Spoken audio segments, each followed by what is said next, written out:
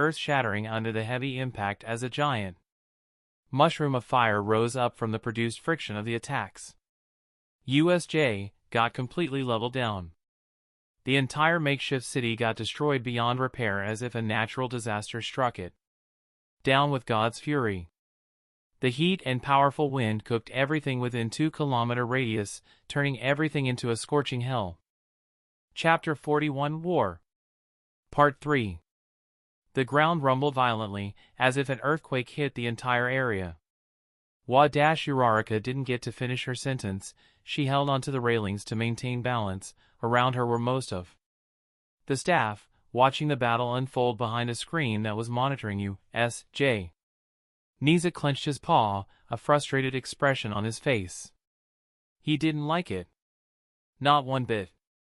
His safe haven is getting wrecked repeatedly over and over again to the point of no repair. His castle is falling with his soldiers. Now, Nizu is forced to rely on his student to endure that monster until the end. Sensei. Cementos muttered with worry, eyes witnessing a great battle unfold. Hold on to hope, Ishiyama-kun. Niza pressed a button, shifting the view to multiple flying figures. Endeavor, Hawks, and Eraserhead, all of them flying in the direction of you, S.J. But Niza knew better. Those people are not enough. It has to be him, All Might. The strongest human on Earth. However, the strongest is heavily injured and is in the infirmary with Recovery Girl. Niza's eyes closed helplessly. Niza-sensei. Toshinori Yagi opened the door violently, walking into the office with a fast-paced walk. I said wait. You can't fight anymore. Recovery Girl tried her best to drag him back, but even in his scrawny form she couldn't overpower him. Nizu's surprised eyes scanned the figure in hospital gown, multiple detached syringes and bleeding cuts over his hands and neck. Give me an EpiPen, he directly declared, slamming his hands on the desk with an impatient expression. The entire room stared in disbelief. All Might, the person who hated drugs the most, is demanding them. You do know that if I gave this to you, you'd lose one for all permanently. You'll lose much worse if you don't, please, he begged anxiously. A complicated expression flashed through Niza's face before he looked down in defeat. Strength. This world doesn't demand intelligence. Even the smartest being in the world felt helpless. If he gave it to him, he's guaranteed to lose one for all permanently. But if he didn't, fine, he opened a drawer, pulling out an epinephrine. Sensei. All Might lit with hope.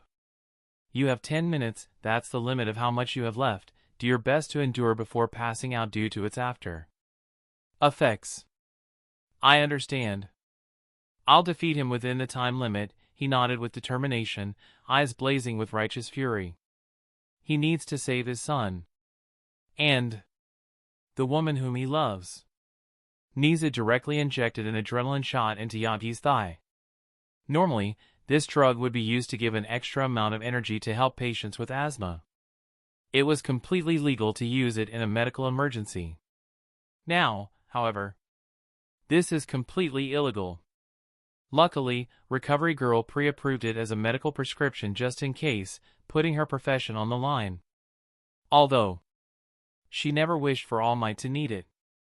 All Might stood up, wearing his costume in high speed, his form emitting steam as he bulked out. He exploded out of the building, an exhilarated grin on his face as he pushed his body to the absolute limit of his limits, overriding his own brain limiter with the use of drugs. Ultra drive, he blurred out at hypersonic speeds, heading towards you, S.J., at blinding speed. The ruins of USJ lay in shambles, twisted metal and shattered stone strewn across the battlefield. Two figures lay in giant crater, both of them with heavy burning marks across their skin, twisting their appearance into a horrible sight. Izuku's hand was almost completely burned, disfigured beyond recognition. His right half was deep purple and his left side was deep red, both sides full of burn marks. 3 fingers broken from his right hand. Playful Cloud lays beside his unconscious form, cracked and destroyed beyond any hope of repair. On the other side, AFO lost his left arm and a big part of his left side, his body twisting and fixing itself at a small speed as he breathed in and out slowly. He was completely burned, scorched black. The helmet helping him to breath shattered, a cascade of metal shards rained down, exposing the monstrous, scarred face beneath. All for One coughed, his rasping breath hitching as a small, red light flickered on inside the broken remains of his mask. A signal. A recorded voice, his voice played from a hidden speaker. Cold, calculated, a command from the past. Makia. If you hear this, awake. Deep underground, something stirred. Darkness was clouding the entire place that held the giant beast in place. Then a breath. A deep, guttural inhale through flaring nostrils, tasting the air.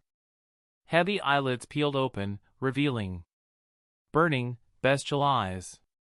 Gigantomachiafo's ultimate guardian, his living fortress had been asleep. Waiting, but now, his master's voice reached him, even through layers of rock and concrete. A moment of stillness. Then, boom!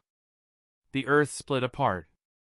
Stone crumbled like sand as a massive form surged forward, tunneling through the underground at terrifying speed. Concrete and rebar bent, warping in his wake as he plowed toward his master's location, guided by his scent. Master. Hear you. I come.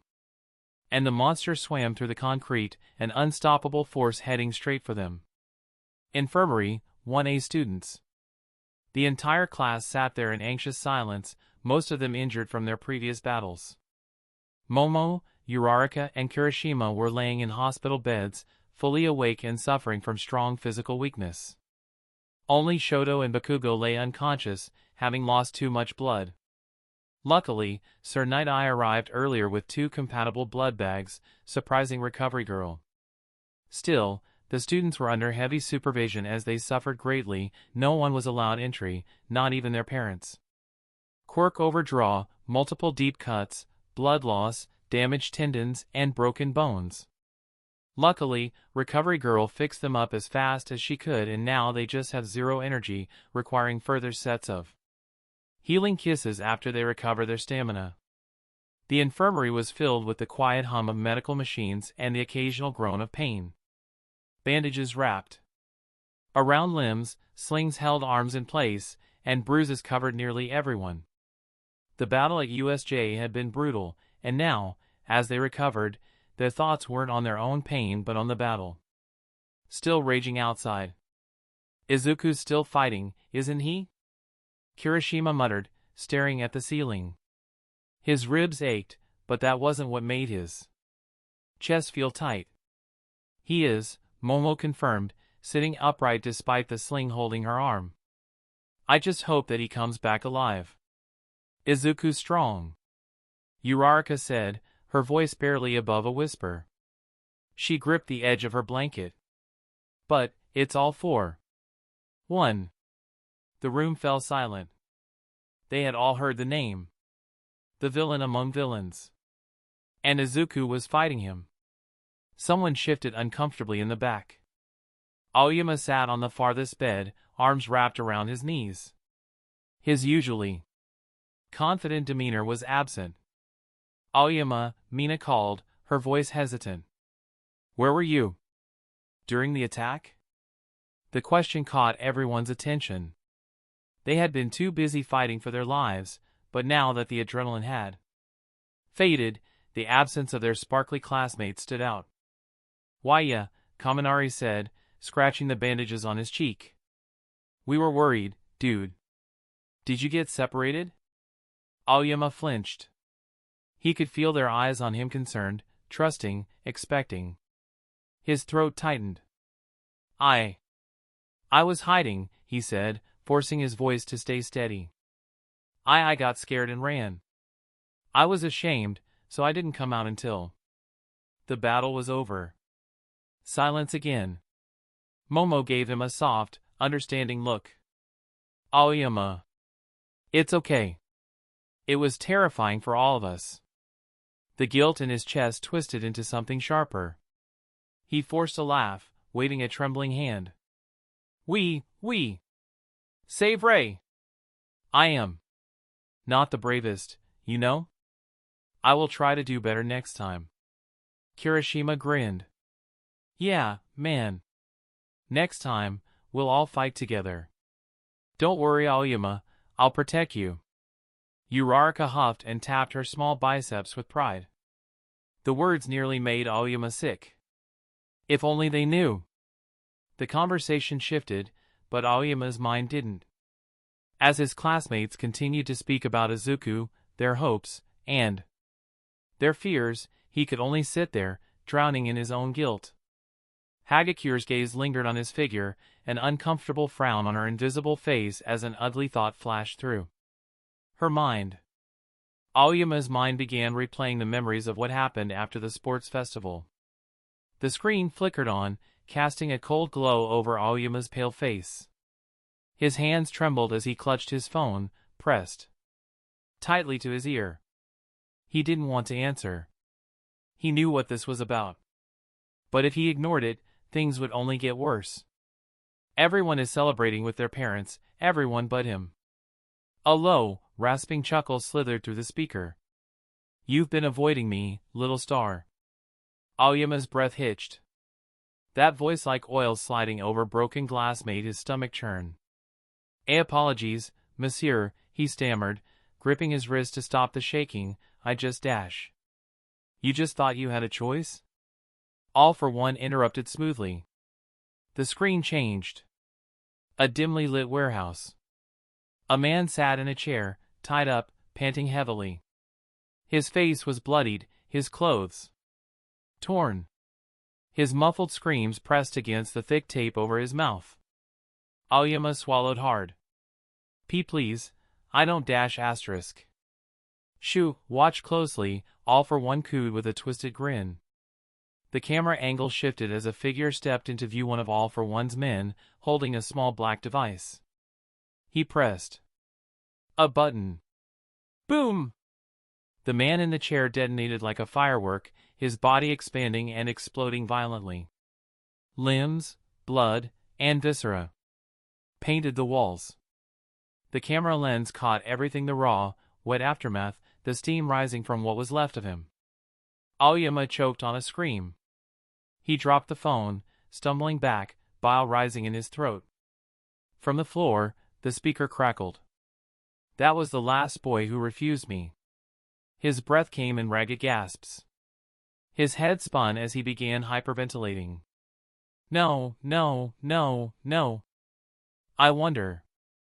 All for One's voice turned thoughtful. "Would your parents make a louder noise?" Aoyama scrambled for his phone, hands slick with sweat. "Don't touch them. Please." Silence. Then that terrible chuckle again.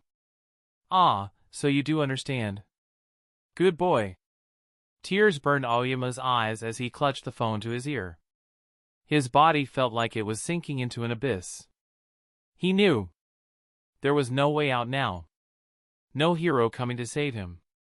"Are you ready to obey?" All for One whispered gently, like a loving grandfather. "Yes." "What can I do for you?" Aoyama's gaze turned distant, his mind beginning to disassociate from reality. "Izuku Midoriya. Give me his location using your GPS. I want everything about him, including his mother," AFO spoke with confidence and content. Ah! The comfort that using others brings. It was a delicious feeling that AFO can never have enough of. Aoyama's breath hitched, panic flashing in his eyes. He wanted to say no. Then the explosion replayed in his mind, the screams, the flesh tearing.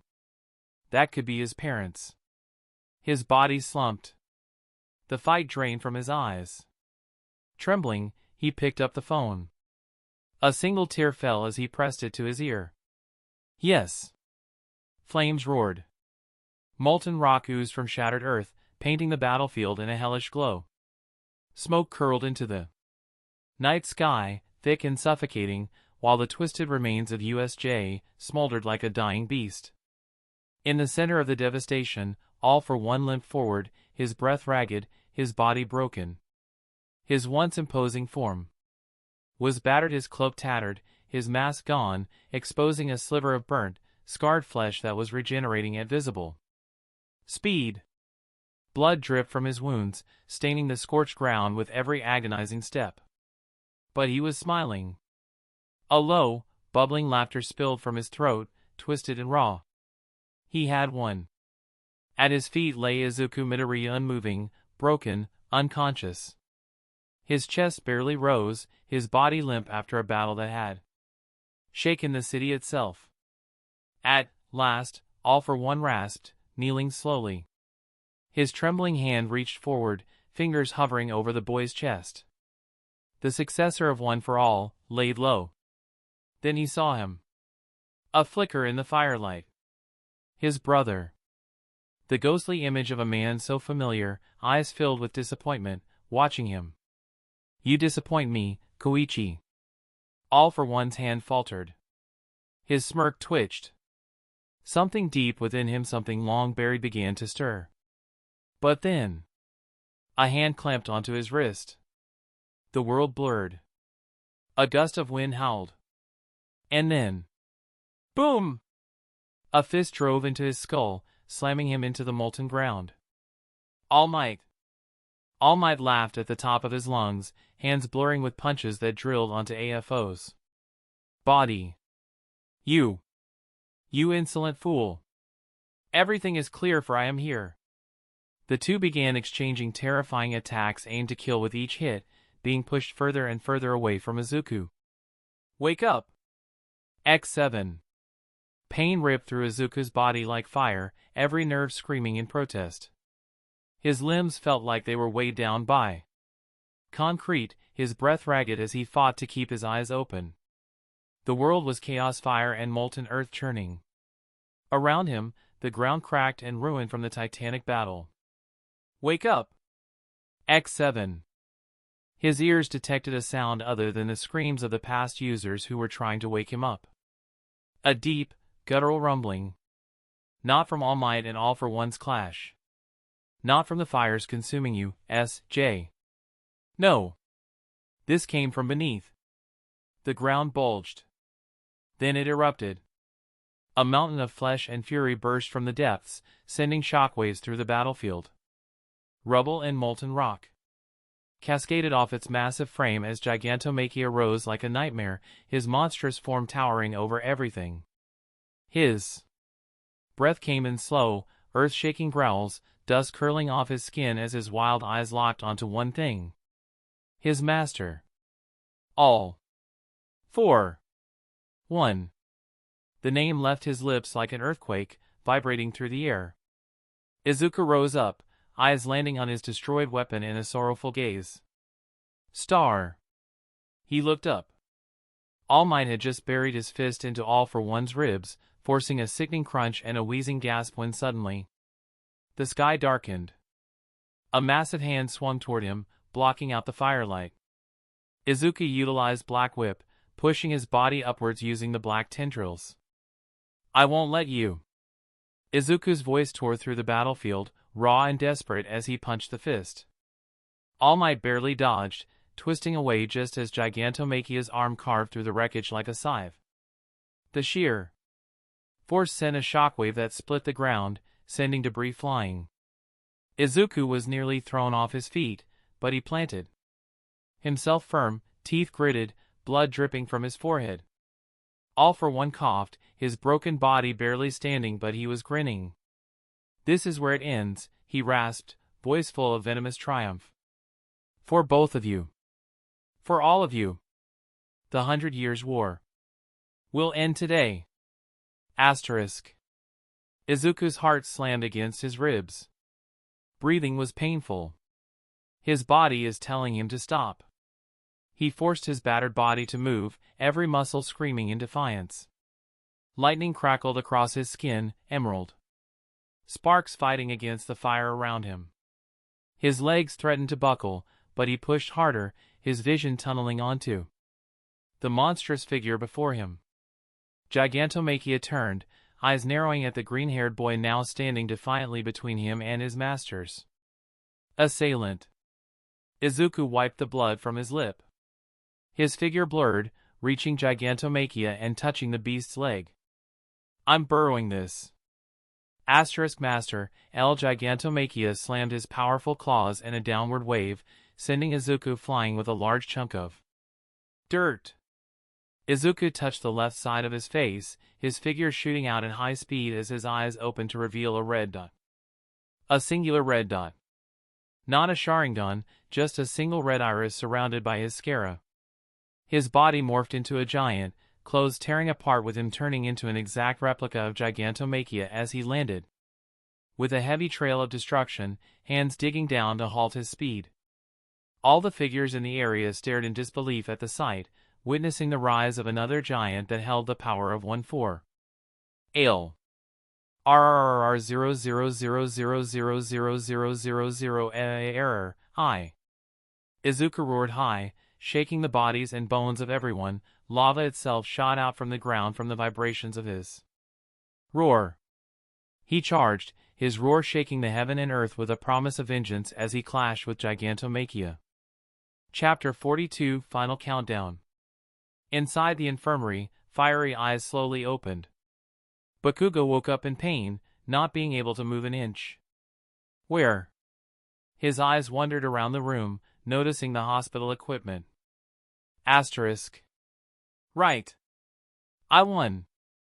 He smiled softly as he relaxed. But then, it hit him. Where's Izuku? His eyes hardened as he pushed his body to rise with all the effort he can muster. It's useless. I put you under heavy anesthesia. I'm surprised your mind awakened before your body, Recovery Girl spoke. Beside him, mixing multiple solutions to make a medicine. I need to help him, he barked out tiredly, barely speaking. You can barely breathe, you should be unconscious anyway, go back to sleep. Half and half, what happened to him? He's unconscious, maybe you can learn a thing or two from him. Bakugo stared at the ceiling for a while, his mind replaying what happened before he lost consciousness. He awakened as Quirk and most likely passed out. That means an injured Shoto carried him here. I see. Silence. Just the hums of machines that monitored everything, from his breathing to his heart rate and blood pressure. Ruo error. Bakugo's body instinctively jerked aside as he heard the deafening wild roar. It was as if a mountain was raging. Wha what? Stay still, you'll open your wounds. That sound, what was it? Chio contemplated what to tell him and opted to just knock him out again. She put an anesthesia mask over him and let him inhale the gas again, knocking him out once more. Bye. TCH. Bakugo passed out after a heavy battle with the gas. Troublesome morons. I hope you lots return back in one piece. Her gaze turned north, observing the subtle shakes in the earth even from such a distance. Be safe. Izuku gripped the throat of Makia and proceeded to hammer his head with countless punches over and over again. Go to sleep, go to sleep, go to sleep, go to sleep. Makia slashed and punched the body of his duplicate but kept being blocked by countless black tendrils that latched onto him and restricted his movement. His voice cracked as he got punched. Master, his head got buried down into the ground as the hits kept coming. Eventually, his tough exoskeleton began to crack bits by bits. Makia slashed with his hand, directly attacking Izuku's shoulder, but to his shock and despair, the razor-sharp claws simply shattered upon contact with the powerful body. Raya! Izuku hammered his face with both hands like a gorilla until Makia's hand dropped down in defeat. Blood seeping out from his nose and ears, half his skull caved in. Izuku arose, his giant body casting a long shadow over the core of the Makia. He killed Makia in a brutal show of primal violence. He didn't even give the beast the time to use his quirk to escape. Underground. His eyes wandered left, slowly. His unstable eyes met two figures engaging in a powerful brawl of strength and stamina. All Might was fighting all for one, tooth and nail, his smile never wavered as he delivered one powerful punch after another. Makia. AFO endured the punches, his body shooting out countless sharp tendrils aimed at All Might's weak side. Useless. All Might waved the attack with his powerful hand that generated strong winds. Today we end it all. Villain, he dashed forward and grabbed onto AFO's body, rotating him at high speed and delivering a powerful German suplex. Uck. AFO coughed violently, his already injured body getting damaged again. Yet, he healed again. The downside of this quirk, hyper-regeneration, is clear to him. It consumed his life force. Each time AFO used it, he neared death faster. This battle has costed him approximately 3 years of his lifespan. This is why he doesn't use it. However, without it, he would already be dead by now. All Might is simply too strong. Even in his weakened form, he can't manage his brutal strength. Especially with the goblin vermin. Seeing him cornered, Izuku touched his right side, turning into his original body. He observed himself, he was completely naked, again. Black tendrils covered his torso as he dashed, intending to finish it once and for all. The battle had already raged for minutes, but there was no time to stop. They had to finish him. Come on, use symbols of peace. You're running out of time. Will you break first, or will I? AFO rasped, his voice dripping with venom. His body twitched as regeneration worked furiously, sealing gashes and regrowing burnt flesh. Forgetting someone? Izuku muttered, crackling sparks coating his eyes, cutting the distance and arriving near him in 1/10 of a second. AFO barely had a moment to register before a punch crushed into his ribs. Izuku's fist buried itself deep into his side, sending a shockwave that cratered the battlefield. The attack sent the villain skidding, but before he could react, All Might appeared behind him, his fist raised high. Detroit. Boom! AFO barely raised a haphazard defense as All Might's fist rocketed into his back. The impact dented his torso inward, his ribcage shattering under the force. He was launched into the air like a ragdoll. Smashy Izuku intercepted his shooting figure, delivering an earth-shattering downward kick. Die, you vermins! AFO retaliated midair, tendrils of black energy bursting from his arms like spears. Izuku saw them a split second before they could pierce into All Might's chest. Izuku appeared above AFO, his arms crossed in an X shape. Black Whip exploded outward, grabbing every single tendril and yanking them back. But AFO twisted his hands, the tendrils instantly reformed into drills. Ha! Izuku spun midair and punched AFO downward. The villain's body slammed into the ground, forming a crater, but as the dust cleared, All for One was standing. Izuku landed down near his mentor. How long left, sensei? 2 minutes at most.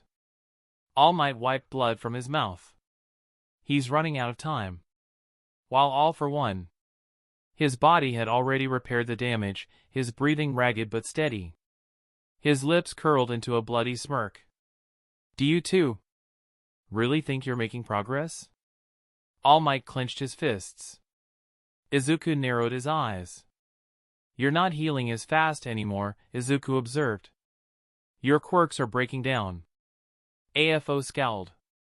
He hated how sharp Midoriya was. The boy wasn't just strong, he could see through the cracks in his defenses. Even if that were true, do you think you'll live long enough to see me die? AFO vanished. Izuku's danger sense screamed. He twisted his body just as a black, clawed hand tore through the space he'd been standing in. Too slow. AFO's arm turned into a drill, twisting toward Izuku's chest. But Texas smash. All Might intercepted, his fist hammering into AFO's side. AFO lurched, coughing out blackened blood, but he retaliated with a backhand that sent the former number 1 tumbling. Izuku launched forward at the opening. 45%. No, 60%. His foot connected with AFO's sternum, bending it inward. The force launched the villain backward, but Izuku followed. Weaving in midair, fists already raised.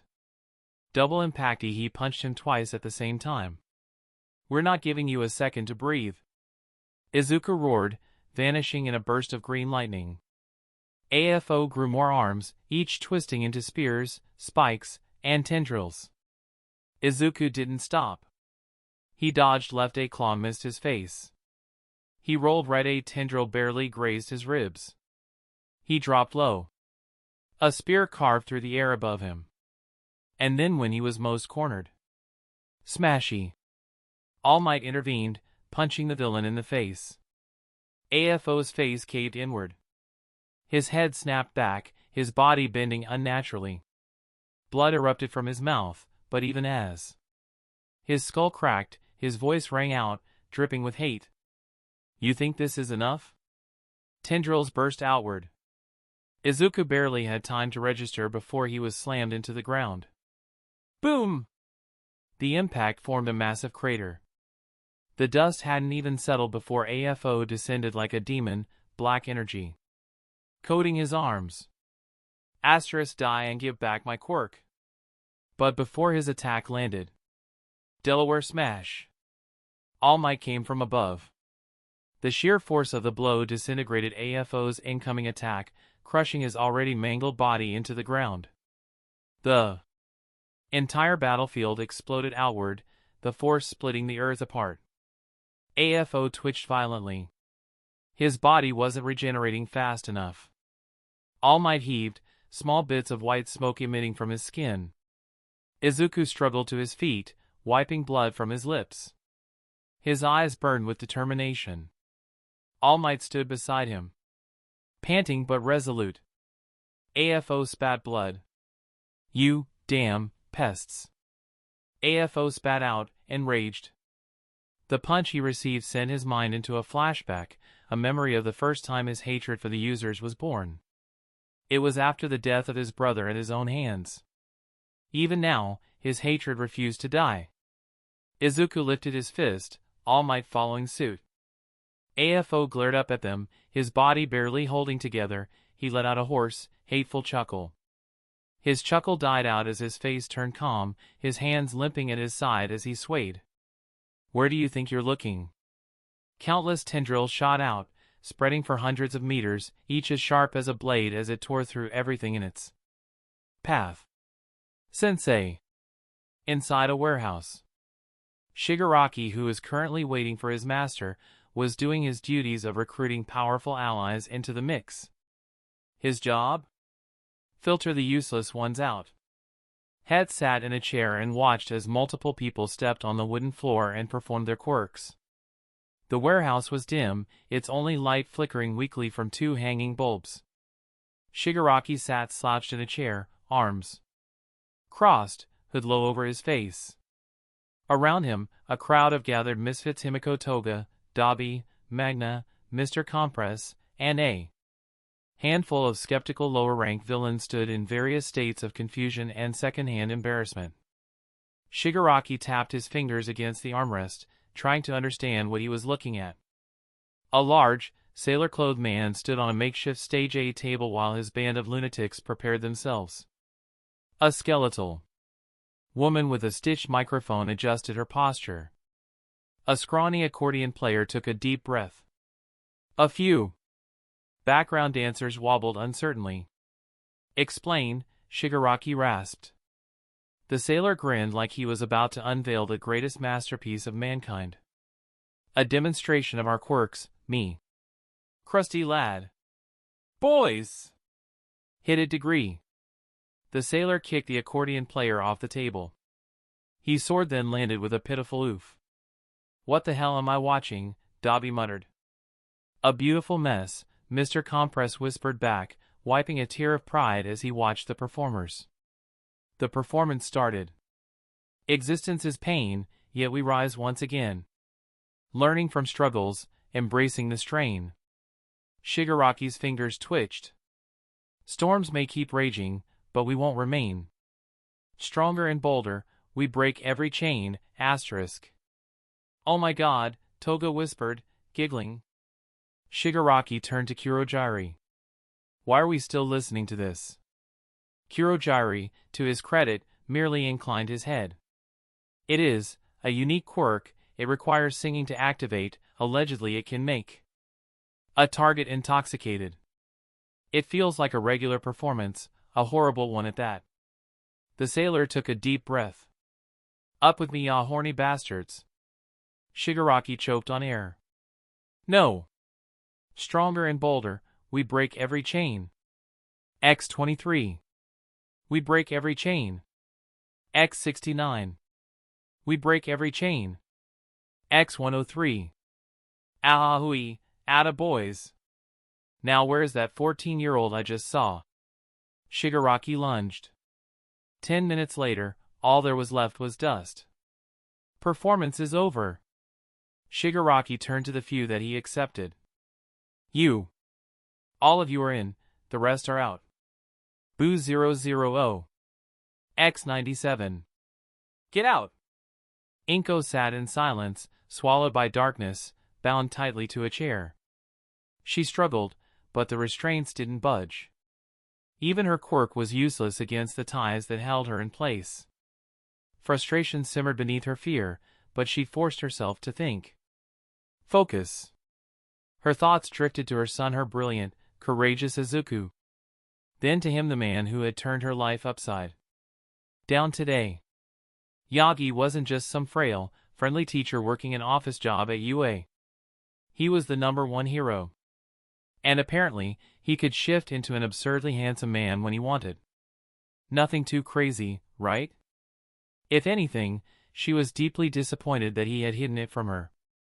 But she understood why. A secret like that wasn't just dangerous, it was deadly. Right now, none of that mattered. What mattered was that her son, and the man she might have feelings for, were safe. Because she had figured out at least two things: this AFO person wanted something. Power. Maybe All Might's quirk. Maybe Izuku's. Maybe both. And she was just a bargaining chip. That thought made her sick. The second was her current location. She's in an abandoned building near a beach. She can hear the sound of the seagulls. The closest beach to you, is near Mizuafu. This must be the maximum limit of the teleporter. Although Izuku was the smart one in the family, he inherited it from her. Ahem. Maybe mainly from her husband, but some of hers as well. And the crying. He inherited the crying thing. Although, oddly enough, he hasn't cried in many months for some reason. Ino assumed that he grew up to be a man, a wonderful man. Still, she wasn't some pawn to be traded between men. She was Izuku Midoriya. Yet, as much as she hated it, as much as she raged against the thought, she was helpless. She had never trained for this. She had never needed to. But after today? Her green eyes burned with new resolve. This would never happen again. If she survived, she would train. She would push her quirk, strengthen herself, and make damn sure that no one, not anyone, would ever chain her down again. A shaky exhale left her nose. That is, if she survived. Tsuku. Be safe. Sense. Izuku morphed in an instant, his body expanding into the towering form of Gigantomachia. With sheer size and force, he threw himself in front of All Might, becoming a living shield against the nightmarish storm of razor-sharp attacks. Izuku gritted his teeth, feeling blades and shockwaves tear into his hardened flesh. The pain was immense, but he endured. He had to. How long? He roared, voice shaking the battlefield. 30 seconds. All Might croaked, barely conscious. His body was failing him, battered beyond recognition, but his iron will kept him upright. Izuku's monstrous form trembled. 30 seconds. One last attack, you and me. All Might's dim eyes flickered. A spark of life. A warrior's resolve. Yes. He ignored the agony screaming through his body, clenched his fists, and stepped forward. A wave of raw pain exploded through him. His legs shook, his muscles spasmed violently, but he refused to fall. Sensei. It's okay. All Might hissed through his teeth, taking another step. Another step. 2 more. Then he ran. All Might charged, roaring, his golden flames of power erupting one final time. All for One screeched, flailing wildly, his attacks slashing in all directions in a final, desperate attempt to destroy everything. But it didn't matter. Izuku was already there. All Might was already there. Both warriors struck together. United States of Smash. Galaxy Impacty. The makeshift city trembled violently, as if a shower of meteorites struck it with a vengeful wrath from God. A blinding white light consumed everything. Chapter 43 Behold the Unthinkable Future. The battlefield was a wasteland of ruin, the earth torn apart by the sheer force of God's clashing. U.A.'s once proud training grounds were unrecognizable, jagged craters gaped open like wounds, steaming with the residual heat of cataclysmic blows. The ground was split apart, layers of shattered stone and scorched metal marking where structures once stood. Smoldering embers drifted through the air like fireflies of destruction, casting an eerie glow upon the broken landscape. A bitter wind carried the stench of burnt flesh and ozone, mixing with the metallic tang of blood soaking into the earth. The remains of shattered walls and twisted steel beams jutted from the ground like ribs of a colossal beast long since slain. Deep trenches marred the battlefield, where titanic forces had driven bodies through concrete and steel with brutal efficiency. A massive fissure ran through the center, as if the world itself had split open beneath the sheer violence of the battle. And in the midst of it, 3 figures lay broken, battered, barely clinging to life. Izuku Midoriya sat upright, his entire body a canvas of devastation.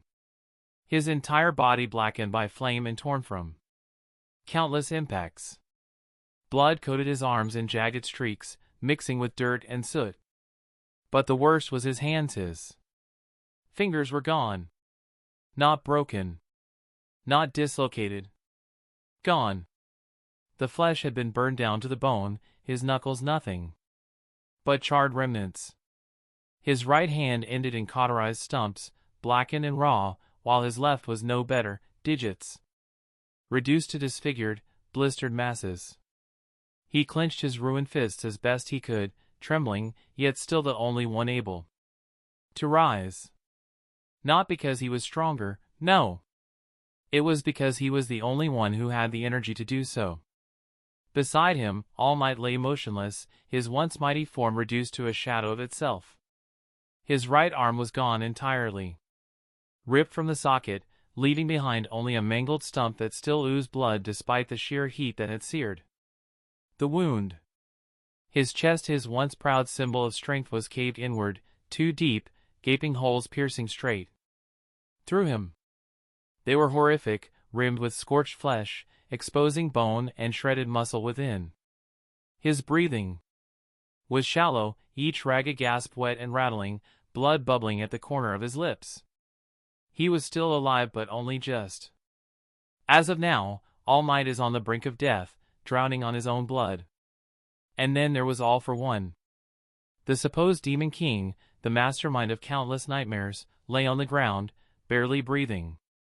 His body was blackened, not by shadow, but by flame, his skin charred to a sickening crisp. Red-hot veins of fire traced across his flesh, as if his very blood had ignited beneath the onslaught he had suffered. His breathing was erratic, the rise and fall of his chest slow, weak, betraying the sheer agony racking his ruined body. His mask was shattered, revealing the ruined husk of his face, barely distinguishable beneath the burns and cracks of seared flesh. The flesh that held his mouth together was torn apart, letting his jaw hang loose with his tongue out. None of them had truly won. There was no victory in this place, only survival. And Izuku was the only one left standing. Well, barely.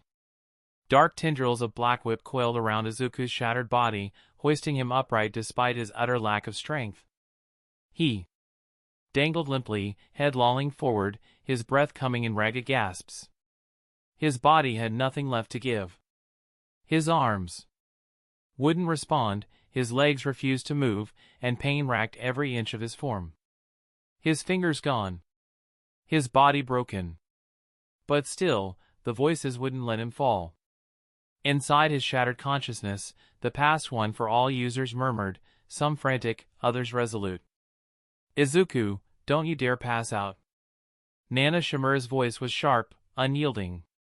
You have to stay awake. TCH. Like he has a choice. The second user's tone was grim. He's barely holding on, and we're the only reason he's even upright. Black Whip tightened, pulling Izuku up like a puppet with cut strings, preventing him from swaying. It wasn't Izuku who was controlling his quirks.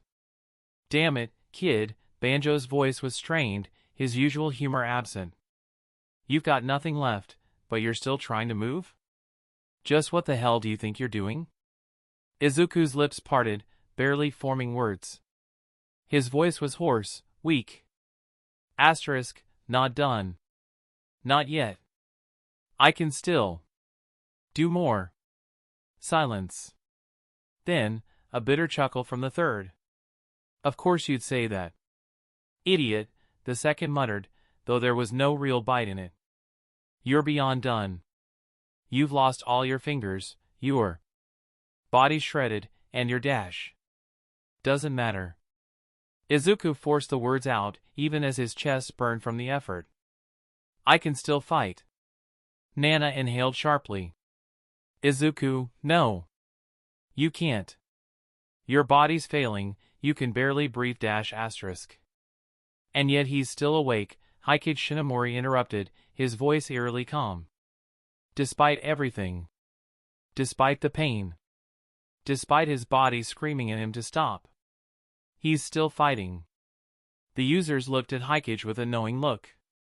They knew. Heike was willing to sacrifice the ninth to kill AFO for good. But they couldn't say anything because if AFO somehow managed to survive this, the world is doomed. Another tendril of Black Whip lashed out, anchoring Izuku's broken body even further upright. All the users lowered their heads in shame, betraying Izuku's health for their cause. Banjo let out a slow breath. All right, kid. If you're not giving up, neither are we. The first user, Yoichi, finally spoke, his voice quiet but firm. Then we will hold you up. But you must endure, Izuku. Because after this, there's no coming back. Izuku's breath was ragged, his body weightless in Black Whip's grasp. He could feel his consciousness flickering, but he bit down, refusing to let go. Because if he fell now it would all be for nothing. He stepped forward, slowly and deliberately as he limped towards the healing figure of AFO. His feet stepped on molten lava but it failed to burn his flesh. Slowly, Izuku passed by the barely breathing unconscious figure of his mentor. He kept on walking, biting his lip in frustration and anger, his expression becoming even more determined. In a war, you can't look behind you. You can't mourn the fallen. You can't be human. At last, Izuku's legs that were supported by multiple Black Whips arrived at their destination. AFO, who was breathing in and out a hot air that evaporated upon exhalation, stared at Izuku's figure with a beaten expression. Koichi could see them. The echoes of the past. The ghosts of his victims. The past embers stared at AFO in visible fury. Koichi locked his gaze with his brother, Yoichi. He was too tired to rage. But he refused to be weak. He who was born into this world a weak child of a dead whore below a dilapidated bridge, him and his brother have suffered from the pain that life brings to an orphan. A person born with a quirk in a time where quirks were frowned upon. Ammutant. A son of a bitch. Fatherless child without a mother nor a family of his own. But Koichi stole from others what he wasn't given. The first thing he stole was his mother's quirk, out of her corpse. Unlike other children, Koichi was born with a quirk, he didn't awaken it at the age of 4. The second thing was his brother's health. He was born abnormally strong. So healthy that he believed that he was blessed by heavens. The third was money from strangers. Then, he took a life. It was something that should make anyone tremble with grief and regret. But, it gave him a beautiful sense of control. For the first time in his life, Koichi didn't have to endure the scrutiny of others' gazes upon him. He realized that the bad guys lived a good life in all the stories and that only in stories do they lose. So he abandoned heaven and chose to walk the path of hell. Later in life, his ideals grew with his age, and he decided that he didn't only want to control a city or a country. He wanted the world. All to fill the empty hole his existence created. No woman could truly satisfy him. No amount of children made him smile. No amount of money made him truly happy. Koichi knows that this was his punishment. He who chose to follow the devil is sentenced to live like the devil. Not as a human. So as he fell out of grace, his gaze lingered on the people who were truly happy. So in love with life. AFO hated that. He was jealous of it. And so, he took it. Over and over and over and over and over again. Izuku's quirk, Black Whip, formed a spear of black tendrils that ended in a sharp edge around his right stump of a hand. He heaved in exhaustion as he flickered in and out of consciousness. The two stared at each other's eye, feeling a sense of strange calmness. It was odd. At this moment, both of them didn't feel hatred towards each other. Both of them a warrior of his own ideal world. Both seeking their own promised land. Happiness. Simple but priceless. It was something that nothing can buy. Not even money. Money can buy comfort but not real happiness. Temporary happiness is not the same as real happiness. For happiness does not come to those who seek it. Why alas. Words. Izuku rasped out. Star. Yes. Koichi smiled kindly. Look. Lu. F. Izuku raised an eyebrow. He didn't look left, letting the past users do it for him. He didn't trust him enough to blink in his presence. Kid. You might want to look at this, Banjo slowly urged in a distressed tone. Izuku slowly turned left. There it was, a portal open near him, his mother tied to a chair with duct tapes over her hands, legs and mouth. 4. Fingers were wrapped around her neck, tightening just enough to prevent her from making any noise. Man, you're hard to kill, Midoriya, Shigaraki mused, tilting his head, lips curling in amusement. But I guess that's what makes you useful, huh? Izuku's gaze didn't waver. He studied the situation, the placement of Shigaraki's fingers, 4 of them. Deliberate, taunting. What do you want? Izuku asked, his voice unreadable. As of now, all the users of OFA stared at Izuku warily. He was slipping again into enraged madness. Or so they thought. Shigaraki smirked, leaning down to Inko's ear. See, she's a nice woman. Real sweet. But I'm not exactly a family man, so I figured I'd offer you a deal. His red eyes gleamed with something dark. You give me my master back, and I give you mommy dearest. Silence. You would trade me for a hostage? How utterly disappointing, Shigaraki Tamura, AFO rasped out in disdain. Their plan was simple. Use the woman to get the quirk. But he had to be a disappointment as always. How sad, oh future self. Stay out of this, sensei. It's my turn to act. Shigaraki kept his gaze locked onto Izuku's form, just in case he teleported or something. Izuku kept his mind under control, doing his best not to activate his passive ability and scare Shigaraki into killing his mother. His eyes slowly drifted to his mother. Her beautiful green hair was ruined. Some dirt was on her ear. She was treated roughly. Her eyes were wild, wide with terror, yet her expression warned him. She was pleading not for help, but for him to stay still. To think. And so, Izuku closed his eyes and activated his Sharingan. His mind worked fast as his enhanced perception boosted his thoughts to an extreme extent, burning his body's calories at a high speed. His little bit of remaining hair that was torn off his skin, leaving behind a burnt scalp, stood up as dark green crackling erupted out of his head. Asterisk, are you going to take all day? Do you think that I'm stupid enough to let you stall for time? You have 5 seconds to act or she's dead. The tone that Shigaraki spoke with was full of danger. He looked as if he wanted a reason to hurt Izuku. Ptah! Izuku laughed, his form relaxing as he swayed left and right casually. All the people present, dead or alive, stared at his burnt face in confusion and disbelief. They couldn't understand. Why would he suddenly laugh? Did he lose it? Has he gone mad? Oi!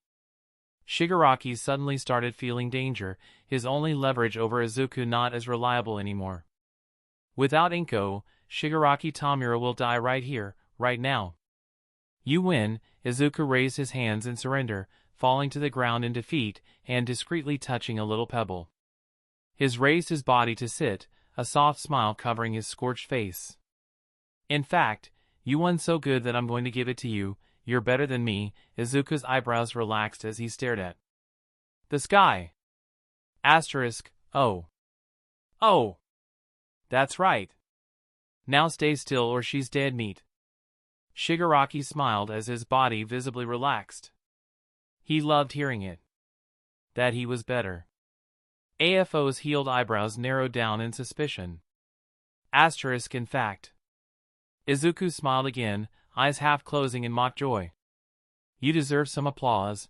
After all, not even All for One could take me out, but you came at the right time, genius. Izuku began clapping with both of his stumps. Oh! Shigaraki frowned at the sight, moving slowly out of the portal. Pure. Izuku discreetly threw out a pebble, landing it near All Might, far away from them. Genius. His face turned dead serious, his smile vanishing like it never was. Koichi's eyes widened in realization. Don't dash. Clap. Inko's figure that was bound to the chair blurred out and was swapped with a small pebble. Boom! Izuku exploded forward, tackling the utterly confused Shigaraki into the portal before it closed off. The portal closed off, leaving the scene in an eerie silence as AFO stared at the place where the portal was, flabbergasted. Beyond description with his arms outstretched. In a rundown building, Shigaraki was tackled through multiple pieces of furniture and slammed to a wall. He opened his eyes, trying to understand the situation. However, his gaze was met with two glowing red orbs through the dust. Behold the unthinkable future.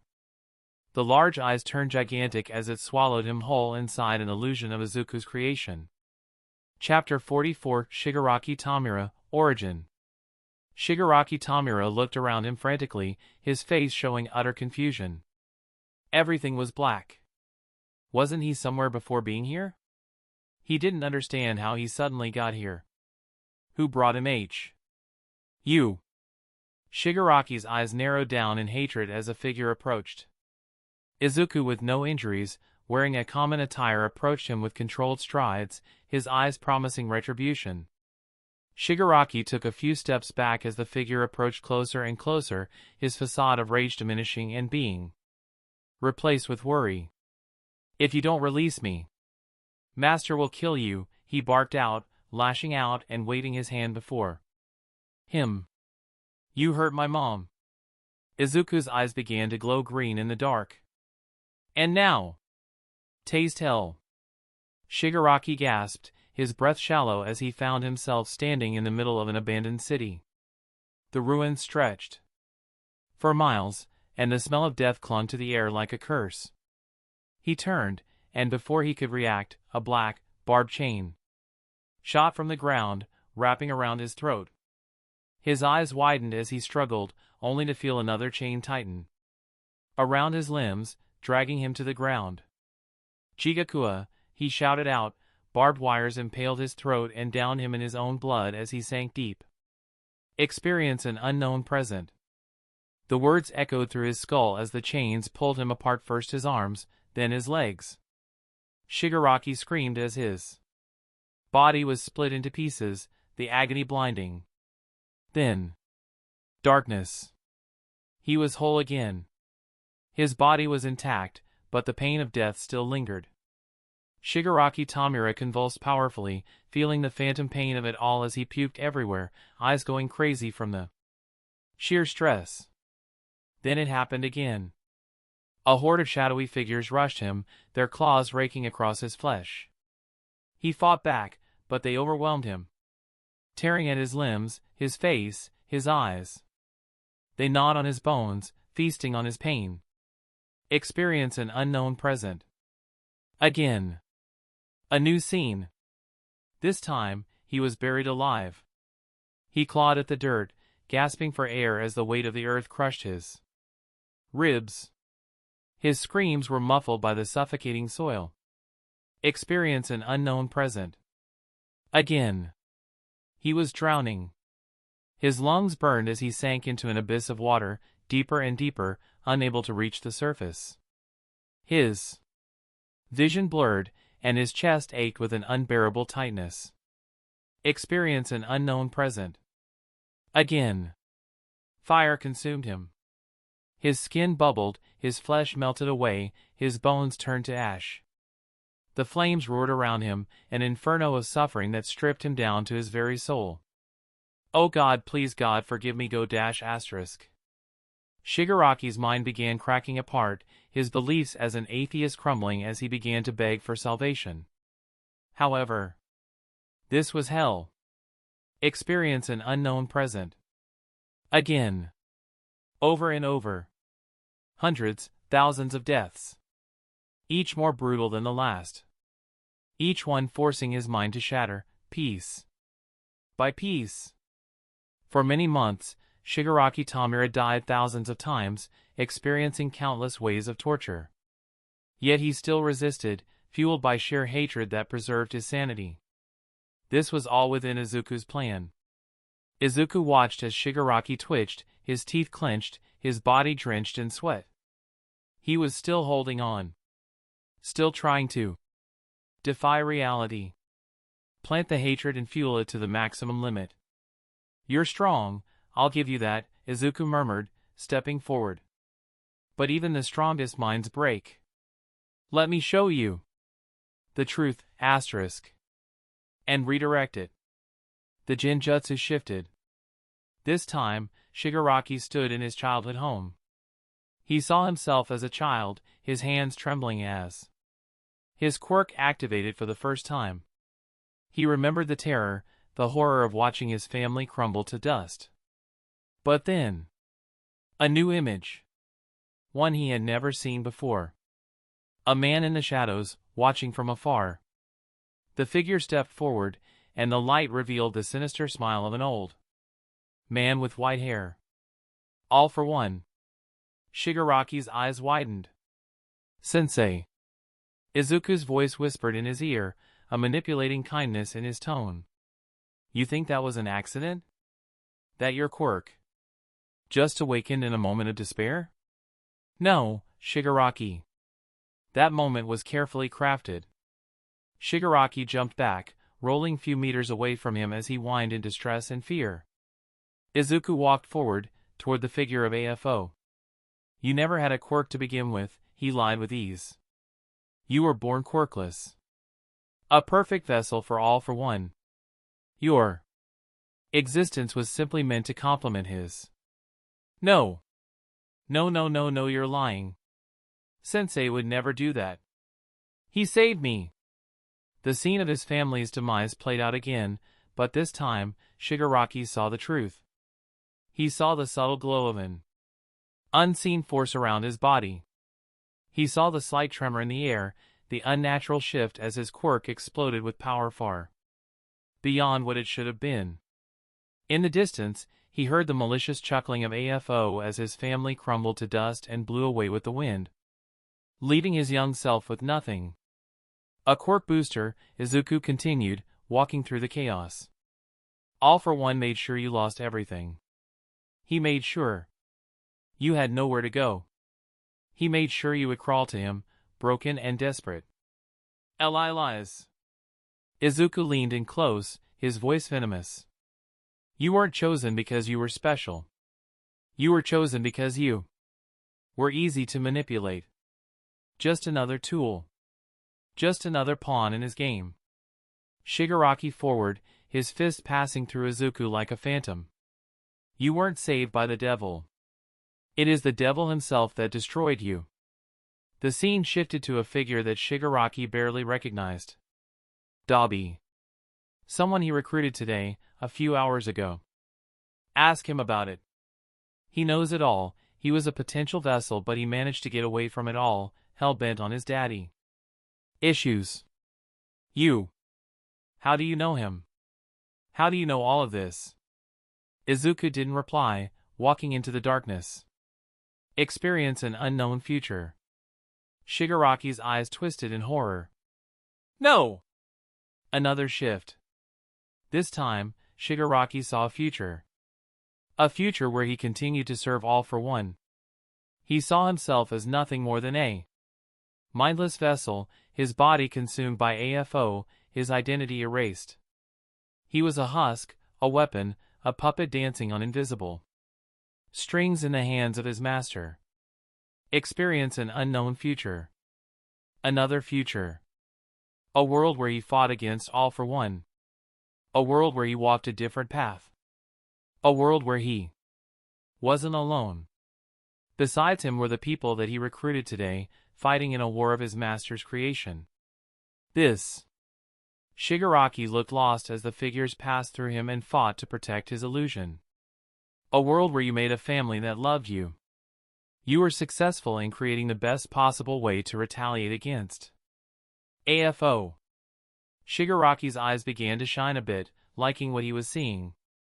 However, the scene fast-forwarded a few months. Shigaraki Tamura became a hulking monster of grotesque hands with white hair, his body turning inhumane as his power skyrocketed, destroying cities with ease.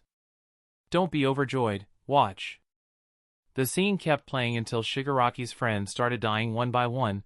Slowly but surely they all died a horrific death. And he was the only one standing alone.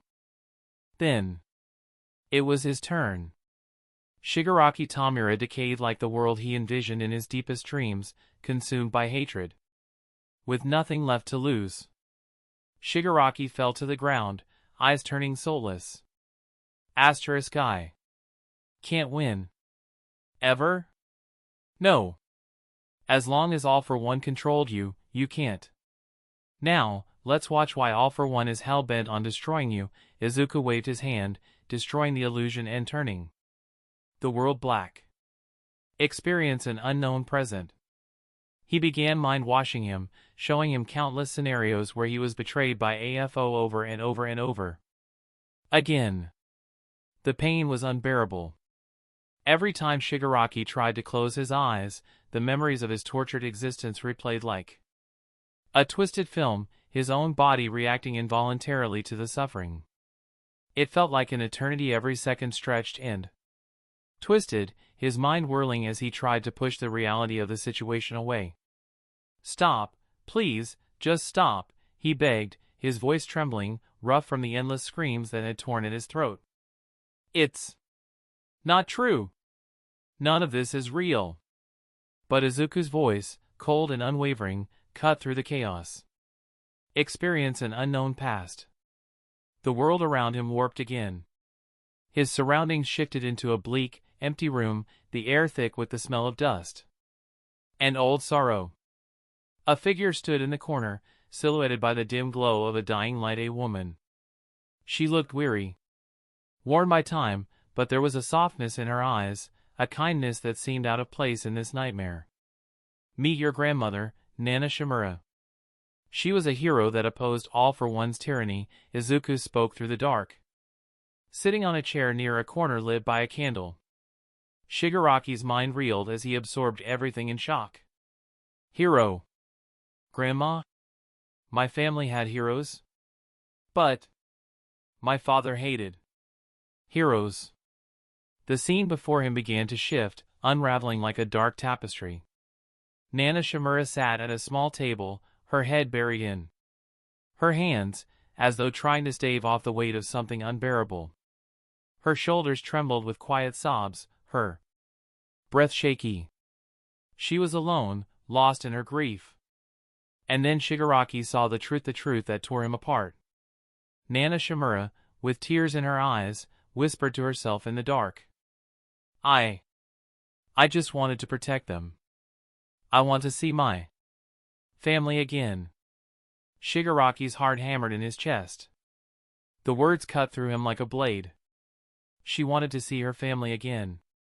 For the first time, he saw her not as a distant figure from the past, but as a human being, a woman who had lost everything. Her family? His thoughts shattered as he tried to wrap his mind around it. Her family, she was just like him, wishing for a family. A real family. No, this isn't dash asterisk. But before he could finish his sentence, the scene twisted once more. His body jerked as a sickening sound filled the air. A low, guttural laugh. All for One appeared, his form looming over Nana, his face twisted in a cruel grin. All for One. Shigaraki barked with hatred, passing through the figure and trying to decay it to no avail. Izuku smiled in the darkness. Good, but it can be better. Izuku snapped his fingers, letting the mind-washing scene play out.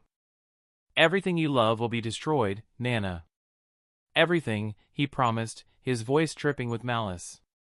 You thought you could hide, that you could save them all. You thought you could stop me. But now, I'll take everything from you, one by one. Shigaraki's heart dropped into his stomach. His breaths came in ragged gasps as he fought to tear his gaze away from the scene, but his body refused to move. The weight of the truth pressed against his chest like a mountain. Watch. No! Please, he begged, the words a frantic plea. Tell me it's a lie. It's not true. This isn't dash asterisk. But his protests fell on deaf ears. The scene before him was unwavering, the tragedy unfolding with ruthless certainty, all. For One shadow loomed over Nana as she slowly lifted her head, her face pale and haunted by the truth. You could have had a life, Nana, All for One mocked. But now, you're just another tool, another failed hero. Another statistic. The figure of Nana Shimura trembled, her body stiff with fear, but there was no escape. Shigaraki could feel the weight of her loss, the helplessness that suffocated her in those final moments. She reached out a shaking hand, but there was no one to hold it. No one left to save her. Shigaraki reached out to no avail. And then All for One moved, swift and merciless, pulling a blade from the depths of his cloak. He drove it into her chest. The sound of metal meeting flesh echoing like a death knell. No 000000. Nana's body fell limp, her breath shuddering with the final gasp of a life stolen. Goodbye, Nana. May your death be a lesson to the rest of them, All for One whispered as he stepped back, leaving her lifeless form behind. He snapped his fingers, calling for multiple mutated dogs. No, no, no, no, no, no, no. Stop this! The mutated dogs proceeded to devour her, tearing her broken body to shreds as they fought for pieces of her flesh. Shigaraki fell down in despair, losing all his spirit as he began to overflow with tears. His legs buckled beneath him, and he crumpled to the ground in defeat. The truth had been too much. The very foundation of everything he had believed in, everything he had fought for, had been built on lies. No. His voice was weak, barely a whisper. No. No. Shigaraki leaned forward on his hands, staring at the red floor. He used me. The realization sunk deeper than any wound ever could. He was never meant to be a successor. He was never saved. He had been nothing more than a pawn, a weapon to carry out All for One's twisted revenge against Nana Shimura. Experience an unknown past. This time, the Genjutsu didn't restart with death. Instead, Shigaraki found himself standing in an unfamiliar space cold. Metallic, sterile. A laboratory. His breath hitched, eyes darting wildly as he tried to grasp what was happening.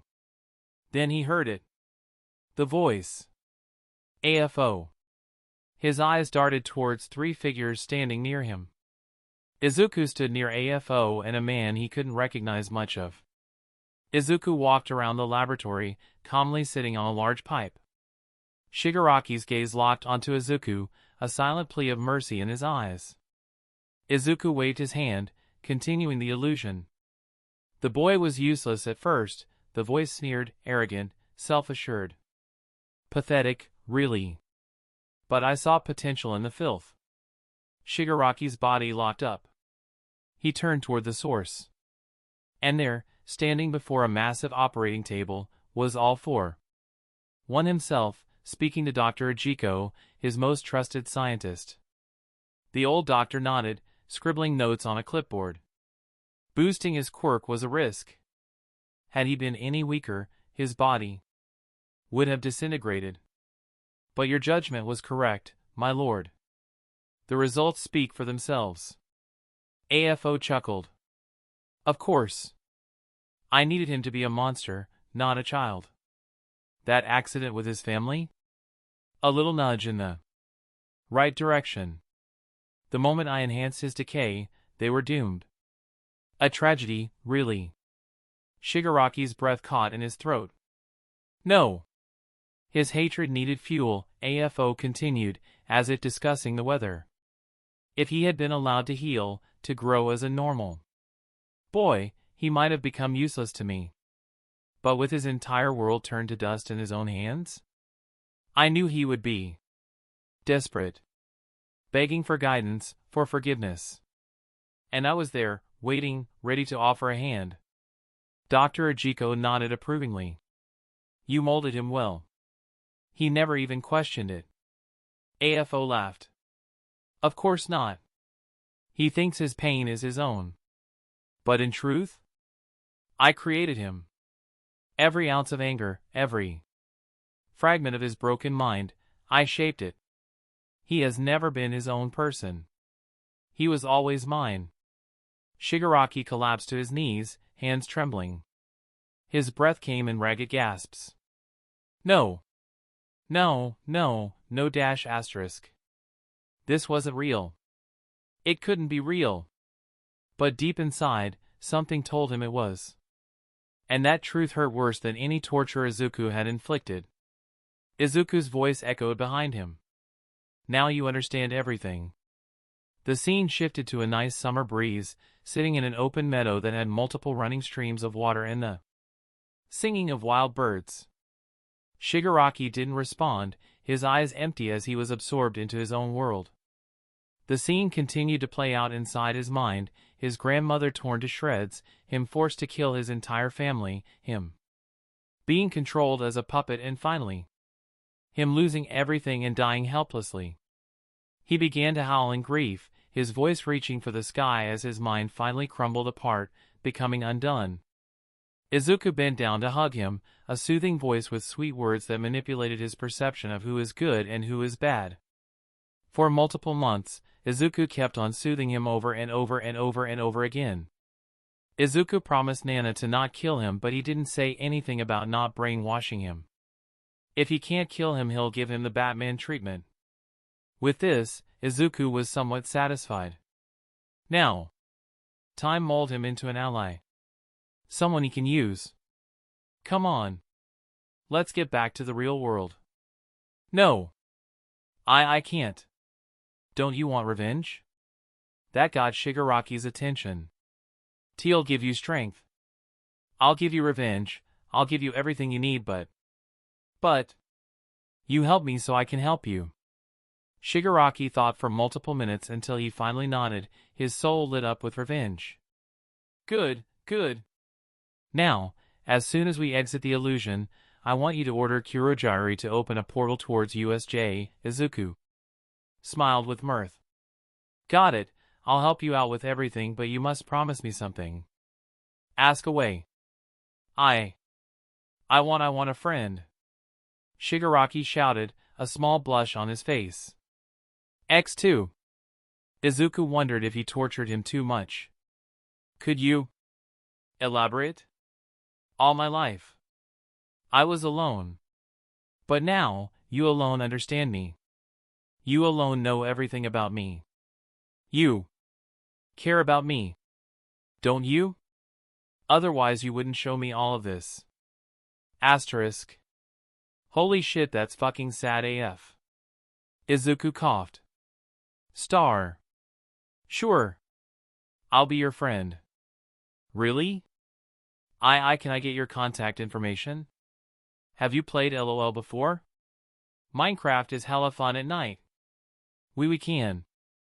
Play Smash all night long. Please don't say it like that. Izuku hung his head low, an embarrassed expression on his face. For now, I want you to focus, got it? Shigaraki nodded resolutely, a new light in his gaze. A friend. A true friend. Something real. Someone who cared enough to lend a hand for his drowning soul. Unknown to himself and Izuku, he was experiencing Stockholm Syndrome. Ready? Do it! Izuku broke the illusion apart, returning them to the real world.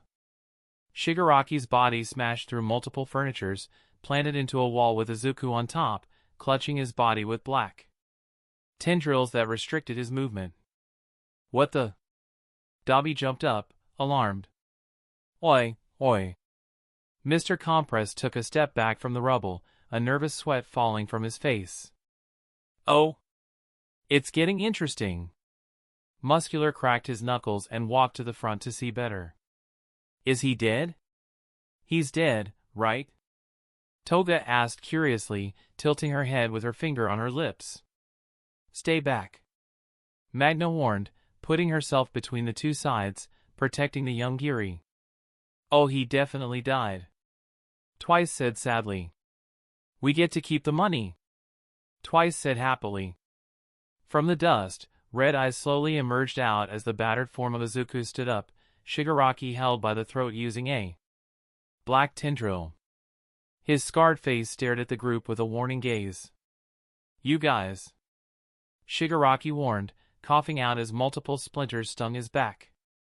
But, compared to the pain he endured all this time, it was nothing but a flesh wound. As of now, Shigaraki has an insane pain tolerance, surpassing that of Izuku. Izuku swayed a bit, steadying himself and preventing his falling.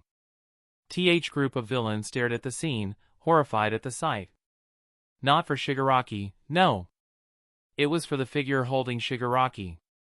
He was scarred to a horrific sight, left hand turned into a stump, right hand with no fingers. Both legs were bleeding with injuries and scratches everywhere, only covered by horrifying burns that disfigured his face and body to a monstrous form. That could scare a soldier away. Stay. Still. Shigaraki rasped out, struggling on the chokehold. Do as he asks. Some members of the League of Villains took a step back in fear, some had a neutral expression while one in particular smiled with joy. Kurogiri. Yes, Shigaraki Tamura. Open a portal. To USJ. But sir. Do as told, you useless bastard. Yes. Kurogiri waved his hand, opening a portal. Stay out of my way. Izuku slowly let Shigaraki loose. All of you. His voice turned dark with malice. That voice. Toga raised an eyebrow in realization and shock. Izuku Midoriya? You look roughed up. I barely recognized you. I like what you did to your hair though, she grinned. All the figures stayed still except for one. Go to Imasuji. You, he grinned excitedly. You know me? It seems like my fame precedes me dash. Move. Nope. I saw the fighting in the festival, you're insanely strong, aren't you? Let's fight. Muscular. Move now, it's an order. Shigaraki shouted, enraged. Muscular walked forward, ignoring the order entirely. Hell. No. I don't care about your little group of outcasts. I don't care about your silly money. All I care about is fighting. 2. Death. Let's fight. Okay? Okay, he grew excited, multiple threads of muscle tissues coating his body as he dashed forward to tackle Izuku down. Izuku intercepted the speeding beast and gripped his muscle tissue using his black tendrils. His eyes turned full red as he headbutted him into a genjutsu. In a small damp cave, Goto Imasuji opened his eyes weakly. He stared at his surroundings in utter confusion. What the fuha? He paused, noticing his abnormal voice and short frail body. He sounded feminine. Too feminine. He touched his face, eyes rising in shock as he felt it. I'm in a woman's body, he asked himself, perplexed. He tried to activate his quirk to smash through the walls to no avail. His quirk was gone. Brat! Get me out of here and fight me like a man. No reply, his voice echoed through the cave. You want to fight, right? Izuku's voice echoed back after a while. Yes. Fight me! Very well. Multiple snickering creatures approached Goto, carrying all sorts of weapons. Behold! The goblins formed a small circle around Goto, backing him up to a corner. Hundreds and hundreds of them crowded his frail body, snickering and licking their lips in visible lust. Your awaited fight. Oi! Don't come closer. Goto's expression turned fearful, feeling an odd sensation of danger he never felt before. Don't touch me there. Stop. Back off. You filthy, disgusting creatures. Hands off of me. Enjoy. Izuku snapped his fingers, leaving Goto behind him in a living hell. Izuku opened his eyes again, slowly descending from the frozen figure of Muscular. Huh? Why did he stop? Wasn't he going to fight? Toga asked, confused. He is. Izuku walked to the portal. Just not with me. He turned towards Dabi. Endeavor and his family is under my protection. Dabi's expression turned from carefree to shocked. Targeting them means targeting me. His eyes turned red, casting a small illusion of fire around himself. I don't show mercy to those who oppose me. You've been warned. Izuku walked out of the portal, leaving behind a silent group of spectators as it closed off. No one spoke a thing, watching as both Dabi and Muscular stood in place, frozen. Dabi was drenched in cold sweat while Muscular stood still, drool falling from his mouth as his eyes was dull. Slowly, Shigaraki stood up. He walked towards Muscular in calm steps. My name is Shimura Tenko, he began reintroducing himself. And I don't like those who don't follow orders. He placed his hands over Muscular, decaying him instantly. Under the shocked gazes of everyone, Goto Imasuji turned to dust, not even given the chance to resist. Pleased to meet you. Tenko grinned maniacally, eyes twisting in satisfaction. He didn't feel it anymore. The itching around his neck. He is free at last. And now, revenge. Chapter 45. You're helpless, Sensei. Izuku stepped out of the portal, observing the scene before him in calm rage. The battlefield around him was scorched, the ground cracked and glowing like molten rock. Smoke coiled in the air, the result of relentless combat. The school staff stood in a wide formation, surrounding him. Among them, his mother Izuku Midoriya. Izuku staggered, barely standing as black whip coiled around his shredded body, holding him together more than his own strength did. Hey! Mom! Izuku smiled warmly, but his gentle smile failed to ease the observers as his inner teeth were showing. As of now, Izuku should have passed out long ago. His right hand was gone, only bloodied stumps remained where fingers should be. His left arm had been taken entirely. Seared away in a clash he barely remembered. Burn marks stretched across his chest and face, distorting his features. His legs trembled, blood pooling beneath them, yet he stood.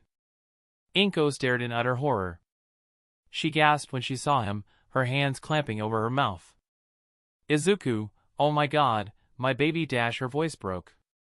She tried to move forward, but Present Mike grabbed her shoulder, holding her back.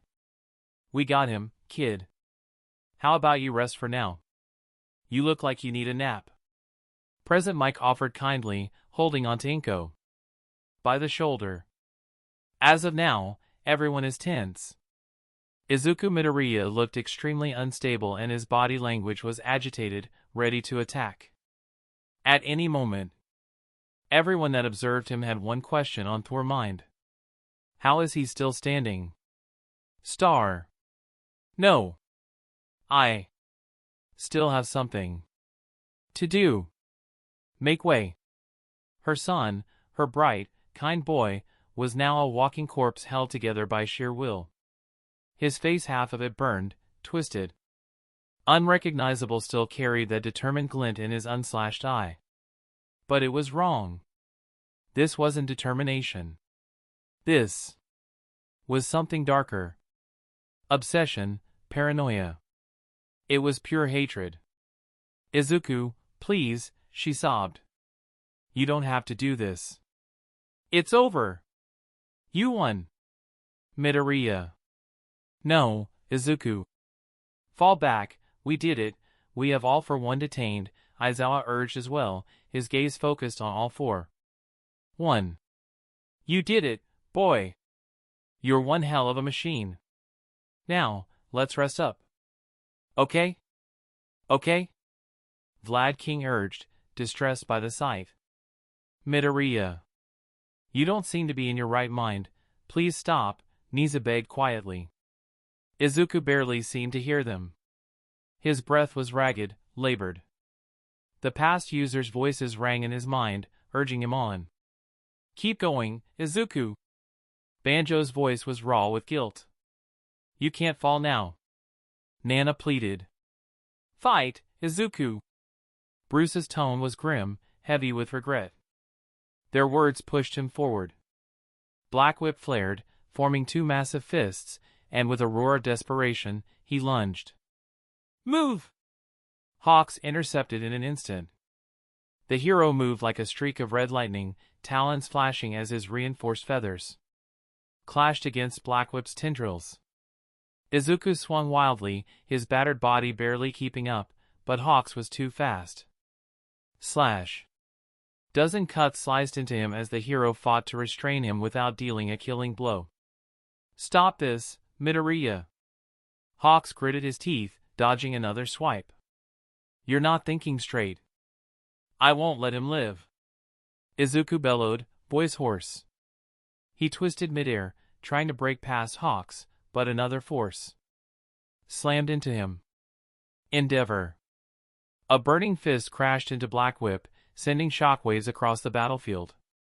The heat warped the air, melting the fractured ground further. Endeavor's gaze was heavy, firm. Midoriya Izuku, he said, voice low. This has to stop.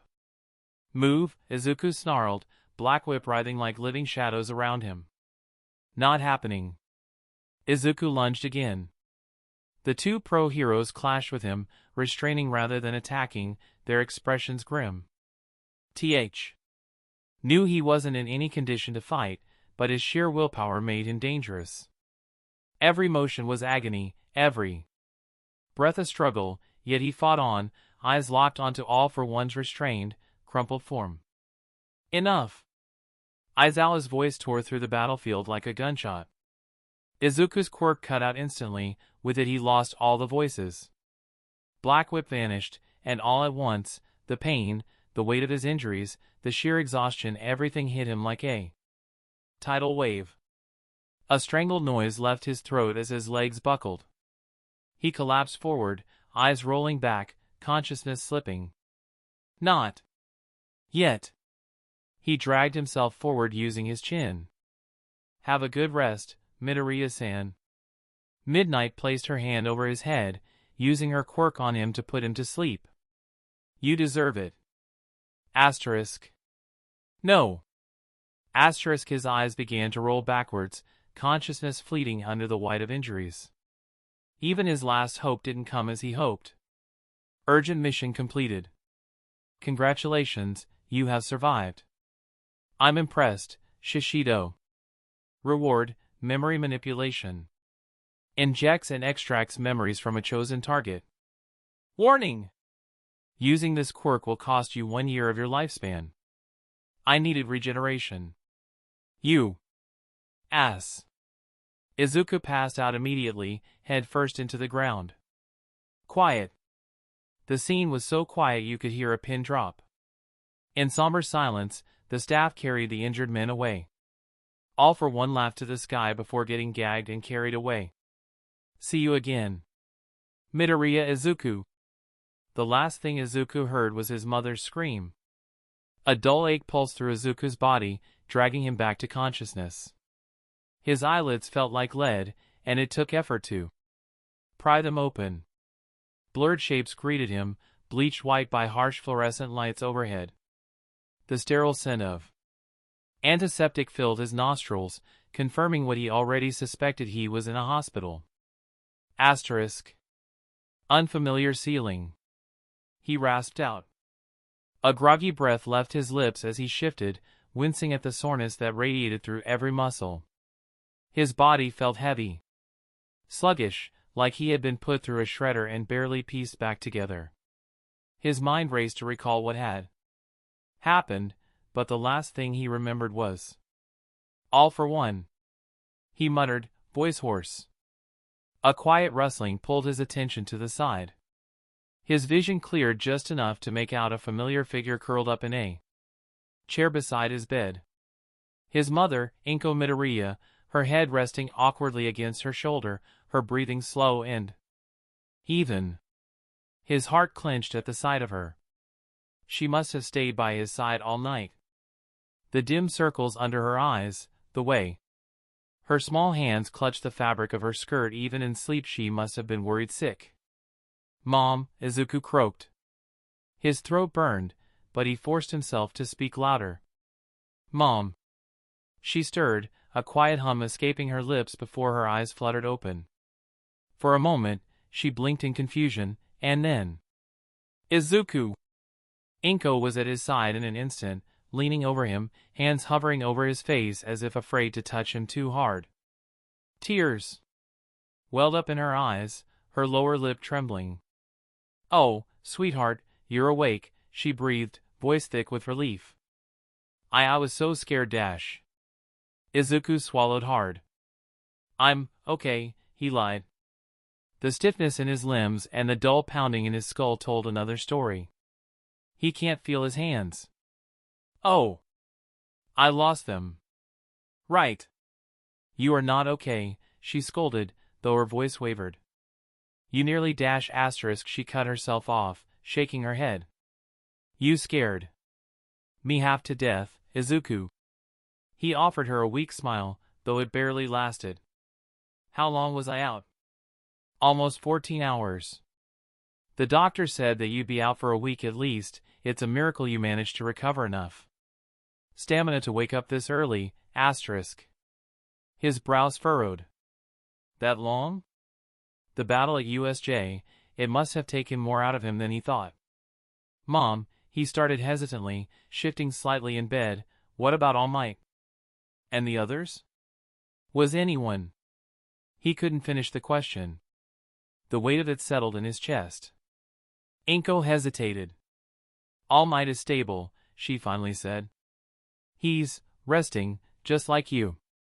Recovery Girl did everything she could, but he pushed himself too hard, that's what I was told. Izuku exhaled sharply, a mixture of relief and concern swirling inside him.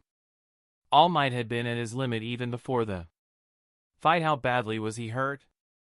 And the others? He pressed. No fatalities, she assured him quickly.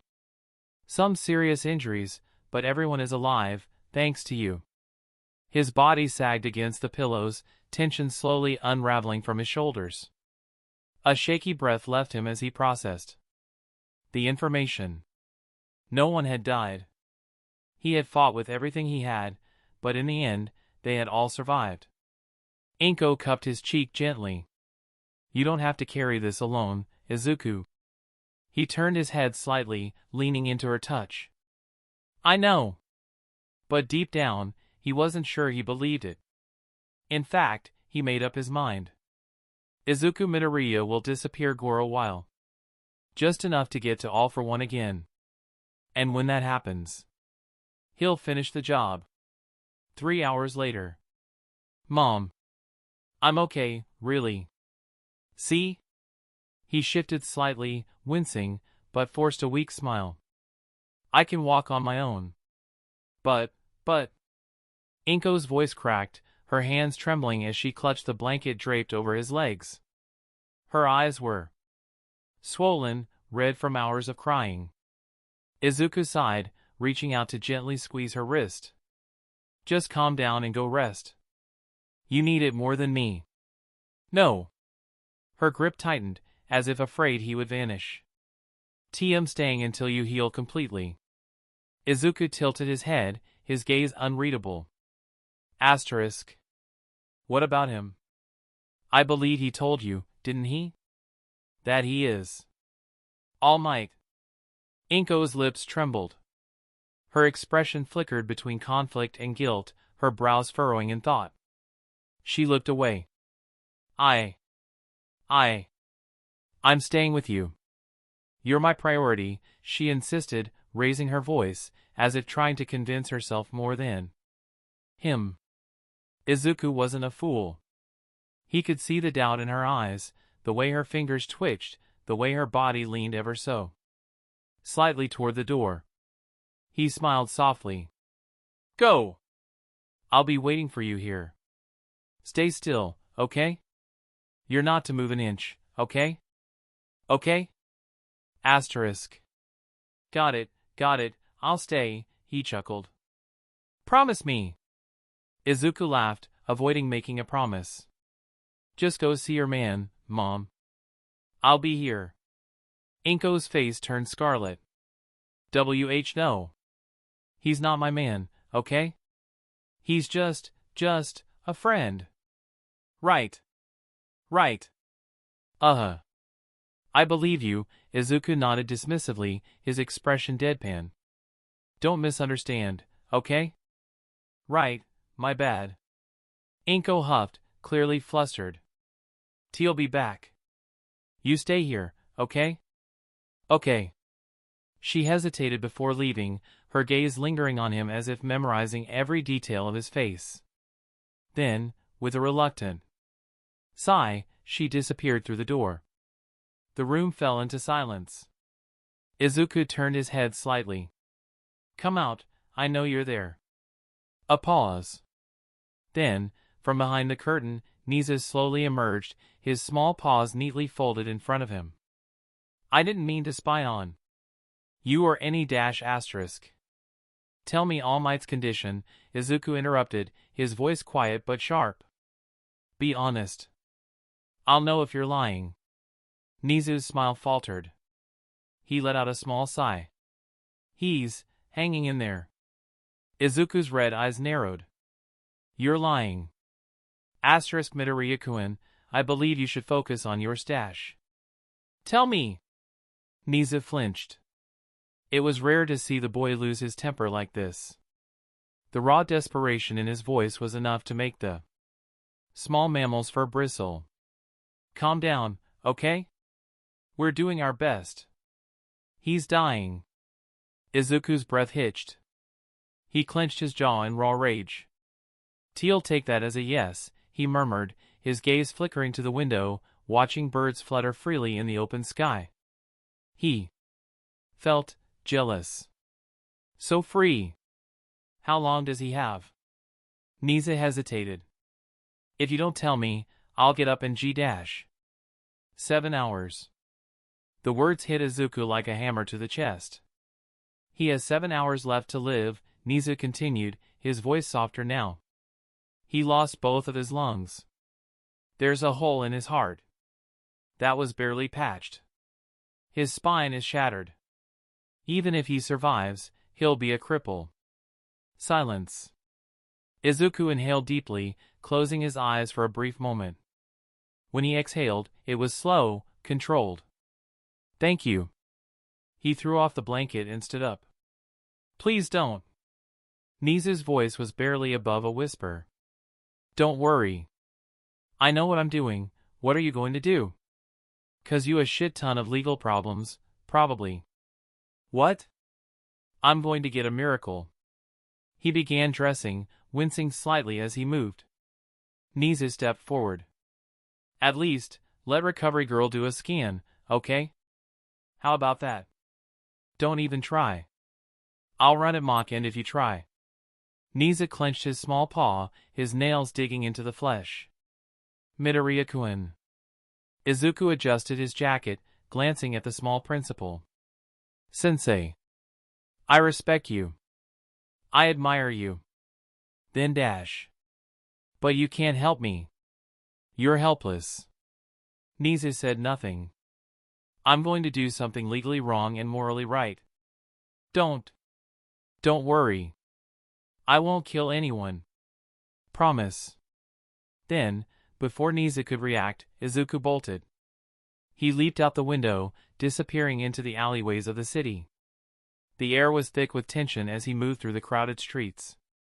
His heartbeat was steady, but his mind was racing. Then, unexpectedly, he came face to face with someone he hadn't anticipated. Sasaki Mirai. The tall, sharp-eyed man adjusted his glasses. That's Sir Night-Eye to you, young man. Izuku's eyes narrowed. Why are you here? Don't try to stop me. No one can. You're misunderstanding something. Night-Eye reached into his coat, pulling out a folded piece of paper. I'm not here to stop you, I'm here to help. Izuku hesitated before taking the paper with a black tendril. Slowly, he unfolded it. A map. The exact location he needed. His heart pounded. This is a map to the Yakuza's hideout. The one you're looking for. Night-Eye's voice was steady. I saw in a vision that you were looking to save All Might and needed the Yakuza for some reason, so here. Go save him. Izuku stared at the map, his throat tight. What else did you see? Night-Eye frowned. Not much. For some reason, your future is hard to read, as if something or someone is preventing me from seeing it. Izuku nodded slowly, pocketing the map. I see. Night-Eye watched him closely. Midoriya, don't lose yourself. Izuku gave a small, almost sad smile. Thank you. Then, in a flash, he was gone. Destination? Overhaul. Chapter 46 Overhauled. Central Hospital, Room 214B. 9:12 a.m., the day after the sports festival. The room where Izuku should be was quiet, replaced by a figure standing still, holding hospital gowns in contemplation. It was Nizu, the being that lost his fort. With you gone, Nizu has taken everyone to the nearest hospital, Mizufu Central Hospital. However, one thing about Nizu should always be clear. He sucks at giving up. Nizu will rebuild you, stronger, bigger, safer, and better. He'll bring better staffing, better security, and buy more surrounding land. In fact, Nizu has decided to create an entire university. The University of you, Nizu liked the sound of that. A knock on the door caught his attention, and from it entered Lita Tenya. A person he expected to see, as this was the hospital where his brother was moved into for extensive limb surgery. Sensei. Lita, disheveled and clearly lacking sleep, opened the door and entered quietly. His gaze lingered on the gowns Nizu was holding in his paws. Is Midoriya well? Nizu sighed. He's well. He had to be taken to have his injuries looked at for further recovery. The doctors are positive we can get him in top shape soon. Nizu lied with a straight face. A white lie is a good lie. It still is a lie though. But sometimes, people need to lie to each other to protect each other. A contradiction that makes no sense but works on humans. Why? Because people are emotional beings and should be lied to. For a nation to thrive and succeed, one must tell the masses that the world is flourishing with safety and resources. Even if it is a lie, people can make it a reality through time and effort. That, in itself, is a mercy. I see, Lita's eyes had a glow to them, a feeling of hope returning to them. However, his joy died when he realized that he was far away during it all. Throughout the entire attack last night, Lita wasn't there. He was here, tending to his brother. All night long. He only realized that was attacked in the morning when he got out of the room. Shock after shock gave birth to an overstimulated mind that began seeking for solace.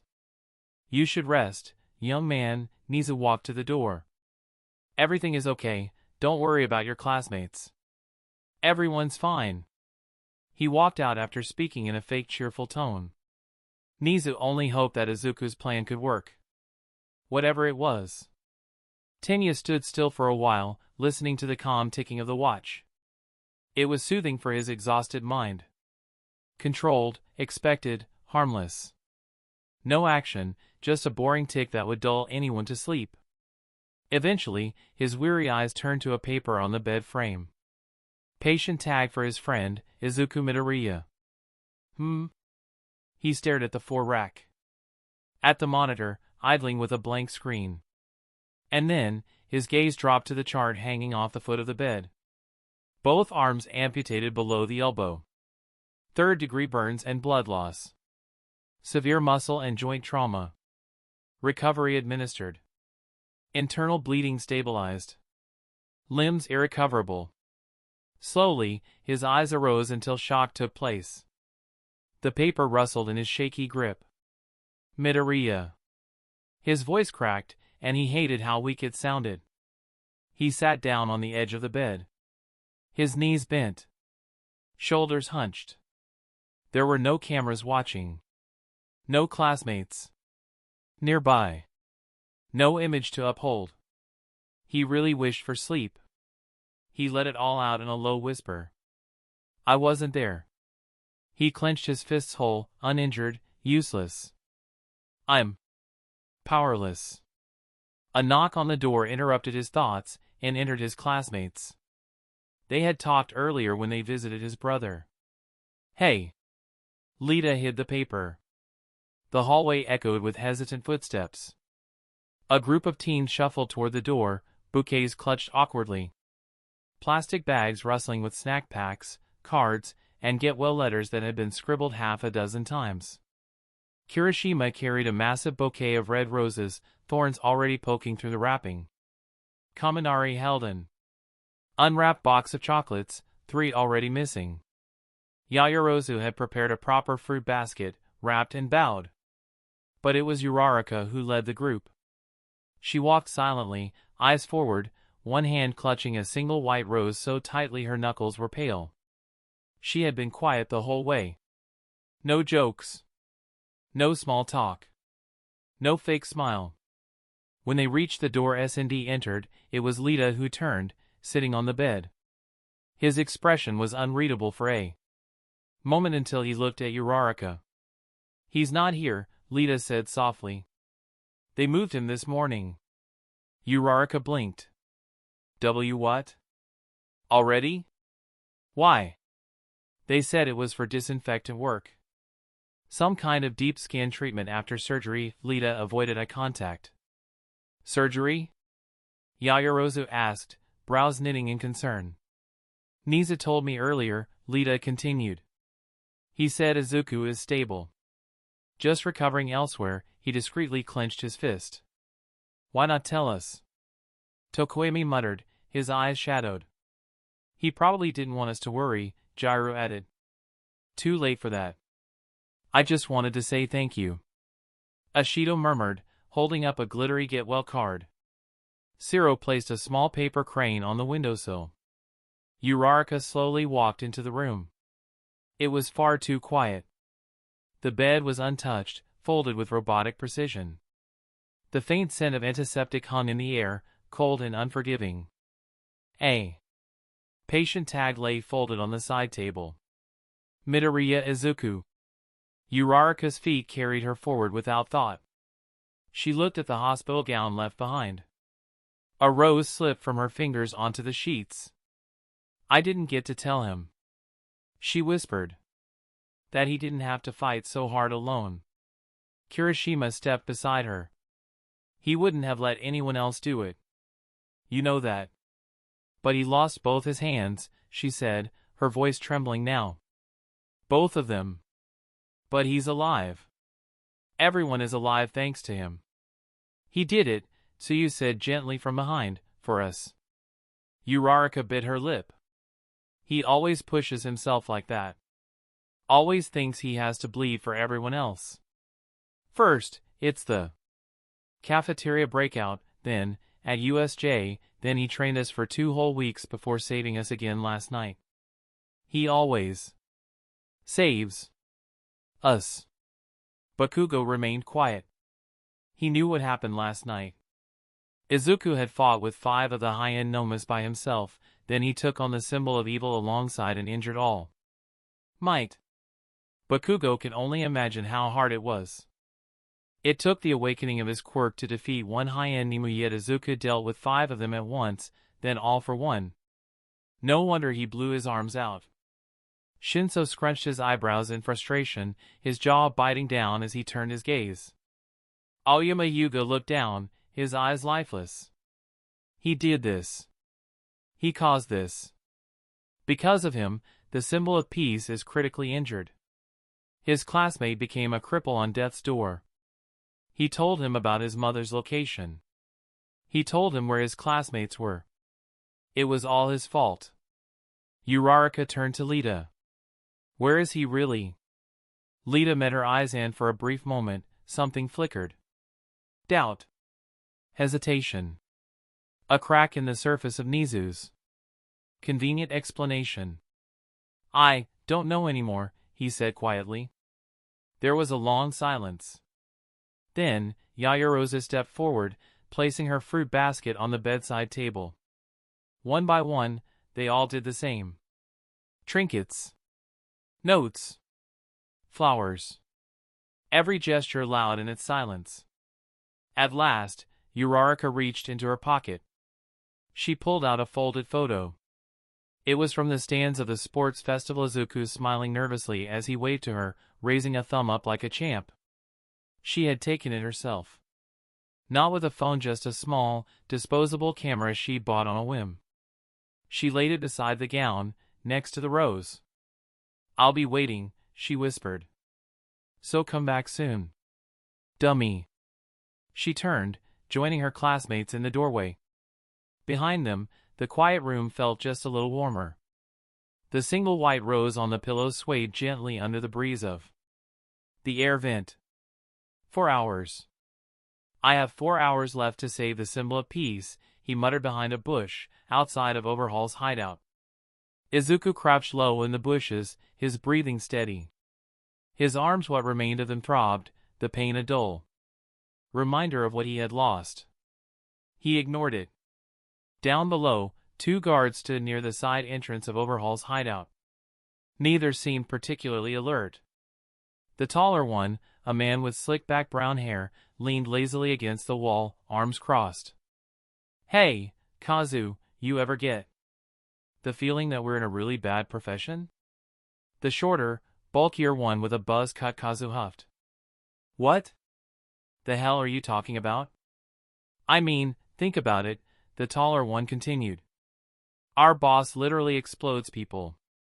The guy he works with literally calls himself the Demon King. And our coworkers? A bunch of creeps in bird masks.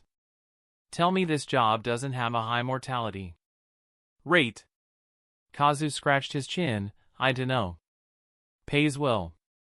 And it's not like I'm gonna get exploded. You're way too confident about that. I make sure to bow real low when Shisaki walks by. That's, like, the main rule. Kazu stretched, groaning. Can you suggest a better job in this economy? I ain't the bad guy here, I'm just trying to survive. You know I can't get a job anywhere else. My kind is not that liked, the reptilian man sighed. Right. Sorry. Anyway, hold my post. I gotta take a leak. The taller guard sighed. Yeah. Try not to fall in or something. Kazu disappeared behind the tree line. Izuku moved In an instant, he stepped from the shadows and struck the remaining guard at the base of the neck. The man barely had time to gasp before crumpling. Izuku caught him and dragged him into the bushes. With a slow breath, he touched his face and activated his ability. His body shifted, bones rearranging, muscles morphing, skin stretching. Within moments, he had taken on the man's appearance. That just left the original. Izuku quickly stole his clothes as well. My arms. They're back. However, they were weak. Like a cheap knockoff. He worked quickly, using his teeth and tentacles to strip the unconscious guard down to his underclothes. Then, he tied the man to a tree with torn strips of his uniform, securing the knots with his teeth. The final touch, a gag fashioned from the man's own undershirt, stuffed into his mouth and tied tight. He checked his work. Secure. Hidden. Silent. Izuku turned and walked out of the trees just as Kazu returned, fastening his belt. Man, Kazu grumbled, I swear I heard something in the bushes. You see anything? Izuku, now wearing the guard's face, just stared. No. Kazu frowned. You okay, man? You look stiff.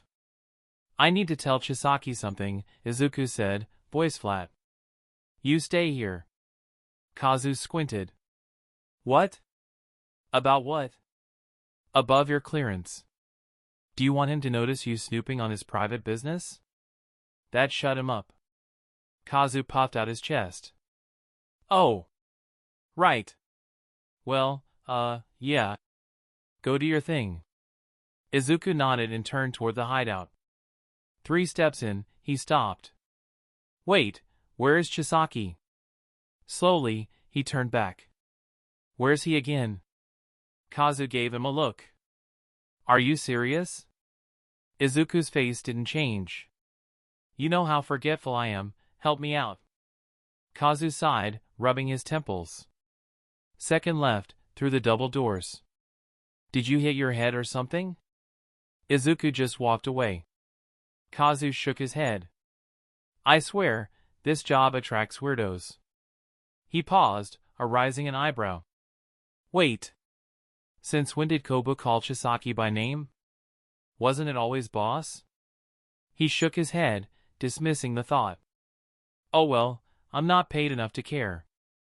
Izuku walked into the hideout with measured steps, every movement controlled. He could feel his missing hands, the phantom sensation of fingers curling into fists that no longer existed. No distractions. He had a mission. The hallways were dimly lit, the air thick with the sterile scent of disinfectant. It smelled more like a hospital hallway than normal building. Footsteps echoed faintly from different directions. He needed to move fast. A thug turned the corner ahead, momentarily off the view of the cameras. He has 3 seconds to do this. Izuku acted instantly. He stepped forward, driving a knee into the man's stomach. Before he could cry out, Izuku slammed him into the wall, pressing his forehead against the man's skin. His quirk activated. Flesh shifted. Moments later, Izuku wore his form. The rail guard? Stripped to his underwear and stuffed into a janitor's closet. He moved deeper inside, repeating the process. Another patrol. Taken down. Their body folded into a locker. A passing grunt. Silenced, knocked out, crammed under a desk. Each new disguise brought him closer to his goal, and his silent invasion left a trail of unconscious men shoved into increasingly ridiculous hiding spots. At last, he reached his target, the security room. Hey, he greeted out routinely. A shorter woman replied routinely, eyes on the screen. Hey. Did you bring it? Bring what? My morning espresso that I told you about. Don't tell me you forgot, she spoke in an irritated tone. Right. I'll get it next time I get out. Guh. You're unbelievable. The woman rolled her eyes. Sasaki, is there a secret meeting going on? I wasn't told so, why ask? Izuku approached the woman sitting on the chair from behind. Well, it's weird how empty the hallways are, usually everyone is walking every guhck. The woman didn't get to finish talking before Izuku struck her nape with a tendril, knocking her out cold. Izuku locked the door and turned to the monitors. Sick old man strapped to a bed. A man playing a poker game. Another one browsing social media.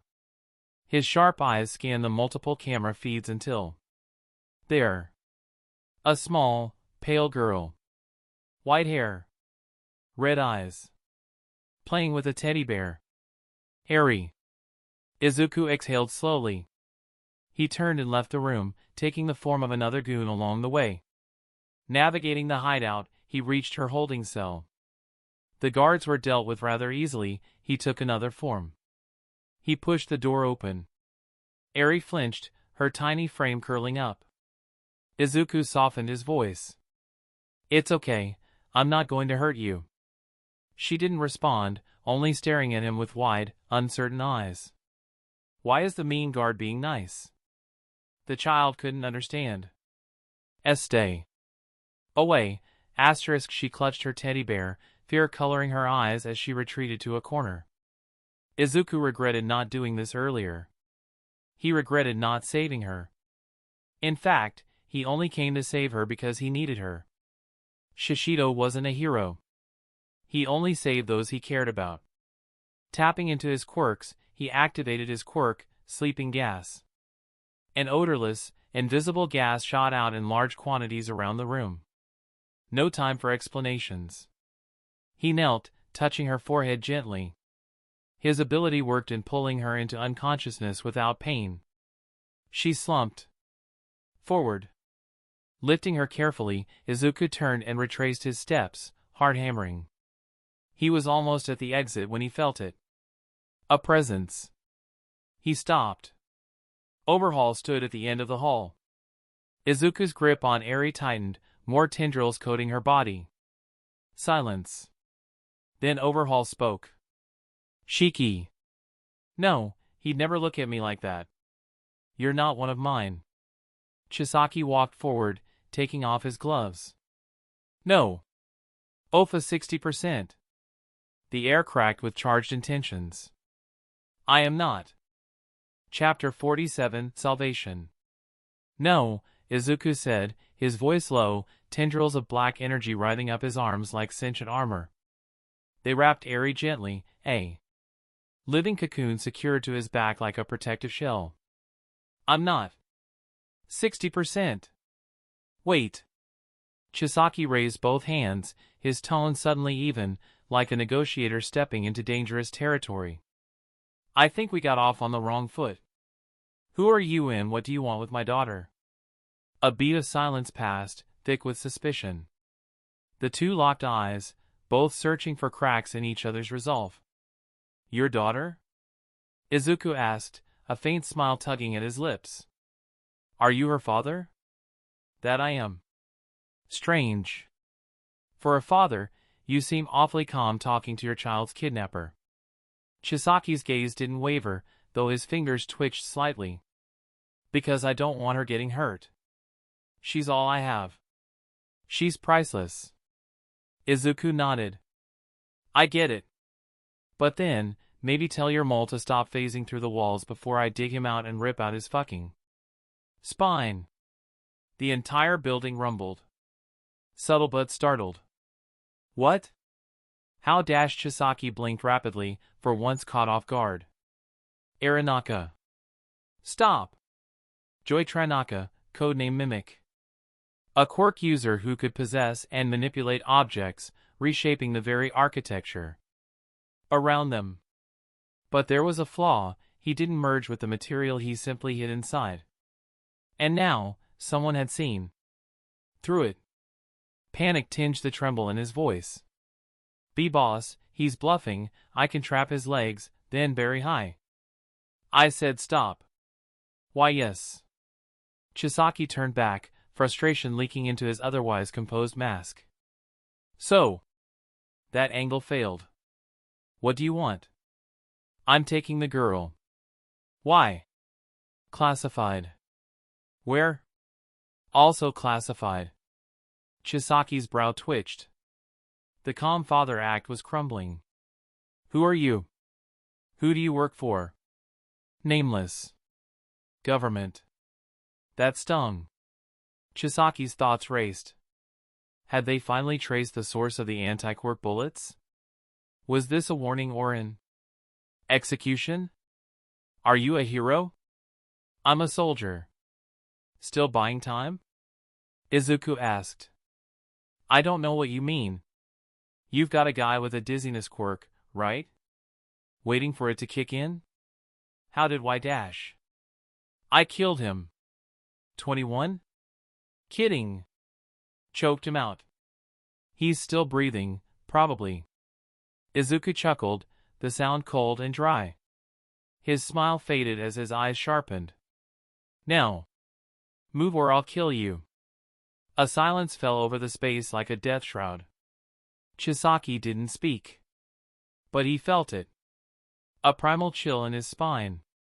If he misstepped here, he wouldn't just lose the girl, he'd lose everything. He swallowed the fear down. You think strength makes you untouchable? Drop the child. We part ways, pretend nothing happened, deal? He extended a hand. Bare for a handshake. Izuku inhaled deeply. Then exhaled. You really think I'm that stupid? His voice dropped like lead. That'll cost you dearly. He pointed at Chisaki's outstretched hands. Both men knew what this was, a stalemate. One touch from Chisaki, Izuku dies. One hit from Izuku, Chisaki dies. But Izuku held the edge. He knew Chisaki's quirk. Knew the mechanics. The rules. The limits. And Chisaki? He was groping. In the dark. He didn't even know his real identity. He didn't need to drag this out into some flashy anime brawl. One clean shot was all it would take. Chisaki was still hum. Still mortal. Still made of meat, blood, and bones. He needed tissue to reconstruct if Izuku obliterated his heart. No spare, no chance. No heart. No healing. No brain? No quirk. Izuku approached him menacingly. Chisaki's eyes narrowed. Still trying to play angles. 10 times what you were paid, he blurted. There was desperation in his voice now. Izuku blinked. Then tilted his head thoughtfully. Chisaki's face lit up. Why, you see. You're a businessman. Name your price. How will you pay me? A card, of course. Izuku laughed. Loud and sharp. Oh, you're good. Do I look like someone dumb enough to let you into my finances? No, no. I'll give you a card, ready and everything. To track me whenever I withdraw. You think I was born yesterday? Izuku rolled his eyes. Chisaki's composure cracked. His opponent wasn't just strong, he was smart. Paranoid. Dangerous. Fine. Cash. I'll pay in cash. Too much heat. That amount of cash gets flagged instantly. Just out of curiosity. How much were you paid? $10 million. He smiled, cold and amused. You offered 10 times that. So, 100. Guck, that's. Can't afford it? Chisaki didn't answer. He touched the ground. A surge of jagged earth shot out, spikes aimed at Izuku's feet, trying to bind him. Bad move. Izuku spun, his body a green and black blur. The tendrils flared and shattered the spikes as he exploded forward like a missile. Why you dash? Chisaki screamed, forming thick layers of hardened stone and metal over his torso. But it didn't matter. Izuku tore through it like wet tissue, his clawed shadows slashing deep into his chest, ripping muscle from bone. Grapha! Chisaki screamed, hand flying to his chest as he healed the damage instantly. But then, A gunshot. Izuku's danger sense screamed. He caught the bullet midair, eyes narrowing. A Quirk erasing bullet. His gaze snapped to the shooter, who dove behind a wall, trembling. No time to process. Chisaki lunged, his hands reaching for the writhing shadows. Too slow. Izuku moved faster than the eye could track. With a flick of his wrist, the tendrils morphed into a blade. SHHK. One hand dropped to the ground. Aida! Chisaki screamed, stumbling back, grabbing the stump. And then the second hand fell. Inonu! He collapsed to his knees, bloody stumps trembling as he realized he couldn't heal. He couldn't touch. He was powerless. Izuku kicked him once, hard. The man flew backward and slammed into the wall, lodged deep in it and losing consciousness. Izuku picked up the severed hands and crushed them into pulp with an audible squelch, taking them with him to drop into the sea for fish to eat. I'm done here. He looked up. Time was running out. His body coiled in tendrils as he crouched low. He kicked off the ground with a sonic boom, blasting through the floors. Higher and higher until he punched through the rooftop into open air. At 400 meters, he steadied himself midair. With a mix of float and self-taught Jeppo, he locked onto a direction and flew. Hang in there, sensei. Mizufu General Hospital Emergency Ward. The walls trembled under the weight of fading hope. Recovery Girl stood hunched over the thin frame of Toshinori Yagi, her gloved hands trembling as she pressed the defibrillator paddles again. Charging clear. The jolt ran through All Might's body, it twitched once. Then lay still again. His heartbeat, soft and irregular, pulsed weakly on the monitor beside her. The line jerked, staggered, then dipped into a jolt that lasted too long. Don't you dare quit on me now, you idiot, she muttered under her breath, her voice thick with urgency. Sweat dripped from her forehead despite the room's chilled air. You promised me we were done with this kind of drama. Her words were half a scold, half a plea. All Might's lips parted slightly, a dry rasp slipping free, unintelligible. His sunken eyes fluttered beneath bruised lids, as if dreaming. Of what, no one could say. Visions of past figures looking at him, 7 of them led by his old sensei, Nana Shimura. Assistants moved frantically, passing scalpels, saline, syringes, doing everything that decades of emergency training demanded, but none of it felt like enough. None of it was enough. BP's dropping again, patient entering cardiac arrest, a young nurse shouted. I'm aware. Recovery Girl snapped, biting back panic. Give him 2 more units and prep a stabilization injection. I'm going to overuse my quirk if I must. He's not dying here, not while I'm still breathing. Outside the ward's sealed glass, the Dean of Mustafa General watched in frozen horror. He was tall, aged but sharp, his silver hair slicked back with oil and order. His expression, however, cracked. A small figure ran up to him. Where is he? He asked, turning. A small voice beside him answered. On his way. It was Nizu. The principal had just arrived, panting slightly, his suit rumpled from running through half the hospital. His paws curled tight over the small communicator at his hip. He'd received the message minutes ago, Izuku was coming. Yagi. Nizu whispered, eyes locked on the figure inside the glass room. Hold on just a bit longer, old friend. Then his ears twitched. Something was approaching. He turned to the dean. He's near. Entrance hall, Mizufu General Hospital.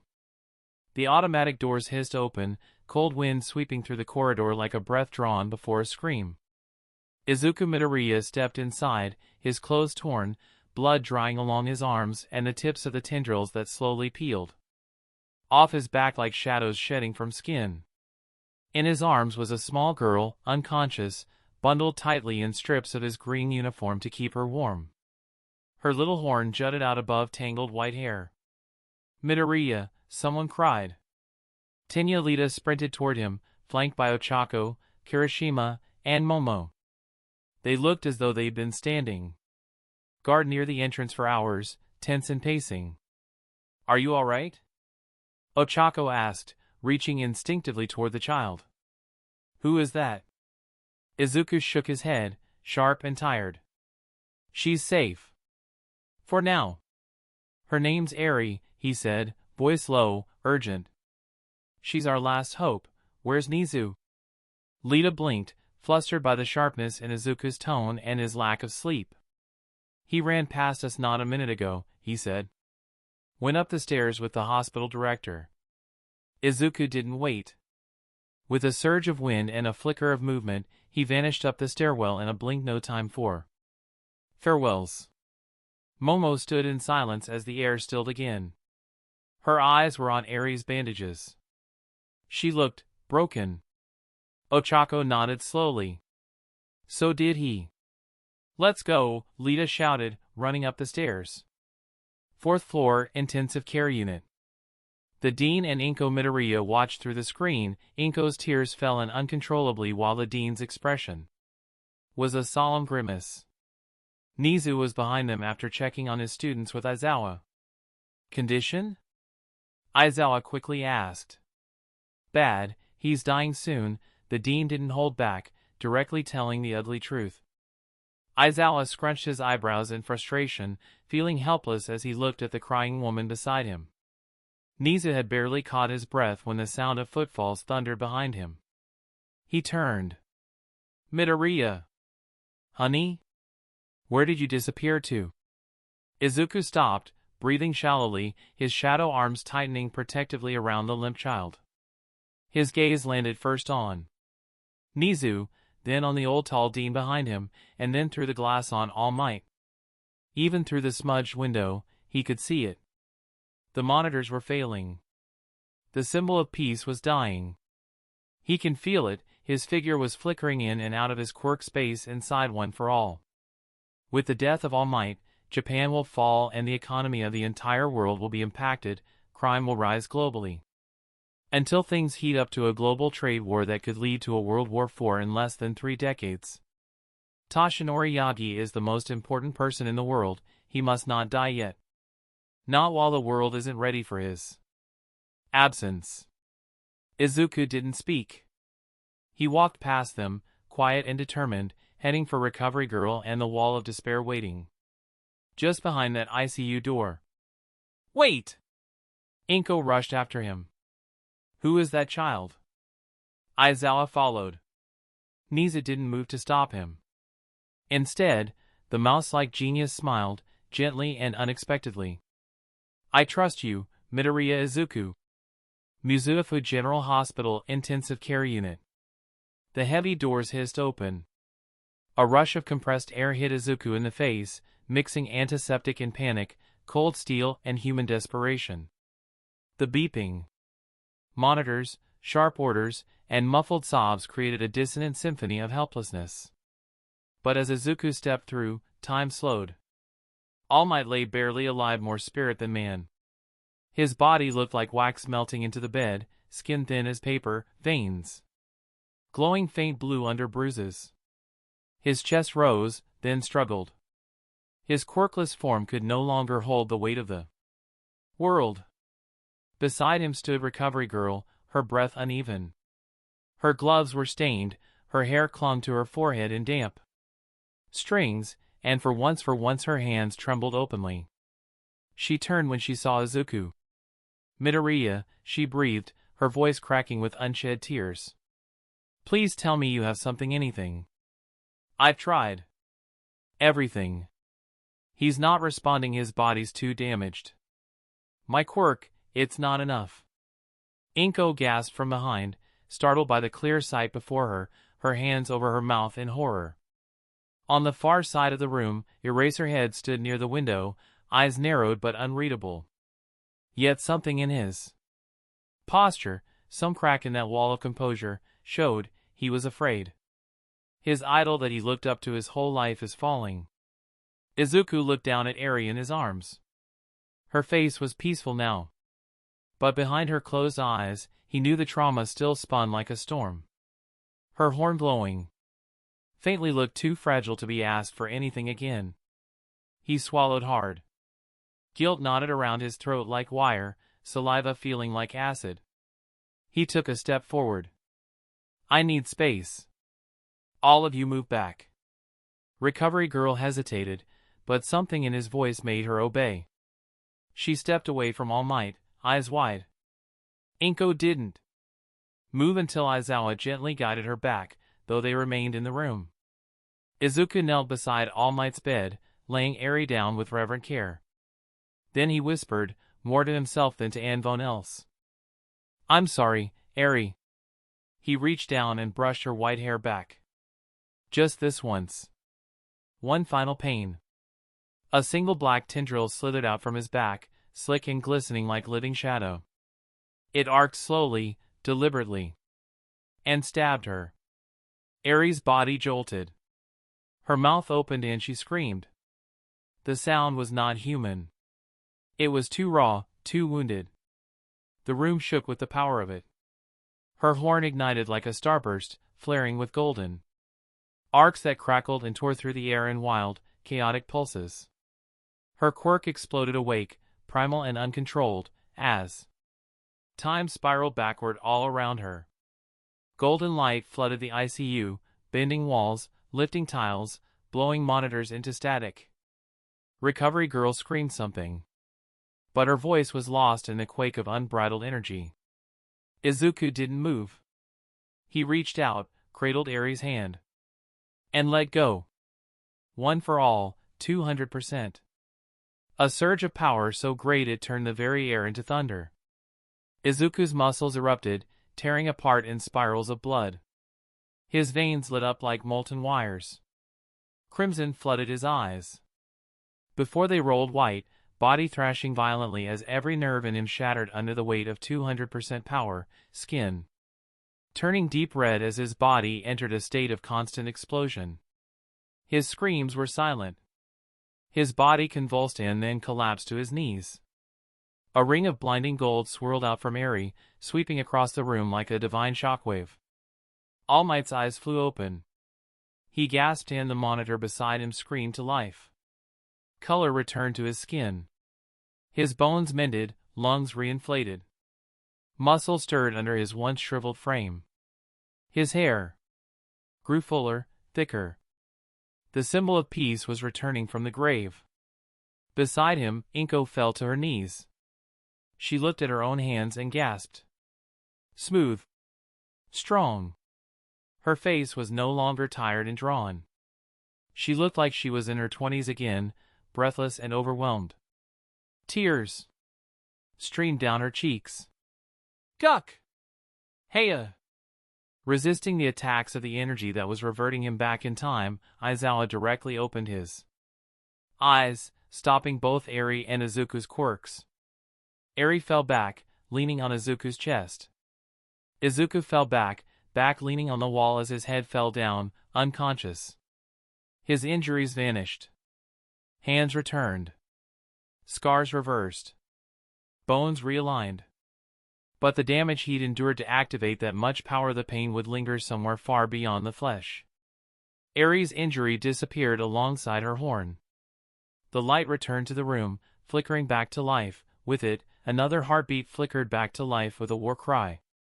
All Might breathed in deeply, enjoying the large amount of air that entered his 2 lungs. He flexed his body and felt thrilled as strength surged through him like a never-ending river of gold. A deep sense of hunger enveloped him, as if he hasn't eaten in years. His stomach is back. His muscles are back. His lungs are back. No injury, nothing. He got up, ripping the tools over his powerful body and directly hugged his pupil. Boy! Boy! You did it! You saved me, he began to cry, his voice younger and full of a sense of gratefulness. The spectators looked at the scene in shock and disbelief. Yeah, G.I.? A voice called out, feminine, kind, sweet and young. Toshinori turned his gaze, staring at the figure for a while until realization struck him. Inko? Inko, now back in her young 20s, looked like a beautiful angel, her glossy hair and kind gaze filled with tears sent critical damage into Yagi's heart. Inko directly hugged him tightly, her head nestled over his chest. She looked up towards him with a bashful, tearful expression. The sight was so unbearably cute that Yagi directly passed out with a smile. Yagi? Chapter 48, The Last Supper. Darkness had weight. It wasn't sleep. Sleep had warmth, a rhythm, a pulse. This was the absence of such things. A cold, vast stillness where even time dared not breathe. Izuku Midoriya opened his eyes and the world did not return. There was no hospital ceiling. No fluorescent lights. No bed beneath him. He stood, or floated, or existed within a void made of black glass and whispers. A place where echoes came before the sound. And something was watching. It emerged like a smudge on reality, stretching into existence from behind a curtain that wasn't there. 7 feet tall. No face, no mouth. Skin so dark it absorbed light, yet shimmered like tar under moonlight. Its limbs were too long. Its arms hung past its knees. Its head was a smooth oval, neck bent slightly to one side like it was listening to something no one else could hear. Its presence didn't belong in any era, any dream, or any god's design. It was humanoid only in shape. Izuku tried to speak in vain, he had no vocal cords. "I am not from here, Grime Soul," it said. The voice didn't enter his ears, it appeared in his mind. Like someone whispering. Directly into thought. Male and female, young and ancient, broken and serene, the being didn't have a mouth to begin with. "I am from the last tomorrow." Izuku backed away. Or tried to. The ground didn't exist. There was no up, no down, only proximity. "You are not dreaming," it continued, its arms slowly unfolding, motion impossibly smooth. "This is a space born from rewind trauma and soul resonance. A crack between cause and effect. You slipped through, and I reached in." "What are you?" Izuku's voice felt stolen from his chest, like it had to fight to be heard. He could only talk when the being allowed it. "I am warning. I am memory. I am the price you haven't been told. I'm the system. The system." Izuku stood still in a stupefied shock. Wadash. The blackness around them stirred. It wasn't just empty. It was alive. Like ink in water, it twisted and peeled open into moving windows, visions not of what was, but what would be. The future. A child cried his first scream, imploded a city. A woman floated through a broken sky, her blood orbiting her like red moons, her body cracking from the gravity of her own quirk. A boy, blonde hair like Bakugo, his skin shedding sparks with each breath, his heartbeat counting down to detonation. "Quirks," the being whispered, "are reaching their peak. Soon, they will begin to devour the minds that host them. Then the flesh. Then the earth. Why show me this?" Izuku's voice trembled. "Why me?" You rewinded fate. You unstitched time and put it back wrong, you single-handedly created a parallel universe with your actions. A new vision bloomed. Harry. Much older, around 120 years in the future, looking like Recovery Girl. Her horn distorted and cracking. Using rewind on a hospital filled with screaming patients, bones unbreaking, then breaking again as their quirks spiraled out of control. She tried to fix it.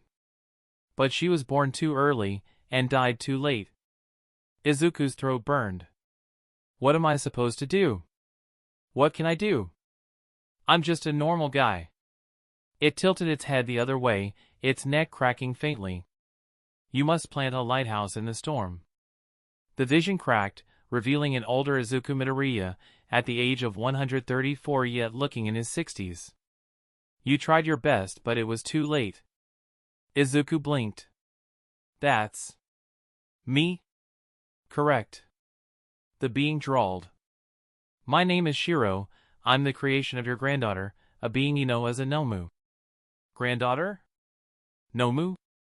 Is my future kin full of creepy scientists? He asked in disbelief. No. Shiro waved its hand, moving to a different scene. Now, you shall know how the world came to an end. Allow me to show you the Last Supper. Why won't he wake up? Her voice was barely more than a whisper, a gentle tremble shaped by worry and sleepless nights. Izuku Midoriya, now with the glow and grace of a woman in her 20s, stood by the hospital bed, fingers curled against her chest as though praying in silence. The faint moonlight painted soft halos on her hair, and the sterile white of the room felt colder for it. Beside her stood Toshinori Yagyu, might no longer the withered remnant of a legend, but a man restored. His back was straight, his silhouette proud, golden hair catching the ceiling light like a crown of fire. A living contradiction, the man who'd given everything, had somehow gotten a second chance.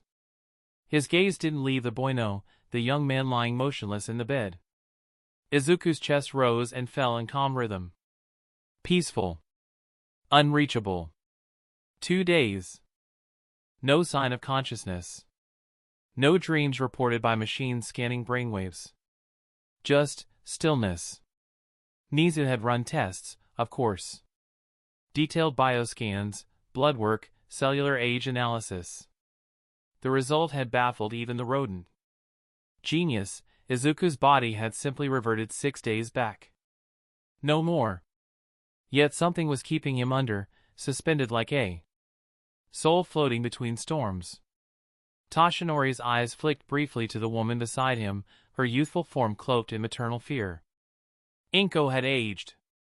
Backward 14 years, to be exact. Skin clearer, posture straighter, a grace in her frame he hadn't seen since before Izuku was born. It was surreal. A helpless mother reborn, holding vigil over a son who'd moved heaven itself to give her back the years she'd spent worrying over him. Yagi broke the silence. He'll be all right. He's tougher than all of us combined. His voice carried strength again, rich, full. No rasp. No blood. Just certainty. You know him. He never gives up, not even in sleep. Inko turned her eyes up to him. Red-rimmed, glassy. She tried to smile, but it caught in her throat. I know. I do. But I hate this part. The waiting. A beat passed, followed by a blush. Toshinori looked out the window, letting the quiet wrap around them like a blanket. The moon sat low, clouds moving slow across the sky like tired giants. And then, as if against his will, he thought, she's so cute like this. Damn it. He coughed and focused on the city lights instead. Behind them, the hospital still buzzed with rumors. Recovery girl had reverted nearly a decade, her hand steadier now, steps less careful. She'd muttered something about giving young nurses a run for their money and then promptly dozed off in her recliner with a comic book over her face. Aizawa had gone back 6 years. Still grumpy. Still cynical. But there was a softness to his glare now, as those 6 fewer years of exhaustion had returned a sliver of hope. Toshinori had heard a whisper from midnight he'd actually talked to a woman at the convenience store. Bought coffee for 2. He smiled at the thought. Sir Night-Eye had arrived not long after the miracle. No cold stares, no formality, just a nod, a hand extended, and a quiet, "Looks like I was wrong." I'm glad I was. They'd talked for hours about old missions and silly mistakes. Laughed about things that, back then, felt like life and death. Because the future had changed. All Might should have died. Torn to pieces by All for One in a battle that would have turned the country to ash. But that destiny had been rewritten. By Izuku Midoriya. Like puppet master twisting destiny to his will, Izuku changed the future and defied the will of the universe. And now, the one who'd undone fate lay suspended in stillness, unreachable by medicine or miracle.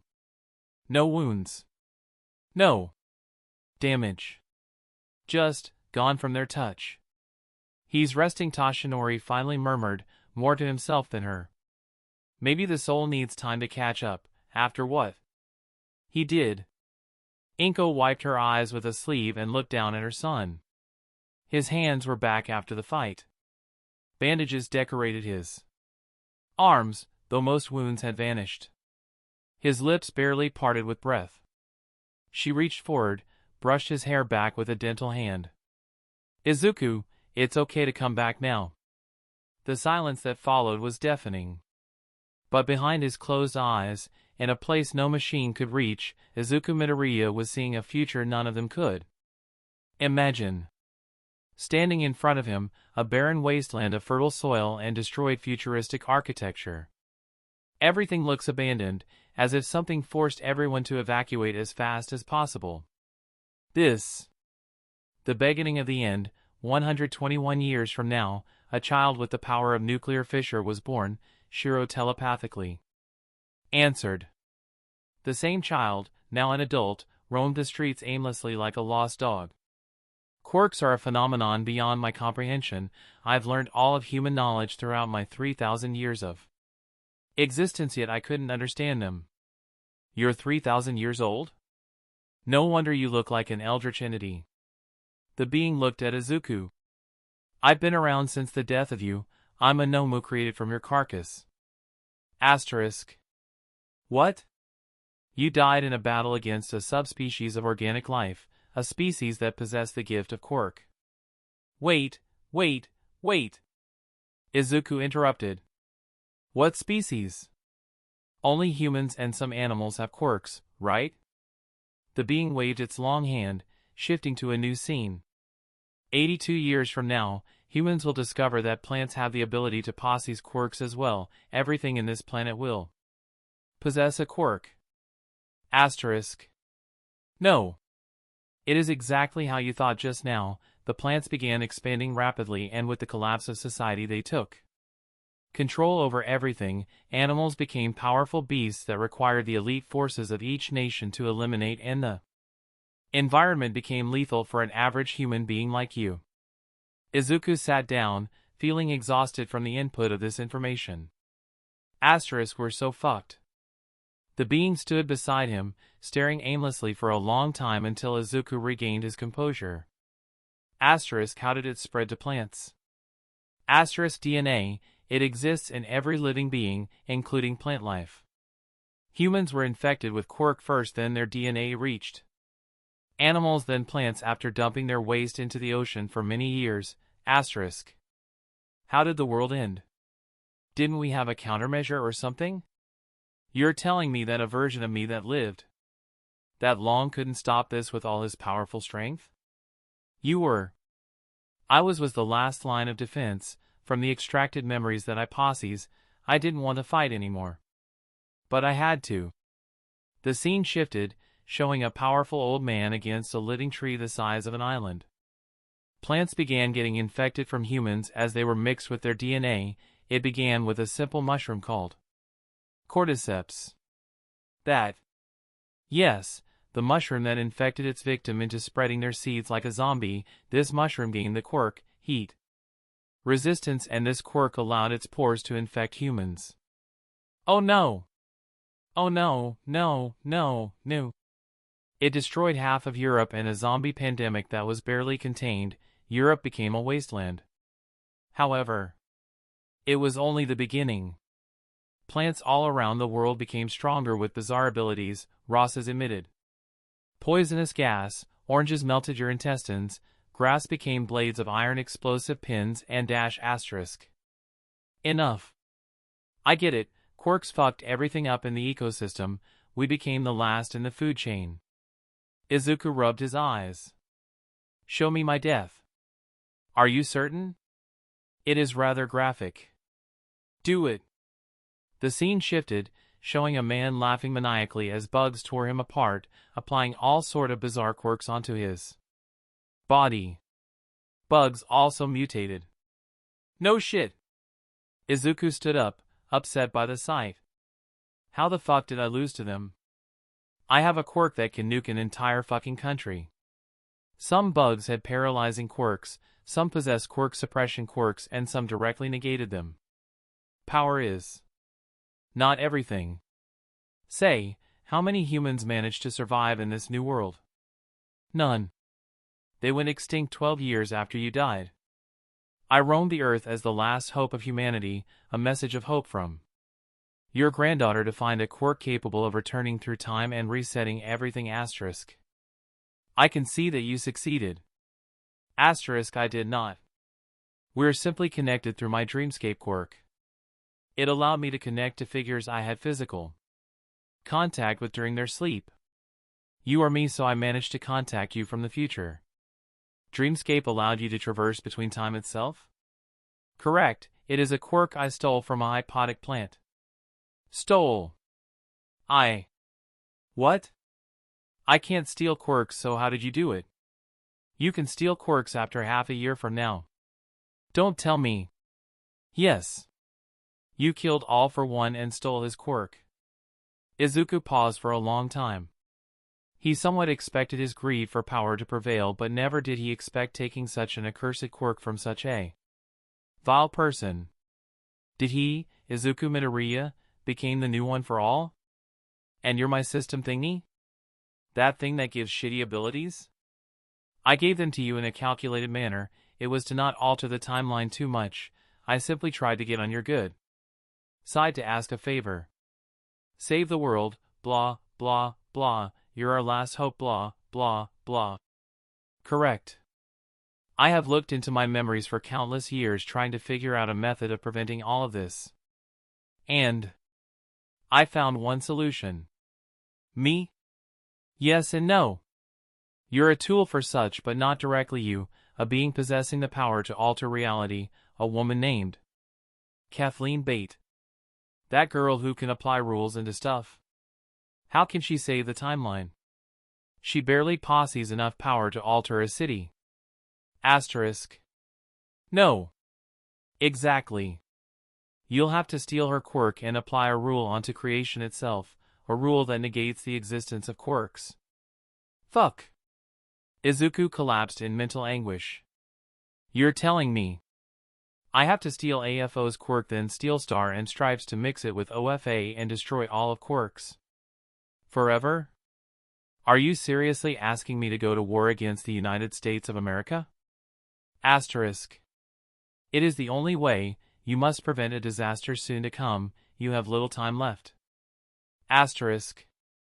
How the fuck did I even stay alive all that long into the future? What am I, an immortal? We stole all of AFO's quirks, including Life Force, an ability that doubled your lifespan. What a shit decision. Izuku rubbed his eyebrows, frustrated with his future self and mildly disappointed. Greedy bastard. He stared at the image before him, a woman in her late 40s desperately operating on an artificial corpse. She had a beautiful, long brown hair and a frame of an office worker. That's my granddaughter? Yes.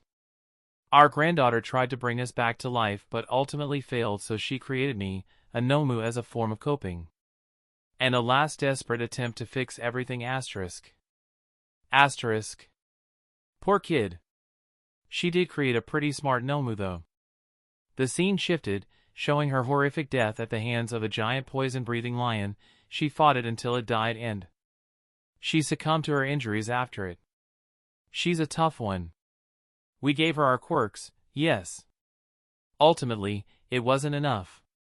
The being looked at its hand. I returned back to her and stole her quirks from her dead body directly after my awakening, it said with a shaky voice.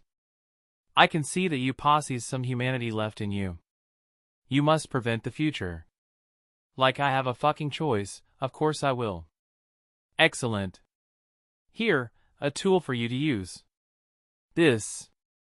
Power 3, with this you should be capable of unleashing all of OFA. Say, all the abilities, their names, and everything I gained was somewhat related to my original world before I reincarnated here. How did you manage to gain some tools like Playful Cloud? Or Mr. Two's devil fruit. All of them are quirks or tools mixed with a quirk, nothing too complicated for my brain to create. Asterisk. But if they were a quirk, why didn't they disappear when Izawa looked at me and tried to suppress them? There are hundreds of ways that I can stop the quirk, Brazier. I simply negated its negation. Izuku pondered for a long minute. If you were a future me and you are trying to alter THR future, shouldn't you not be here if I changed the future? How? Are you existing now? I'm from an alternative reality. Even if you change the future, my reality will still remain. I'm simply trying to save you. Thanks. Goodbye, young self. The world began to crack and Izuku fell into the void. The hospital room buzzed gently with life. Izuku sat upright, his body lighter reborn. The weight of wounds long gone. Memories fresh and raw behind his eyes. Recovery girl gave him a lecture wrapped in love. Inko wept into his chest. All Might ruffled his hair like a father who'd nearly lost a son. Even Izawa showed a flicker of emotion beneath that tired stare, his stance relaxing. It took him a while to adjust to their new younger looks, especially Recovery Girl as she changed the most in them. Her entire skeletal structure changed as she turned from an old grandmother to a young grandmother. Izuku could only imagine how good she looked in her young years. He wasn't just their student anymore. He was the miracle boy. The one who pulled legends back from death. Laughter bloomed like springtime across the recovery wing. Bakugo dropped by just to call him a nerd and punch his arm. Hard enough to bruise, soft enough to say I'm glad you're alive. Kaminari brought snacks. Mina cried. Even Shoto, stoic as stone, left behind a small bonsai with a ribbon that read, "Thank you for saving everyone." Afternoon passed like a warm daydream. Celebration hummed through the halls, and one by one, the lights went dim, and sleep took them. But not Izuku. He waited, eyes wide in the dark, pretending to doze beneath warm sheets.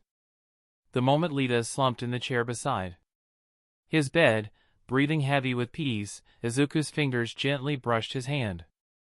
A whisper of green energy danced between them. It only took a moment. Muscle data. Bone pattern. Neural pathways. Form copied, skin deep. Voice, height, gait all accounted for. "T'll help you, friend." He stole his ID card. Izuku slipped from the bed, donned a coat left folded over a visitor chair, and walked into the night. Tensei Lita the Elder Ingenium lay paralyzed in a private hospital room across town. Quiet. Forgotten by the noise of the city. Izuku entered unannounced, carrying the ID card of Lita, stolen from his clothes, using it to open the door. He did an eye scan and entered. Izuku stood at the edge of the bed, face hidden beneath a low hoodie, hands gloved in gray. Tensei stirred only slightly. Eyes flickering with confusion. Who dash? A touch of fingers to lips. Shoo. I'm here to help. He used sleeping gas on him. Ida, he passed out. From his coat, Izuku pulled a small syringe. Inside red liquid, glowing faintly. The shimmer of something unnatural. Beneath the surface. A healing vial, one of the few left he owned. Stored into a syringe. He uncapped it. Injected it into the feeder tube with hands that did not tremble. And then, before alarms could echo or questions be asked, he was gone in less than a second. Hours later, doctors arrived to perform a routine check. They found Tensei Lita sitting upright. Moving his fingers. Breathing without aid. Whole. The test showed no quirk activation, no divine miracle. Only strange data, a substance that had already dissolved. Something close to blood, closer to ink, filled with microscopic machines moving with surgical precision. The news broke by morning. Ingenium lives again. Lito was overjoyed, celebrating with everyone around him, tears streaming down his face like a waterfall. Everyone celebrated with him. But Izuku Midoriya was no longer in the hospital. The cameras caught a blurry figure leading through the side entrance at 3:47 a.m., unidentifiable, untraceable. At 4:01, Izuku entered to where Eri was sleeping and used his quirk, memory manipulation, to extract her memories of all the pain she endured, injecting her with happy fabricated moments with Aizawa and his family. There goes 1 year of my life. The power was too strong, his body simply couldn't handle it, so a heavy price was paid. Worth it. Indeed, Nana-san. Izuku kissed her forehead, noticing a faint peaceful smile on her lips. Star. Sweet dreams, Eri. Big brother will be back soon. He vanished into the city. Discarded the borrowed form. Changed faces twice in the alleys of Hosu. And by sunrise, he stood before a ruined bar hidden beneath Shigaraki's hideous hideout. A new face. A new name. A new purpose. He approached Tenko, wearing a yellow jumpsuit, the opposite color of green. Shigaraki stared at him, one hand twitching. You look familiar. It's me, Izuku. Star. Izuku-chan? Did you change form or something? Are we in a Jinjutsu again? He asked, perplexed. Drop the nickname, I'll join in with you from now on, let's work together. Izuku smiled faintly, lips hidden beneath a hood. It was all according to plan. He needed to get close with a person in the League of Villains, the only person that can help him steal AFO's quirk. I'm just a ghost, he whispered. Call me Ghost from now on, my quirk? Dark Tentacle, pleased to meet you, boss. Asterisk. Heh, want a drink? Asterisk. Fuck it, yeah, I need one. Ha ha ha. And so, Izuku and Tenko Shimura joined teams, shaping everything into a necessary evil. So, wanna play LOL? Tenko smiled with wide teeth. Unwillingly so. Chapter 49 Arise. Uraraka ran. The treadmill hummed beneath her feet, but she wasn't paying attention to the machine. Not the beeping display. Not the sticky sweat tracing down the back of her neck. She just ran. Eyes locked ahead, jaw tight, fists clenched. Like if she just kept moving, he'd show up again. On the next lap. The next corner. Somewhere, anywhere. It had been a month. A full month since the world cracked sideways. Since Midoriya, her classmate, her friend, her maybe something more, disappeared. Not in the dramatic way you read in mystery novels. Not with smoke bombs or villain attacks. No. He left with a note. Quiet. Simple. Final. Don't look for me. I'm sorry. I have to do this. No one could find him. Niza had tried tracing his phone. Nothing. Aizawa contacted every underground channel he knew. Dead ends. U.A's surveillance footage caught the weirdest part: someone who looked exactly like Tenya Lita breaking into Ingenium's hospital room at night. He injected something glowing and weird into the fore. The next morning, Ingenium woke up completely healed. And just like that, the hero killer was caught within the week with the help of Aizawa and Ingenium. Uraraka hadn't told anyone, but when she first saw Tensei walk again, she cried. Not because she wasn't happy for Tenya. She was. But it felt like something Midoriya would do. No cameras. No credit. Just fixing what was broken. Then vanishing. She hated him for it. And she missed him so much. When she stepped off the treadmill, her knees wobbled slightly. The gym's lights buzzed overhead, white and cold. Empty. She bent forward, hands on her thighs, catching her breath. Still running like you're chasing ghosts? The voice was low, casual. She looked up to see Tsuyu standing by the bench, towel slung around her shoulders, water bottle in hand. Uraraka tried to smile. Failed. Tsuyu didn't say anything else. She just handed over the bottle.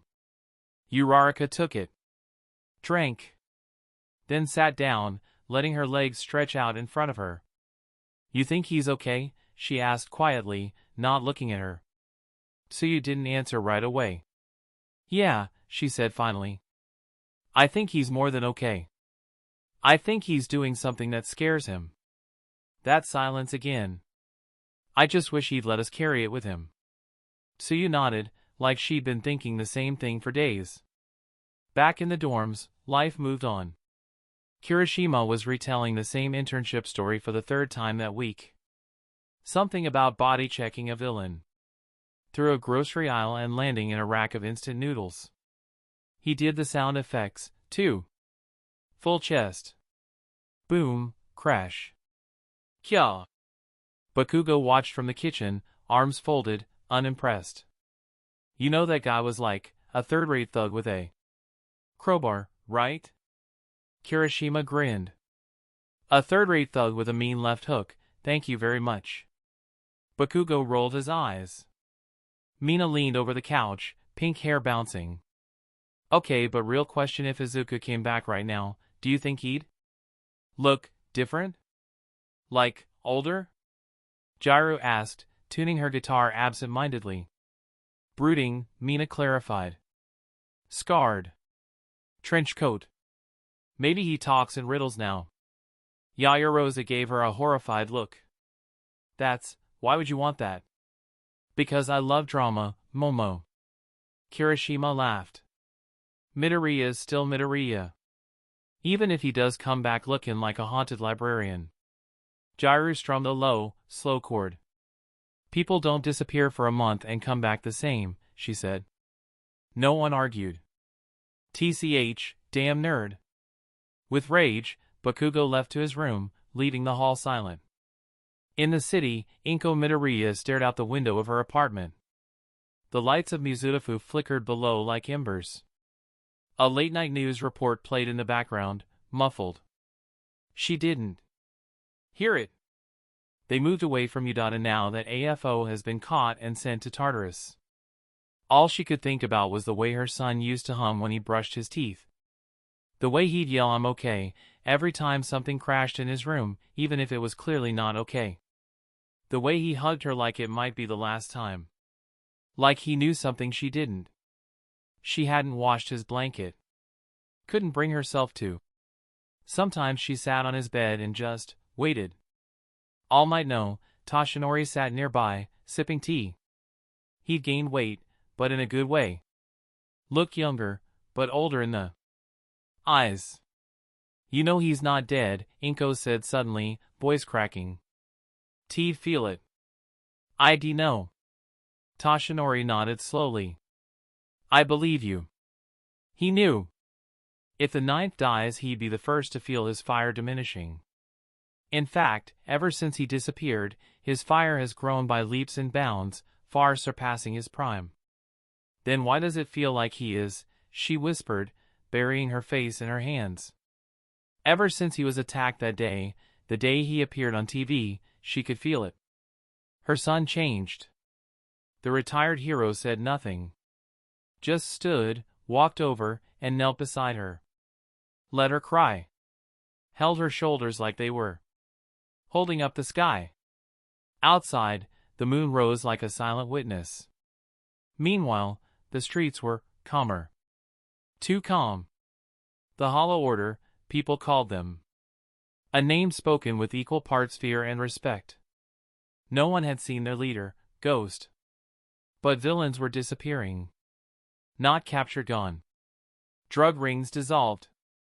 Human trafficking routes went dark. One gang was found duct taped to a wall inside a police station with a note that read, "You don't get second chances for third strikes." The public was torn. Were they criminals? Heroes? Something in between? Some claimed to have seen things, green sparks in the dark. Others swore their nightmares had been edited. Rumors. Right? That night, Uraraka sat under the old cherry tree behind the rebuilt UA, watching petals fall in the moonlight. She didn't know why she came here. Maybe because he once trained here. Maybe because it felt like he still might. She pulled out her phone. Opened the last text he'd sent her. Didn't read it. She'd memorized every word anyway. She didn't cry. Not this time. Just sat quietly. Wherever you are. She whispered, voice barely there, don't lose yourself, okay? A breeze passed, warm and soft. And in the clouds, high above the school, something flickered for half a second. Green. Quiet. Gone. Inko, back in her prime, became a local idol of most teachers at U. But was coveted by a specific person that made it clear that she was his.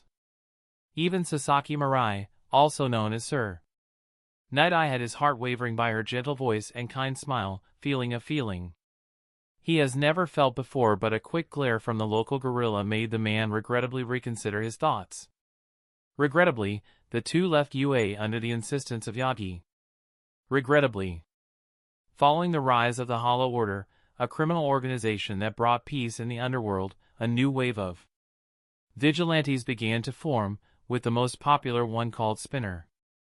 Balance is maintained by the effort of many people, but the status quo is changing and the current situation is not enough. Endeavor is not enough, a new symbol of peace must be born. Across the sea, in Okinawa Prefecture, Izuku Midoriya, now disguised as Yuzui, is leading a group of villains called the Hollow Order. Peace had returned, but not through heroism. Through fear. He has been managing everything since All Might fell out of the status of the symbol of peace. He can't return to school, not now. Millions of people in this country depend on him to maintain society from falling apart. He wore no hero costume now. Just black fatigues and a white cloak with hand-stitched kanji on the back. Burden. Quirk is a curse. The modern world failed to integrate it into their society. A person capable of destroying half of the country shouldn't exist. Across a glowing screen, he studied maps, arrests, gang movements, civilian safety nets, hero patrol routes, Quirk profiles, threat forecasts. He remembered everything. He knew how many orphans lived in each sector. He knew which villain crews needed food shipments. He knew where Spinner would strike next to him when to let him. Because Spinner had become the face the streets needed. The echo of Stain's ideology, but focused, stable, controlled by him. Because Izuku Midoriya no longer fought for UA or pro-hero dreams. He fought for balance. He fought because when All Might retired, the world didn't fall, it sank. Quietly. Subtly. People noticed only when it was too late. Now he held it up by the bones. A silent king on a crumbling throne. "Boss," said a gravelly voice at the door. "Need you downstairs." "That Maruyama gang again. Asking for passage through our routes." Izuku didn't look up. "Tell them no. If they push again, let Spinner respond." The man hesitated. "Won't that make us look weak?" Yuzui turned. His voice was calm. "Letting dogs bark doesn't make the lion weak." Mr. Compress bowed. "Understood." He left. The door clicked shut. Izuku sat alone again. He looked at the last message he sent to Uraraka. He can contact her, right here, right now. He hadn't dared contact her. Not because he didn't trust her, but because if he heard her voice, he wouldn't be able to do what needed to be done. Because the weight of peace wasn't heroic. It was cold. Merciless. Filthy. Sometimes, to save people, you had to become the thing heroes warned about. Back in Tokyo, the public argued over the Hollow Order. News anchors split the screen between headlines. New crime syndicate eliminates villain gangs, heroes losing ground. Spinner spotted saving children in abandoned hospital. Peace at a cost, are vigilantes the future? Endeavor stood before the media, eyes burning with resentment. We do not recognize these vigilantes. Law must be enforced through the system through trained heroes.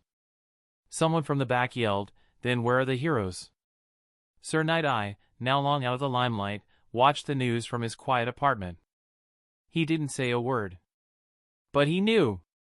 That light, the same light he once saw in All Might, had not gone out. It had simply buried itself. Changed shape. Hardened. Midoriya wasn't gone. He was becoming something the world didn't know how to name yet. I can't read it anymore. Somewhere below the waves of power and policy, Izuku Midoriya whispered to himself. Quirk is a curse. He said it not with hate, but with clarity. Because it was a truth the world refused to see. And because only a cursed soul could carry this broken system until a better one rose. But time doesn't wait for anyone, so a man can only act. And so, Izuku disguised himself and led the new group that he formed with the help of Tenko Shimura, formerly known as Shigaraki Tamura.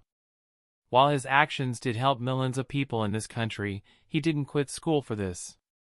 No, he disappeared for one sole purpose: befriending Himiko Toga.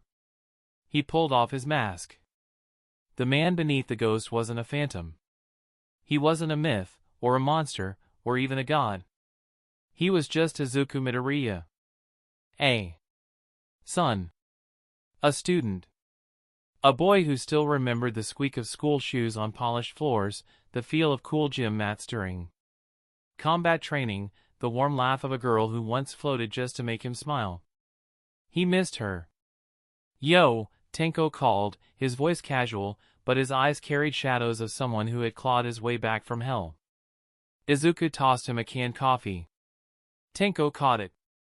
Imported? Fancy. Only the best for the reformed. The two leaned against the cool stone walls, sipping in silence. Their camaraderie was unspoken, neither demanded confessions nor apologies. Just presence. Tenko broke the quiet.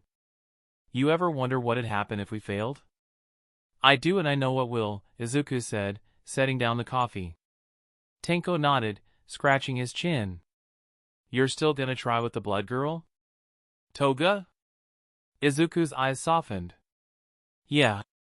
She's a key. You're gonna use her? No. I'm going to help her. Tenko raised an eyebrow. That's worse. You can't fix crazy. You're one to talk? A silence passed, and then a shared chuckle. In order to destroy the phenomenon known as Quirk, a certain Quirk must be obtained. And there is a need to steal that Quirk, since a person like the #1 hero of US A is not even allowed to let her Quirk be copied or shared legally. And so, the Quirk, all for one, must be acquired in order to steal New Order.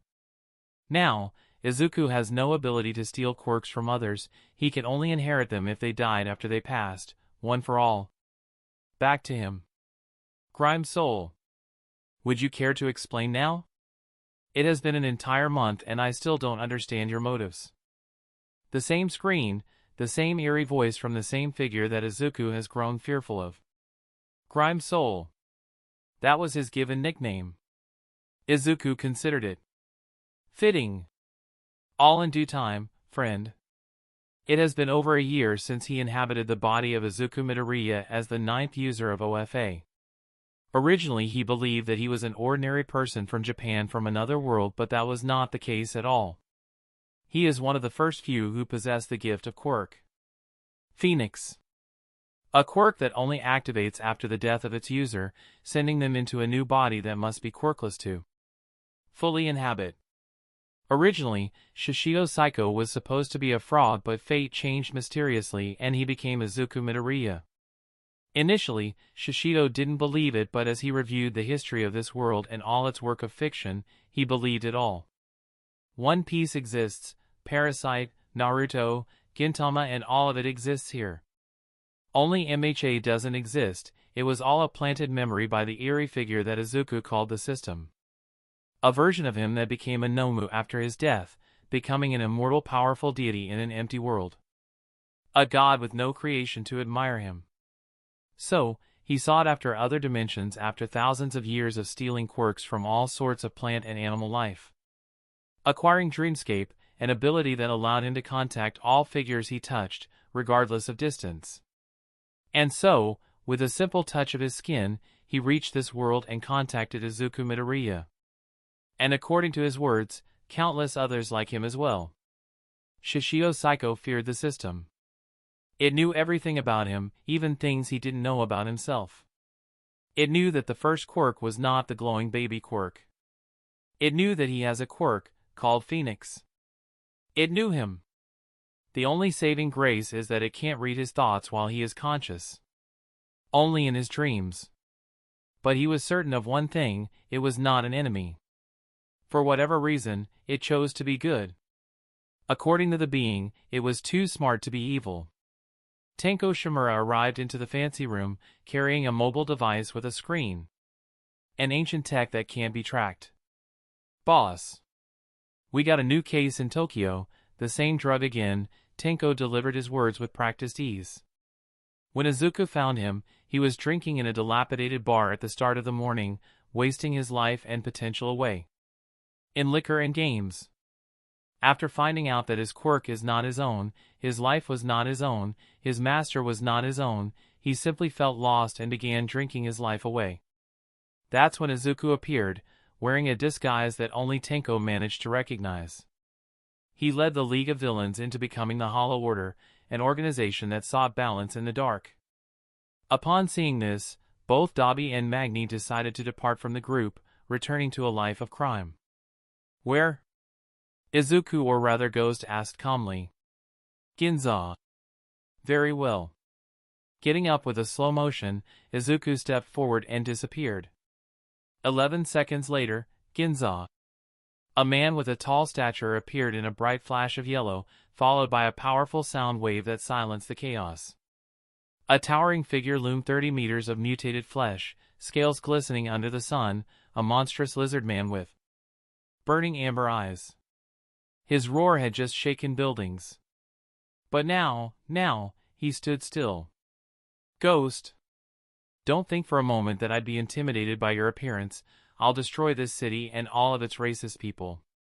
Before I fall down. Izuku calmly assessed the situation at super speed. No casualties. One girl shattered femur. Building damage minimal. Wind direction favorable for civilian evacuation. His gaze focused in the gigantic 30 meters giant. He's not evil, Izuku could deduce that much. A villain won't cry after a crime. He looked up, his stare like gravity pulling silence tighter around them. Phones lifted. Hands trembled. Voices faded. Not from fear, but from faith. The faith that comes when the world says, you're safe. He's here. Many people stopped fleeing, pulling out their phones and recording the interaction between the two. A strange sense of calm engulfed everyone. The sensation that can only be brought by absolute certainty of imminent safety. Ghost instantly disappeared. Appearing above the giant's head, he simply punched downward. Hollow axe. Bow 0000000 A shockwave detonated downward, crushing the asphalt into a crater and splitting glass across 6 blocks. The lizards. Limbs flailed once, then fell still. Steam hissed from Ghost's gauntlets, drifting upward like incense after a prayer. The behemoth was shrinking, flesh receding, bones collapsing inward as the quirk's power ebbed. Silence. He did it! Another one-shot kill. Damn it, I didn't press record. I was recording, but a girl with a magnificent ass walked past, so I regrettably had to reevaluate my priorities. Star. Yo. Share that shit. The powerful fists that brought safety and tranquility once again emitted hot steam from the powerful friction. He's like All Might. He's not a hero though? A hero is a hero.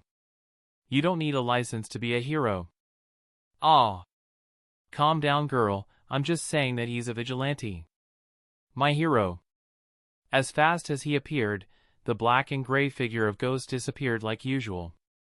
Back to Okinawa, Ghost took off his mask and walked freely on the underground luxurious area. He had construed this with the help of assets he seized from various criminal organizations, illegally stealing them and not handing them to the government. Using those assets, he had built a wonderful place that he used as the headquarters of his organization, Hollow Order. Why such a name? It was because the current definition of order was hollow, flawed, and incomplete. An organization that solely existed to help society after the symbol of peace disappeared with his successor, Izuku Midoriya. Entering a pink large room that seemed as large as a common house, Ghost simply called out a familiar name. Toga, come out. The room was pink, aggressively so. Walls drenched in pastel rose, soft rugs sprawled like clouds, plushies lined up in rows like silent witnesses. It looked like a girl's dream, but in truth, it was a carefully constructed cage. One wide enough for Toga to run in circles, yet never escape. I know you're awake, Izuku said calmly as he stepped inside, his voice cutting through the still air like a scalpel. From beneath a blanket cocoon, a groggy voice of 14 years old whined, 5 more minutes. It's 9. You're such an insufferable bastard. Himiko grumbled as she sat up, hair wild, eyes still hazy with sleep, a trail of drool clinging to her cheek. Izuku tossed a cold pack onto the bed. Blood. Sealed. Typo, fresh. Drink. You're behind. Toga blinked at it with disgust. I'm not hungry. Doesn't matter. You know what happens if you skip doses. That shut her up. She hated it, the blood. Hated how it dulled her edges, how it made her thoughts clearer. The chaos in her mind used to dance like fireflies, now it ticked like a metronome. The world had shape again. Boundaries. Logic. And she resented it. Still, she took the pack and sipped. Slowly. Eyes closed.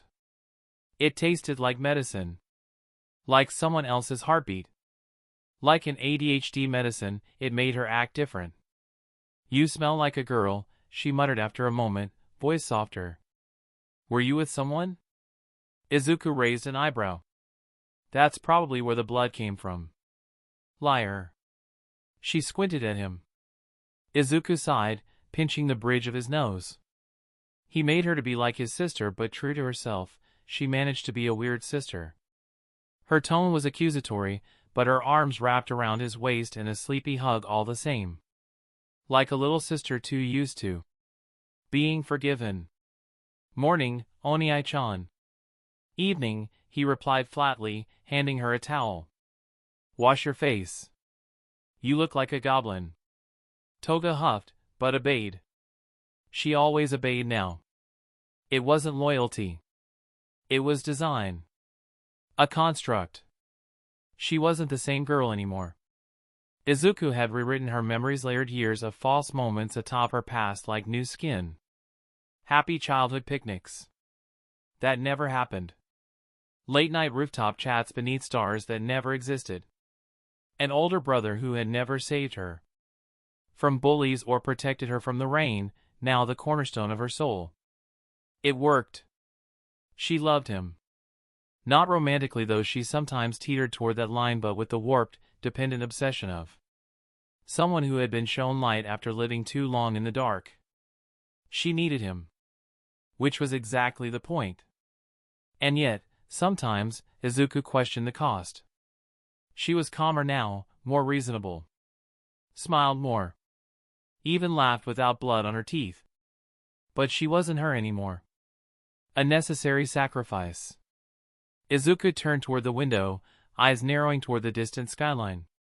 Tartarus. The fortress where the real monster slept. All for one. He muttered the name like a curse and a key. Izuku's ultimate plan was almost ready. Toga would drink AFO's blood, replicate his quirk, and steal the real one, handing it over to him. But for that, Toga needed to love AFO too. So he planted that seed, fake memories of AFO being kind, paying her rent, shielding her from violence. A twisted triangle. She loved all for one. But she loved Izuku more. I'm done dash. Toga called, skipping back into the room with her usual cheer, toweling her hair. Want to grab some onigiri? Izuku offered casually. She brightened immediately. You? Yes. Should we bring Tinko? No, she snapped, grabbing his hand possessively. Just us. He let her pull him toward the door, her fingers laced tightly through his. It is almost time, Bruce murmured. Indeed, she's almost ready to begin our plan of seizing AFO, Izuku calmly replied. I'm so jealous of you, having a cute little sister like that. Banjo grit his teeth with hatred. Banjo. Are you a siscon? He definitely is, Nana quickly replied. TM not. I just miss my sister. Siscon. I'll impale you. You too, don't fight. Who are you talking to, Izuku-chi? Ah. Nothing, Toga-chan, let's go to the amusement park today. Oh my gosh, yes. Today's the best. Izuku chuckled. Well, it wasn't so bad living this lie, but everything must come to an end. The moment Izuku receives, all for one, he'll directly undo what he did to Himiko Toga, making it seem like she was in a coma for a long time. That's cruel, Shishido. Nana shook her head. I can't keep her brainwashed like this. But, she seems happier, more carefree. For now though, he'll have to use her.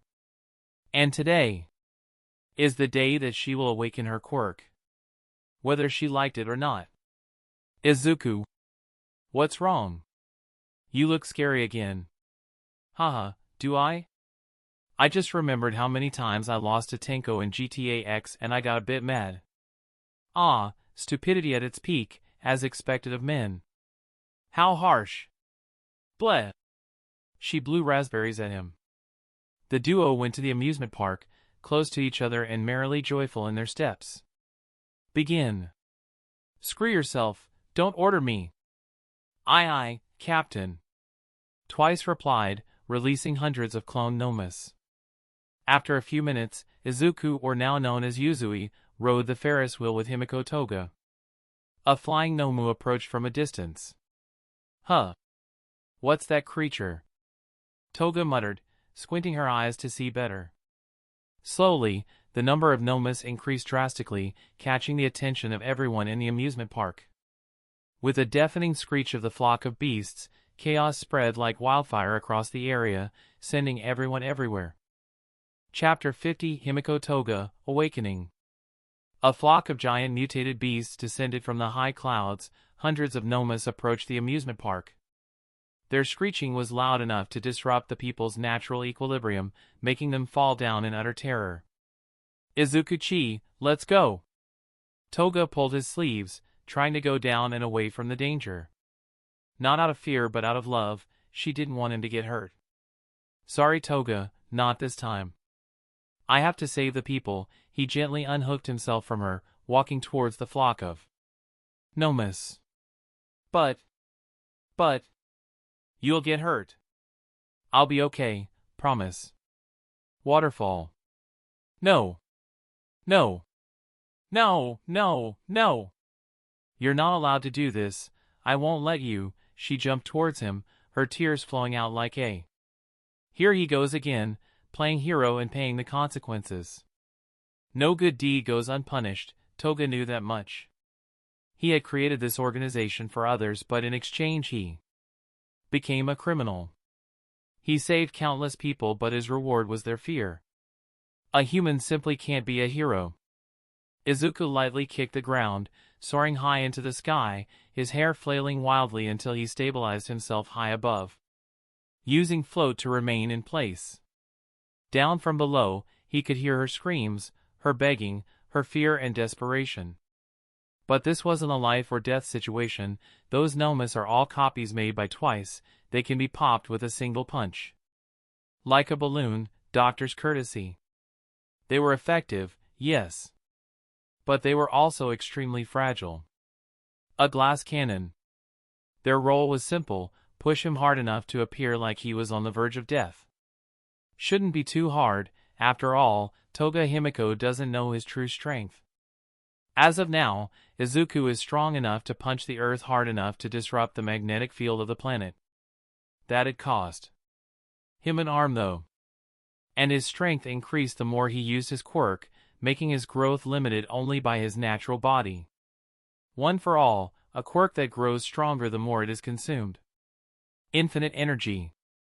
The most powerful quirk on the planet. Capable of transcending its own original owner and growing stronger with each owner, like a symbiotic being, granting strength and growing stronger. The hundreds of monsters opened their mouths wide, hundreds of lasers shooting out of their throat, aiming at Izuku's body. He smiled. He wasn't going to dodge this attack.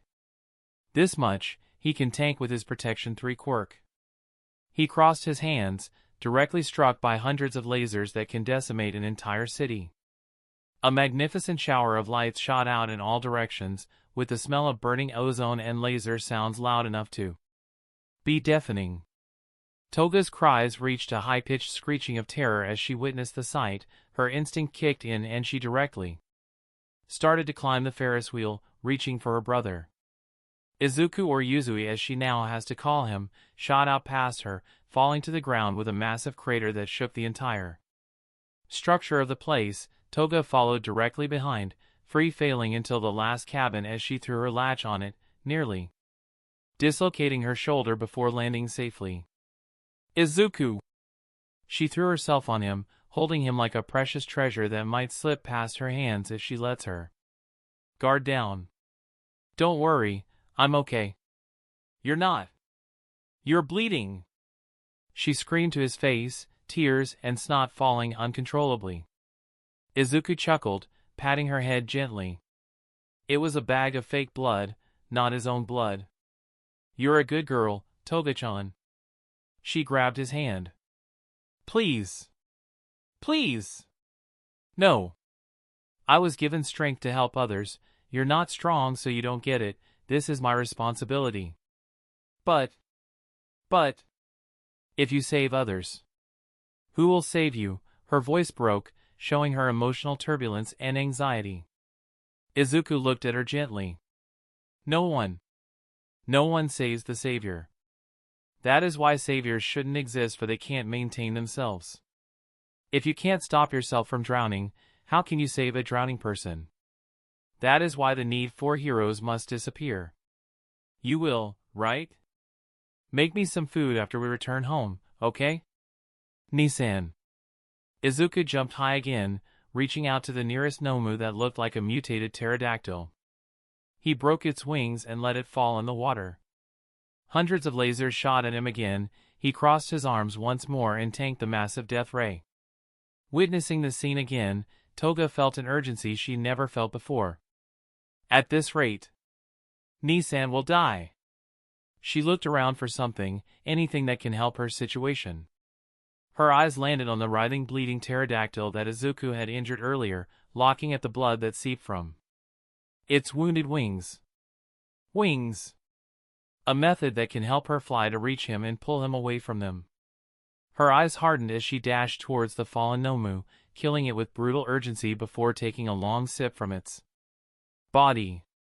Slowly, a substance coated her body and the 14-year-old girl turned into a terrifying Nomu with powerful wings and sharp claws. Toga soared high. Endeavor's agency, Tokyo. Sir, Shaki Amusement Park, an unknown group of flying beasts are attacking it, Burnin, Endeavor's sidekick informed, while showing a video detailing the hundreds of Nomus in the mentioned park. Endeavor scowled, noticing their unusual number and target. They targeted a blonde man. I know that place, it's a famous tourist spot, I'm going. Seeing their numbers, the sidekicks followed him hurriedly. Kicking down with his legs, Endeavor shot out like a rocket towards the danger. He may not be loved by the public. He may not be loved by his family. He may not rise to the symbol of peace. But he's a hero. And heroes save others, regardless of their situation.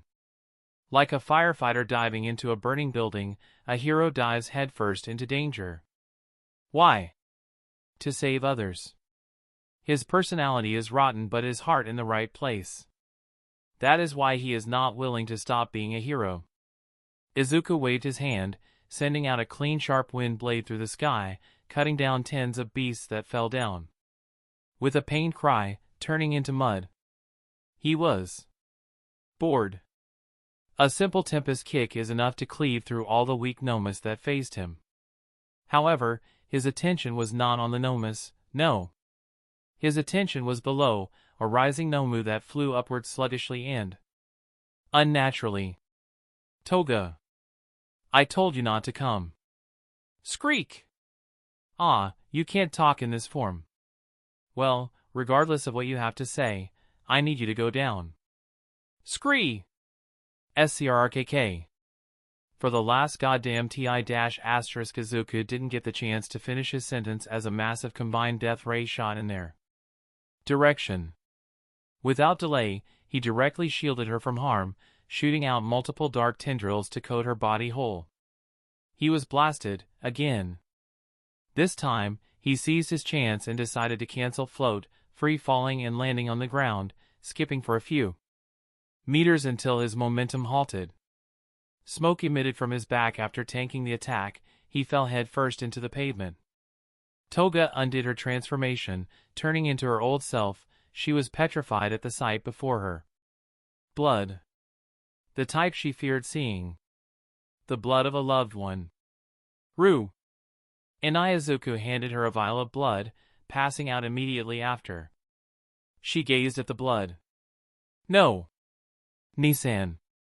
Wake up, she began to shake him. Wake up, asterisk, she kept on shaking him some more. Wake up.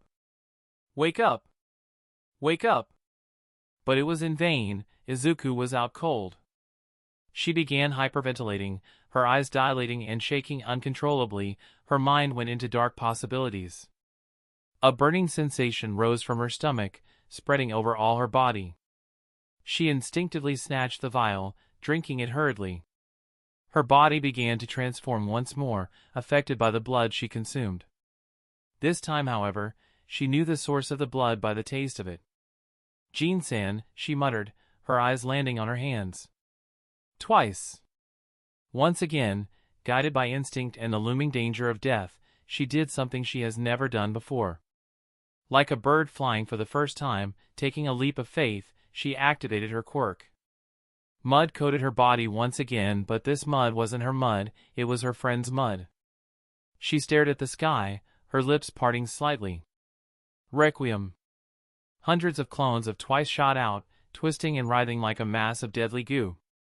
In no time, the park was overwhelmed by the sheer number of clones, toppling the entire area and causing massive collateral damage. The original Toga held Izuku firmly, her face melting slightly to show her true form, crying like a child, hugging him tightly. Izuku suddenly got up, dusting his clothes casually as if he wasn't bleeding out moments ago. Well done, Toga. Mission complete, he smiled gently, tapping her neck and knocking her out cold. With his purpose finished, he turned to the hundreds of clones, Nomus and Twice fighting amongst each other. The Nomus shot lasers through their numbers and the Twice cloned themselves even more to keep up with the attacks. Izuku sighed. Let's clean this mess, starting with the Nomus. He dialed a number. *O, boss. Need something? The voice of Twice replied casually. Mission complete, cancel the Nomu clones. I can't cancel a clone. What? That wasn't me. A clone can only cancel itself or get damaged enough to dissolve, I can't just stop them. Dumbass son of a ***, sorry. Got it. Izuku ended the call, massaging his temples. Idiot. Idiot, X7. Shut up. He picked up a few pebbles. Old way it is. Rolling his shoulders slightly, he pulled his hands back and threw the small pebbles with a bit of strength. The pebbles zoomed out like a shower of meteorites, lighting on fire as they clashed with the friction produced by air and gravity. The hail of fire and death burned into the ranks of the beasts like a hot sizzling knife going through smooth butter, eliminating them and dissolving them into mud. Hundreds of beasts led a final charge, going with a primal roar and falling down like burning fireflies. Eventually, all of them died out. GG. Izuku chuckled at Banjo's antics. One task over, now for the Toga clones. He turned towards their direction. I'll give you a chance since you're semi-sentient, dissolve yourselves or get killed. His gaze swept through the thousands of clones, eyeing them like a demon. Little by little, many of them dissolved themselves and fizzled out. His harsh gaze landed on the few remaining clones, raising an eyebrow. Well? What are you lots waiting for? Hurry up and kill yourselves. I don't want to die. Please, Nissan. I thought you were dead. You tricked me. As expected, you're a bad person, Nissan. I hope you get diarrhea. Izuku sighed helplessly. One Toga was exhausting. He trained and conditioned her body for an entire month to reach this stage, now, an entire army of Togas. It was a nightmare. His sharp senses sensed that some clones were using this brief moment to hide behind broken furniture and debris. All right now, I've had enough. If you won't dissolve in 3 seconds, I'll kill you. The clones looked at each other, none of them willingly wanting to die. 3. Please.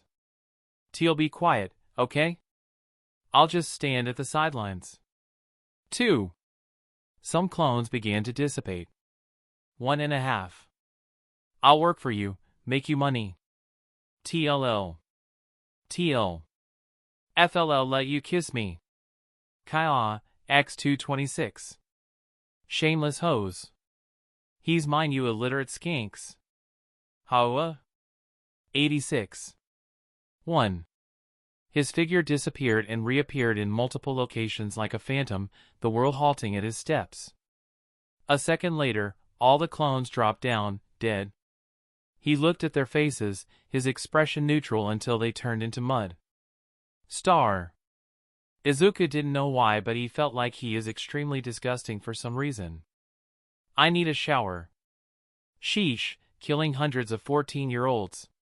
He definitely doesn't have lolicon tendencies. Could have just waited until Toga's quirk effect wore off, they'd die on their own. You guys. Shut up, I'm tired and weary. Rest well, princess. Banjo blew him a kiss. Izuku's feelings of disgust increased drastically, his face scrunched like he was on the verge of throwing up. Still. I made a mess here, he muttered, his eyes scanning the damage his plan caused. As planned, no one died, but the collateral damage was high.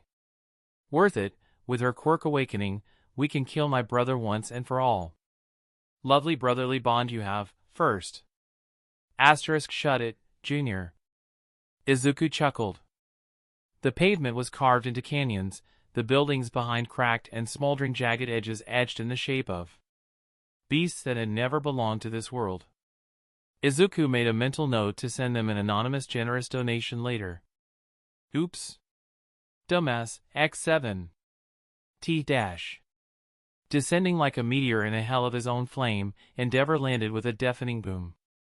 His sharp gaze scanned the area, noticing a blond man standing in a large crater, his back facing him, obscuring his face. You there! Shit! A tinge of annoyance flared in Izuku's mind as the past elders reeled in his suffering, pointing at him and laughing hysterically. Chapter 51 Breakdown. Descending like a meteor in a hell of his own flame, Endeavor landed with a deafening boom. His sharp gaze scanned the area, noticing a blond man standing in a large crater, his back facing him, obscuring his face. You there! Shit! A tinge of annoyance flared in Izuku's mind as the past elders reeled in his suffering, pointing at him and laughing hysterically. Area's not secure, he barked without looking back, eyes sweeping the chaos with the detached authority of a man too used to chaos. His blue sidekicks, clad in lighter flame-resistant suits, circled behind him, Burnin, her neon hair sparking, and Kido. already reaching for radar readouts from his forearm gauntlet. "Identify yourself," Endeavor spoke in a stern voice. Izuku raised both hands slowly, his stance calm. "Just a civilian, sir. Name's Yuzui." For half a beat, Endeavor's flames wavered. A civilian? In that crater? Still breathing after being at the epicenter? He almost laughed. "Almost." "Turn towards me," Endeavor ordered. Slowly. "Understood, sir." The stranger Yuzui, as he called himself, turned. His voice was soft, yet resonant. Unshaken. Too calm. Too clean. Shouldn't belong to someone normal put in such a situation. Tall. Blonde. Pale. Sharp-featured. Not on any pro registry. The blond man's cloak was tattered, streaked with scorch marks. His hair glinted like haloed ash, though not a single strand was out of place. His back was scorched, face facing the distant rooftops where the last winged beast had fallen in a writhing mass of smoke. Vernon whispered, "Who the hell is he?" "He's just standing there." "That crater, was he attacked?" Asterisk, he's not even scared, Kido muttered. "And based on beam trajectories, every blast converged right here. Mathematically, he should be Ash." Their eyes narrowed. Instinct kicking in. Strong, insanely strong. Endeavor watched with suspicion, heat building subtly around his frame. A villain? A mastermind? A performer? Perhaps one of those theatrical types that wanted to be chased? "Are you a villain?" The man tilted his head. "Just a volunteer," Yuzui replied. His voice, silken and taut, felt like a string one twist away from snapping. "Helping evacuate civilians when the sky started falling."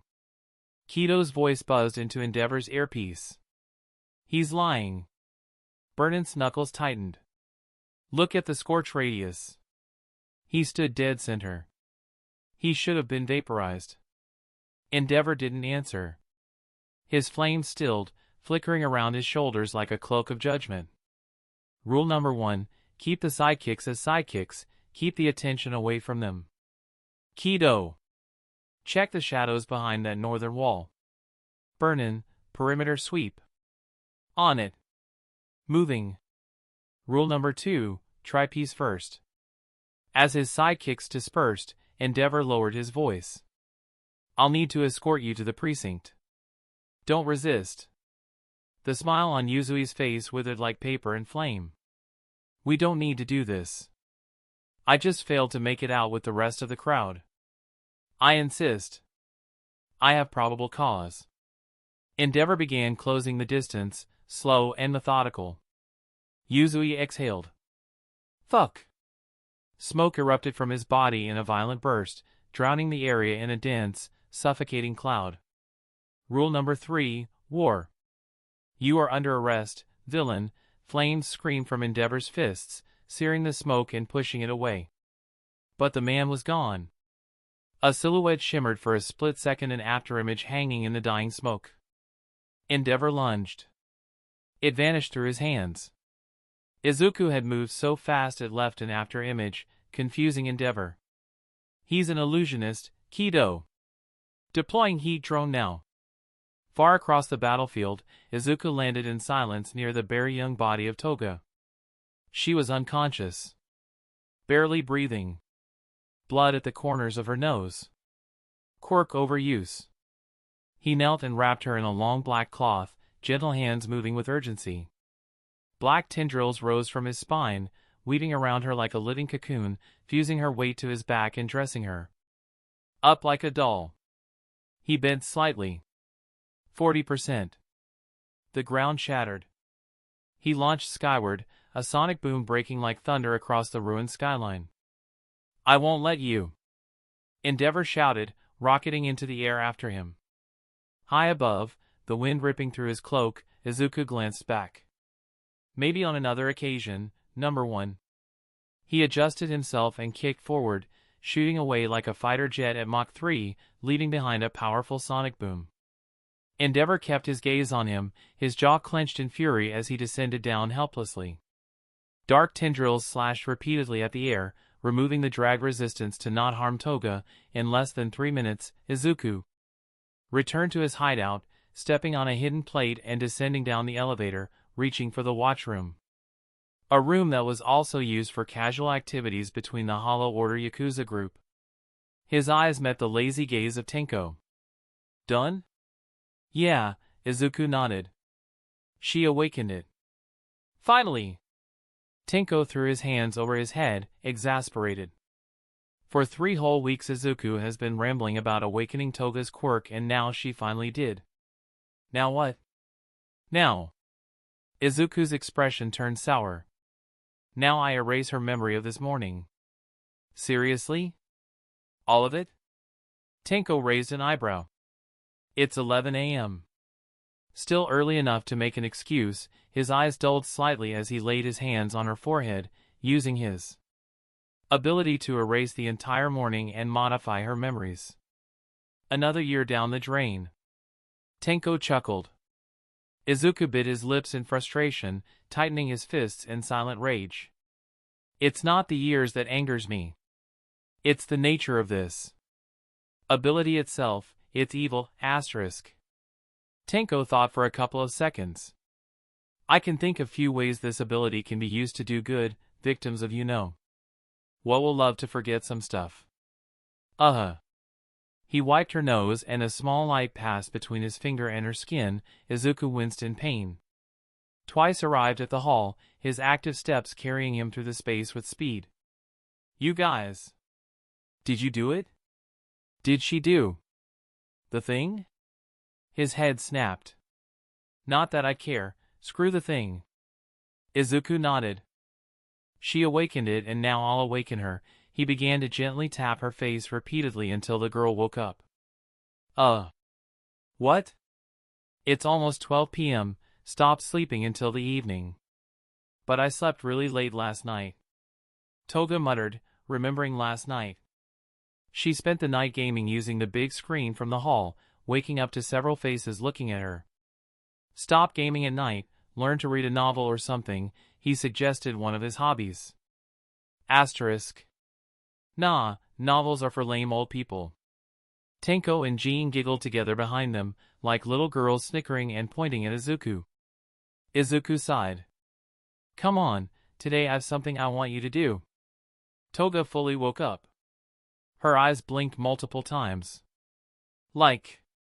What? Her voice was confused. Izuku has never asked her to do anything for him. Ever. It was a new thing, kind of felt nice. I want you to copy a quirk and steal it. The laughter ceased, replaced by a heavy silence. Steal. You mean? All for one, I need his quirk. Toga frowned.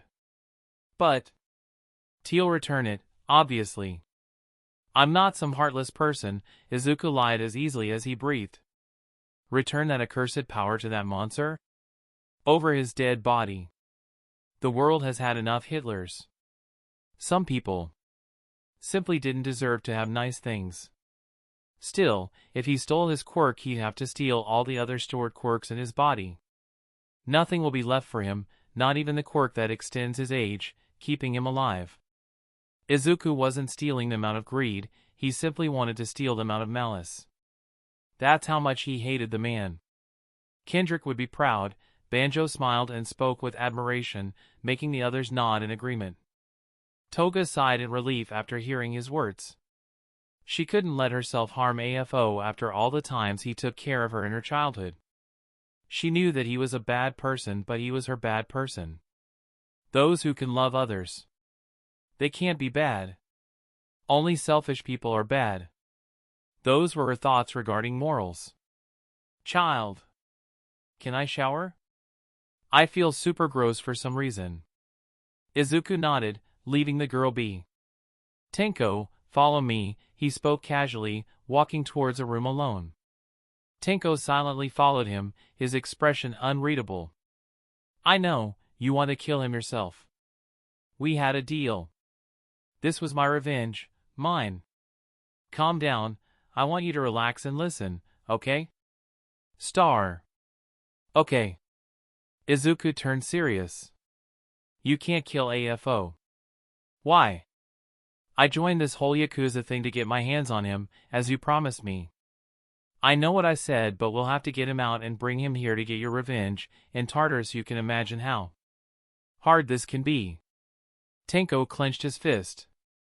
Izuku quickly added, how about this? I take revenge for you and bring you your original quirk back? He has my quirk?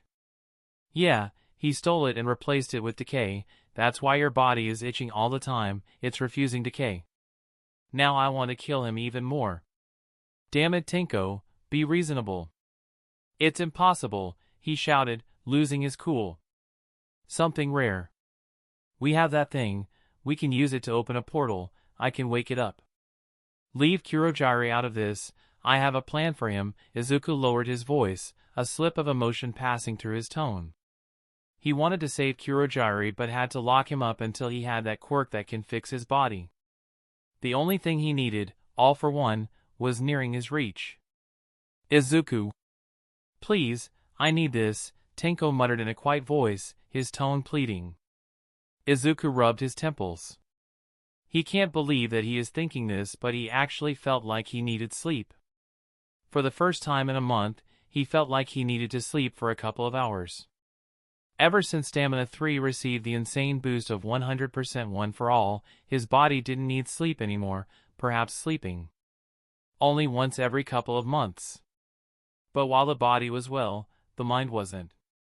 Lack of release has caused him to slow down a bit and lose some of his emotions. Or rather, reign over them quite easily. Really, it is as if he suddenly became an old man, controlling his emotions with ease like a veteran. It sucked. He couldn't feel happy no matter what. Having a small chat with his classmates would be so nice right now. Teasing Uraraka would probably bring a genuine smile to his face. Izuku missed his mom. He wanted a hug so badly right now. His phone was within reach, just a simple phone call and a quick epilogue. He took a deep breath. Very well, I'll bring you to him, he spoke in a resolved voice. Tenko beamed. Really? Yeah, do whatever you want with the old fuck, I just want his quirk. Oh, you bet I will, still. About that offer. Izuku smiled, shaking his head and rolling his eyes. Yeah, I'll get your original quirk back. You're the best, Brose, aren't you still a virgin? I've got this fine lookin'. Izuku flicked his forehead, making him dizzy. My first will go to my love, I ain't some cheap man whore. Aw. Fine, whatever, your loss. Suddenly, Tenko's phone buzzed. He curiously clicked the screen. Oh. What? Another quirk drug situation? No. This one is worse, remember that overhaul guy? Yeah, I fucked his hands up. Well. His hands are back, likely stolen from someone. With his quirk, he's tearing up our allies, asterisk. Izuku regretted not killing that monster. The phone buzzed again. What now? His voice was tinged with annoyance and frustration. Spy report, Meta Liberation Army, they are meeting up, nothing new. Izuku's expression turned serious as he began to think. Will he kill the entire Meta Liberation Front or leave them be, since he is planning to eradicate the concept of quirks in general? Such a heavy decision that concerns so many people's lives cannot be decided by a single person, regardless of their strength. Thoughts? I think fuck him, they're criminals. Banjo replied coldly. If Quirk itself is gone, won't they simply disband themselves harmlessly? Nana glared at Banjo and spoke softly. Come on now, we all know that they'll still try to do some crazy shit, asterisk. Bruce shook his head, sighing. Bruce is correct, they have funding and they might try to create an artificial quirk virus or some shit, restarting this whole thing, Izuku added. You're really planning to kill all those people over a what-if situation? Yoichi, the first, roared angrily. Well then, suggest something. Izuku roared back. Heavy silence fell between the users of One for All. Heavy decisions with heavy consequences.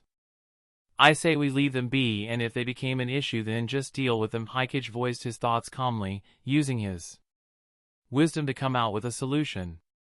They will scatter and increase their numbers again. If I don't deal with them now, I can't deal with them then. They already have members within the parliament. Izuku pulled his hair in frustration. Hikage's answer was the best, but if he let them grow more and develop some biological weapon, he's doomed. It is a wise answer but not a smart one. So, a bet. And raised a finger. X7. You'll have to bet that they won't do some crazy shit after losing their quirks. If they did, then you'll have to deal with the consequences for the rest of your life. Or I can kill them and get it over with. Izuku spoke coldly. And deal with the guilt of killing that many people for the rest of your life? As if you can take it. Banjo rolled his eyes. Izuku stared down at the ground for a long time. He still feels guilty for killing those villains that attacked him at USJ. Killing tens of thousands of people. His hands began shaking at the thought, his heart beating in fear. A good person will never intentionally kill another person, especially when they have total reign over their rage. I won't do a thing, they'll just disband after their quirks are gone, I'm sure of it. The users looked at him, then at each other. Such a heavy responsibility. They all felt it was the best to avoid it. To leave them is to test fate. To kill them is to bear that weight, the weight of killing tens of thousands of people. Such a thing, for seasoned heroes who held a heart of gold, was simply impossible. Bah! Y'all are soft. Banjo, a vigilante from a time full of chaos and death, simply couldn't care about morals. You either kill the fire or watch it burn down your house. One has to go for the other to remain, as simple as that. Unfortunately, he was surrounded by idiots, and this wasn't his story, it was his story. Izuku nodded, resolved. I won't kill anyone. What? Now playing a hero? Banjo snickered. "'Twant to be a hero!" Izuku screamed back, enraged voice full of frustration. The users paused, staring at the ever-calm guy in shock. "Easy there, kiddo, I'm just playing with you." Haha, Banjo somehow felt bad. "You think I don't want to be a hero?" Izuku got up, losing control over his suppressed emotions. "Pardon?" Tenko stared, confused. Where did that come from? Why is Izuku talking to the wall? Did he lose it? Constant planning, constant stress, constant crime management, this isn't me. I don't want this life, I don't enjoy it. Look! I'll just see myself out. Tenko quickly ran off. Look man, I'm sorry, alright? Do you have any idea how lonely I am? I regret taking One for All. I should have remained a normal guy, worked a normal job and lived a normal easy life, but knew I had to be a greedy little bitch. Guys? A little help? You're on your own, buddy boy. Bruce raised his hands, hiding behind him. Sorry. Yoichi apologized sheepishly, hiding after him. Ian hid his face with his hands. Soon, only Nana, Banjo and Hikage faced him. I could have had my first part-time job by now, bought a console and spent my days off playing games as I pleased. Why?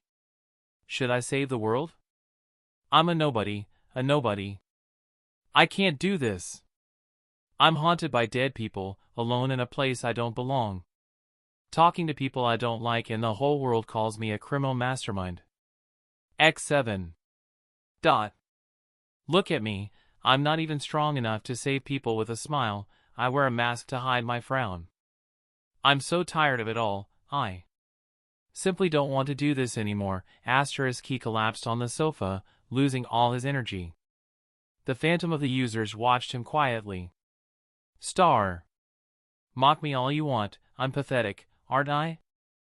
I'm not even strong enough to ask for help. He hit his face with his forearm.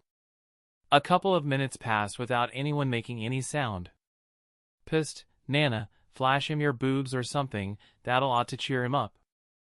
Banjo whispered seriously. Nana kicked him in the nuts, making him fall. After he fell, she kept kicking him until she felt better. X5. Anyone got anything smart to say? Nope, not at all, ma'am. In fact, I'm 30% crazy and 60% a retard, so I can't be smart enough for that. Ian shook his hands repeatedly. Asterisk, what about the last 10%? Hikage asked. A dumbass. Nana huffed, a small smile on her lips. That's what I thought. Another couple of minutes passed. The users exchanged glances and nodded together. We think you're the best of us, Nana spoke sincerely. We know how heavy it can be. Kudo scratched his head. The weight and expectations of being a good person. Hikage's gaze softened. This struggle, this responsibility, this effort. This is what makes a hero, the first spoke calmly. Star. What do you mean? Izuku wiped his eyes, a confused expression on his face. You are a hero, ninth, the users raised their voice, full of conviction and confidence. Are you serious? I'm running a Yakuza over here. I killed people in my first week of trying to be a hero, let alone a hero. I'm not even a good person. It is not who you were but who you are. I believe in you, hero. You hold the heaviest weight amongst us, the greatest power for the greatest responsibility. Regardless of what you will choose, you have our support. Izuku stared at the users. The users stared back, nodding seriously. Banjo walked to the front. What's the plan, leader? He grinned, face missing a few teeth. We use Toga to steal AFO, use AFO to steal Overhaul, use Overhaul to fix Kurogiri's body and mind, after that, borrow Erasure from my sensei, use it to steal Star and Stripes from America's number 1, then issue an order to negate the birth of all quirks, saving the world from countless future disasters. This pleases me, Grime Soul. Let's do this, baby. Seems like a solid plan. TM with you, ninth. You have my support, Izuku-kun. Soon, all the users began cheering him up, praising and trying their best to get him back on his feet. Izuku realized what they were doing and smiled fondly. He opened the door, his gaze focused and determined. Hey bro. Tenko awkwardly greeted, hands holding a bottle of juice. Want a drink? This one is super sweet, just the way you like it. Izuku paused for a couple of seconds, blinking a few times before chuckling. Sorry, had a mental breakdown, you know how it is. Ouch, those hurt. Want a hug or something? Are you a Latina with massive tits? Tenko raised an eyebrow. No? Then no. But thanks for asking. With a chuckle, Izuku grabbed the sleepy Toga and headed out. In a dark lab, Izuku arrived with Toga. His steps were at ease, familiar with the place. Doctor, he stopped walking, making Toga bump into him and rub her nose with a small glare. Oh! An old voice greeted, his voice gentle. Welcome, Yuzui. Want another Nomu? No. Then. Came to check up on this old bag of bones, he chuckled. It's time to free him. Garaki paused and smiled devilishly, his previous kind smile replaced with a crazed expression. At last. The Demon King's awakening has come. Follow me, loyal follower. The Mad Doctor led them deeper into the lab. I've got just the right set of tools for you. Chapter 52, Mission Impossible, Tartarus. 3:14 p.m. Those are high-end nomas. As many as you'd need for His Highness. Izuku stared at the things, his expression speechless. Toga hid behind him, a bit scared by their appearance. They looked like monsters. Abomination of flesh and bones. They shouldn't have existed to begin with, their existence was unholy and a significant desecration to the dead. Nonetheless, they were impressive. To turn a decaying corpse into something like this is fascinating. As amazing as this was, it was too vile and disgusting so Izuku couldn't appreciate it. It's like duct taping a banana to a wall and calling it an artistic masterpiece, absolute horseshit. His gaze turned to the madman. What do these things do? Garaki's eyes gleamed. This one has an electric pulse, useful against electric devices. This thin one can blend in the shadows and move through them with ease. This large one is good at taking hits like a massive punching bag. This one. The professor kept rambling on and on about his proud creations, highlighting their special quirks and powerful bodies. Toga noticed that he used the word perfect many times, almost as if normal humans are worthy in his eyes. This man. He's trying to play God. This was her opinion of him. Now for what reason? Toga failed to understand. But Izuku knew. This filthy madman was trying to create a perfect vessel for his master, all for one. Then rule with him as the god and his servant. Regardless, Izuku was here to destroy everything AFO ever worked hard to build. They are amazing, Garaki-sensei. I'd like to take them with me to Freemao-sama. Garaki grinned, his thick mustache covering his teeth. Fufu, I knew you'd see them in the same way, Yuzui-kun. Take as many as you need and bring His Highness to me, this old man misses his only friend. Izuku hid his disgust, nodding obediently. It was clear, those two were what historians love to describe as just very good friends, but he knew better. Disgusted and disturbed, Izuku turned around and walked to the exit, Toga dragged with him like a toddler. Oh Yuzui-kun, one last thing. Izuku turned, his kind smile returning. Yes, Garaki-sensei? The old man smiled softly, his expression kind. Call me Grandpa. Yes, I will. Gee Grandpa. Garaki raised an eyebrow but dismissed it as he turned around and walked away, humming a melody from his childhood. Toga looked up towards Izuku, surprised to see him biting his tongue so hard it leaked blood. His face looked constipated. Like he swallowed a very rotten lemon. Izuku-chi. Are you okay? Why? Yes, he squeaked out. After a long minute, Izuku headed out one more time.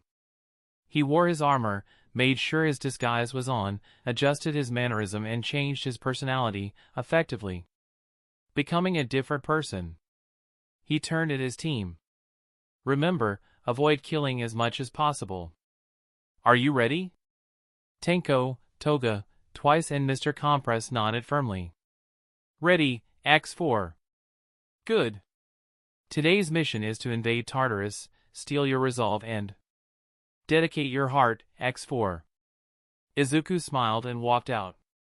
In a large clearing, he started ascending higher and higher until he reached the sky. Behind him, an army of Nomas held up by clones of the pterodactyl Nomu, courtesy of Twice. Tenko and the others mounted the Nomas and followed Izuku towards their destination. Soon, a massive army of deadly biological weapons headed to Tartarus, the most dangerous prison in the world, led by a blonde man flying ahead. Wait for us, Zen Shigaraki, Act 7. Izuku increased his speed, promoting the Nomas to fly faster and away from the busy streets of the city. Ryukyu Hero Headquarters, Okinawa. Ma'am. Countless unidentified creatures were seen flying over Yamburu rural areas, heading to an unknown location.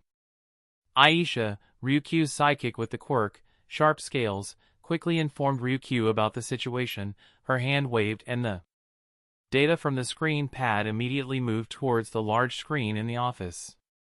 Ryukyu calmly observed the numbers of the beasts, her eyes narrowed down in recognition. Nomu. She turned towards her main sidekick, a thin woman with white hair and blue eyes, her signature mask covering her mouth, inspired by a character she liked as a kid. Emergency meeting, call Nizu and all available aerial pro heroes. Yes. Asaki hurried out, she informed everyone she can through a group emergency call signal.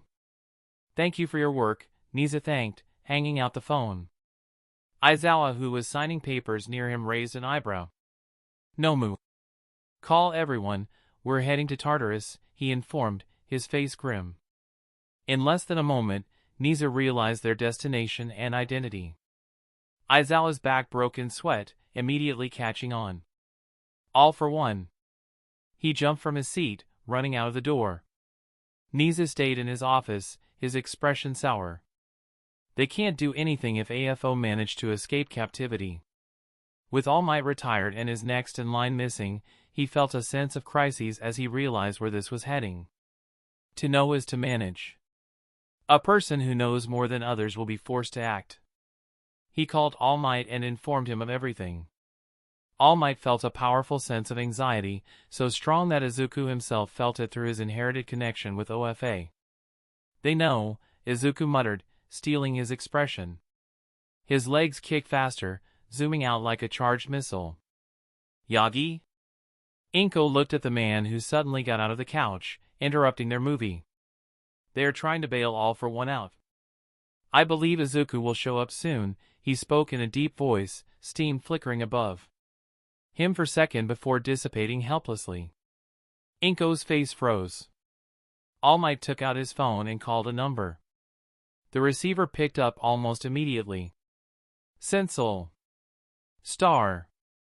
Tokyo. Endeavor's headquarters."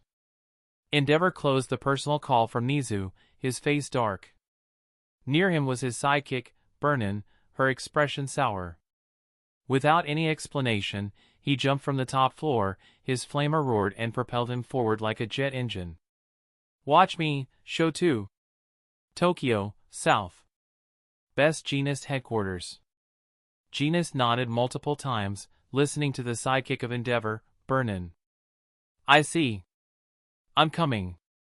Closing the call, he turned towards his sidekick, Sudoreku. "An army of Nomus is heading towards Tartarus, likely to free All for One, inform everyone."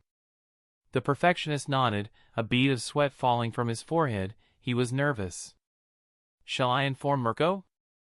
Shay's not an aerial fighter, but she is number 5. We need all the help we can get." "Yes." Best Genist climbed to the aircraft and flew away. "But sir, Japan is my homeland," Skycrawler shouted, frustrated at his superior. He refused letting his jet leave to Japan, threatening to shoot him down if he must. "No buts. You were exiled from that place. They don't want you like us. Going there is too risky. You'll lose your quirk. Going there is like throwing fuel into the fire," a thin man wearing sunglasses shouted, his horns glowed faintly in a rainbow. But, my people. We are your people. We need you more than them, and we actually want you. Now, come along, I have some people we must meet." The man tapped his back gently, slowly walking alongside him to the cafeteria with a smile. "And be assured, everything is under control." "Nothing is under control, goddammit," Tim shouted, his hands banging on the desk. Star has left her headquarters and directly went with a few fighter jets, heading towards Tartarus. The problem was their lack of information. No one knew who the leader of that army is and what they intend to do with it. Are they enemy? Is it an internal issue? Allies? No one knew. "Sir," a woman saluted. "The president is holding an emergency meeting. He requested your attendance." "Fuck off!" Mirko sped through the roofs, heading directly towards Ryukuyo. She smiled like a feral beast, adrenaline flaring up at the mention of a joint operation. Her eyes zoomed in on a large figure, making her smile widen even more. "Ryuku." "That's Ryukyu while I'm working, airhead," she retorted, visibly shaking. She tried to follow the army, but they were too fast. "Let's go." Mirko bounced impatiently. "What about the others?" Endeavor flew above them, not even sparing a glance in their direction. "Well? No, we need further reinforcement. A carrier pad landed near them. The figure of Aizawa popped out like a tired caterpillar. "Hop in." Mirko's smile returned. Ryukuyo sighed and climbed along, pleasantly surprised to see the large amount of heroes inside the machine. Go! Lemillion shouted anxiously. The pilot nodded and sped away. Other pilots behind him moved in AV formation at top speed, carrying other heroes. The sight of multiple fighter jets startled the civilians who looked above and marveled at the sight. 5:50 p.m. Open fire! The warden shouted at the top of his lungs after the swarm of enemies was in range. Roger! Countless 50-caliber bullets shot out at the invaders, painting a beautiful painting of lights against the setting sun. Shield up! Yuzui shouted, blocking the bullets as best as he could. A Nomu with a tanky physique crossed its arms. A giant spherical shield materialized in front of the army, blocking the barrage. It has began. Tenko lowered his gaze, eyes on the prison island and its blaring alarms, his hair fluttering with the wind. The large lights pointed in his direction. Izuku canceled flight and dove down like a burning meteor. Virtus. He punched down. Its structure. His hands lit on fire from the force and friction, sending a massive stream of fire down to the island, blowing a deep hole in. The prison shook violently, sending the guards to the maximum alert. Zen Shigaraki, better known as All for One, smiled in his seat. He was shackled down, needles injected into his bone marrow, paralyzing him. The only part that can move was his head, for the purpose of investigation. Boom! Boom! Boom! Boom! He's making quite a fuss upstairs. Zen laughed, his eyes glazed with madness. Come, Tamura. Gaha. Tenko landed and directly ran through the raging battlefield, jumping into the door with intense impatience. The door crumbled to dust and blew away. Izuku landed with a roll. He looked at the Nomas that were standing still. Go help him infiltrate. The Noma stared at him with a creepy grin and a stiff face before shifting their gaze towards Tenko and running towards him. Creepy things, Izuku shuddered a little. He turned towards Toga. Do you trust me? Toga stared for a second before nodding her head. Compress, I need Toga to tag along with me, compress her into a small pebble. I can fight. I know. But I need you unscathed and full of energy, you're vital for this operation. You'll do this for me, won't you? He held her hands, his gaze gentle. Oh, okay. She blushed, nodding obediently. Being handsome sure is nice. Seiko placed a hand over the girl, turning her into a pebble. Izuku caught it and stashed her in his pocket. Thanks. Heh. Now for my great show. Let the whole world see as I make Tartarus disappear. Seiko spread his hands wildly, his eyes gleaming with excitement as the air blew against his back. Countless laser attacks rained on the prison, opening holes in its force field. Sir! The force field is damaged. Damn it, the warden shouted and ran to his rifle. Where are the fucking reinforcement? 2 minutes until arrival, a calm voice from the monitor replied. Aizawa on the other side lowered his fingers from his earpiece, sighing in exhaustion. He regretted not sleeping last night. Spending his day as a teacher and his night as a hero was catching up to him. You do realize that this is a suicide mission, right? The pilot asked in a calm voice, his tone serene. We're heroes. Suicide missions are common. You have my respect, heroes. Reaching target in 30 seconds. Aizawa nodded, tightening his scarf. Behind him were Present Mike, Mountain Lady, Kamui Woods, 13 and many other popular figures. Izuku crossed the gates, walking calmly amongst the chaos. First. Below you, I can feel him near. I see, he looked down. Izuku jumped and coated himself in multiple layers of dark tendrils, forming a human drill. He spun as he dove down through the floors, reinforced structure tearing away under his might. Stop! Izuku halted, his body slamming into the floor and failing to bend it despite the force. He stood up slowly. Directly opposite to him was the man he wanted to reach the most. You. Who are you? I'd never seen you before. Where is Shigaraki? Zen asked, perplexed. This wasn't according to plan. All for one didn't know who the blonde man was. Izuku calmly walked to him, ignoring the many defensive devices that he triggered.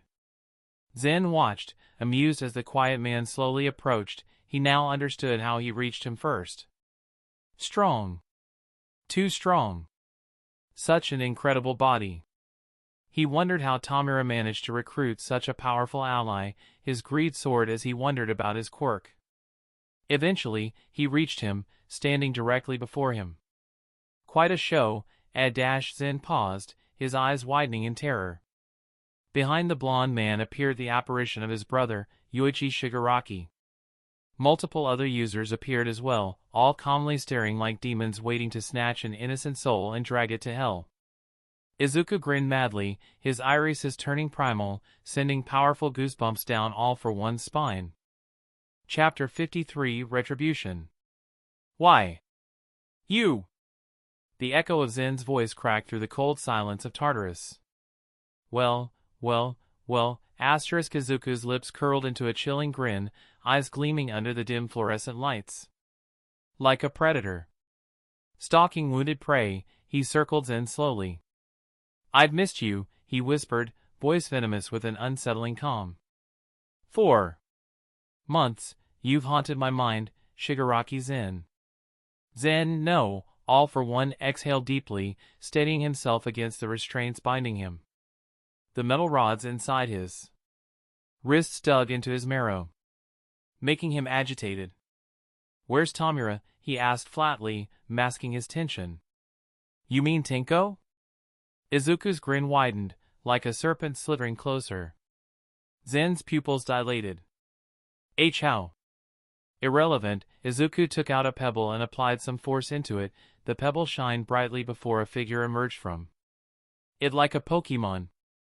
Toga gasped, her legs wobbling before she leaned into Izuku for balance. Slowly, she regained balance and the dizziness disappeared. She looked around her curiously. This. The 6th floor of Tartarus, Izuku answered, voice calm yet grave. Where the worst of humanity rot away from history. Monsters too dangerous for the world above. A graveyard that breathes. Zen chuckled dryly, his tone laced with sarcasm. You wound me, he said. I merely redistributed gifts. Those who had no use for their quirks entrusted them to someone who would. Izuku's face darkened. In doing so, you slaughtered thousands, he said coldly. Over 100 years of death and stolen futures. Zen's smile disappeared. They stood in my way, I didn't go out of my way to chase them. Izuku narrowed his eyes. And the quirks you stole, were all of them your enemies? Zen's tone sharpened. Anyone who opposes my dream is my enemy, including you. But that can change, Midoriya. Together, we see a dash. Why? Zen blinked. Asterisk. Pardon?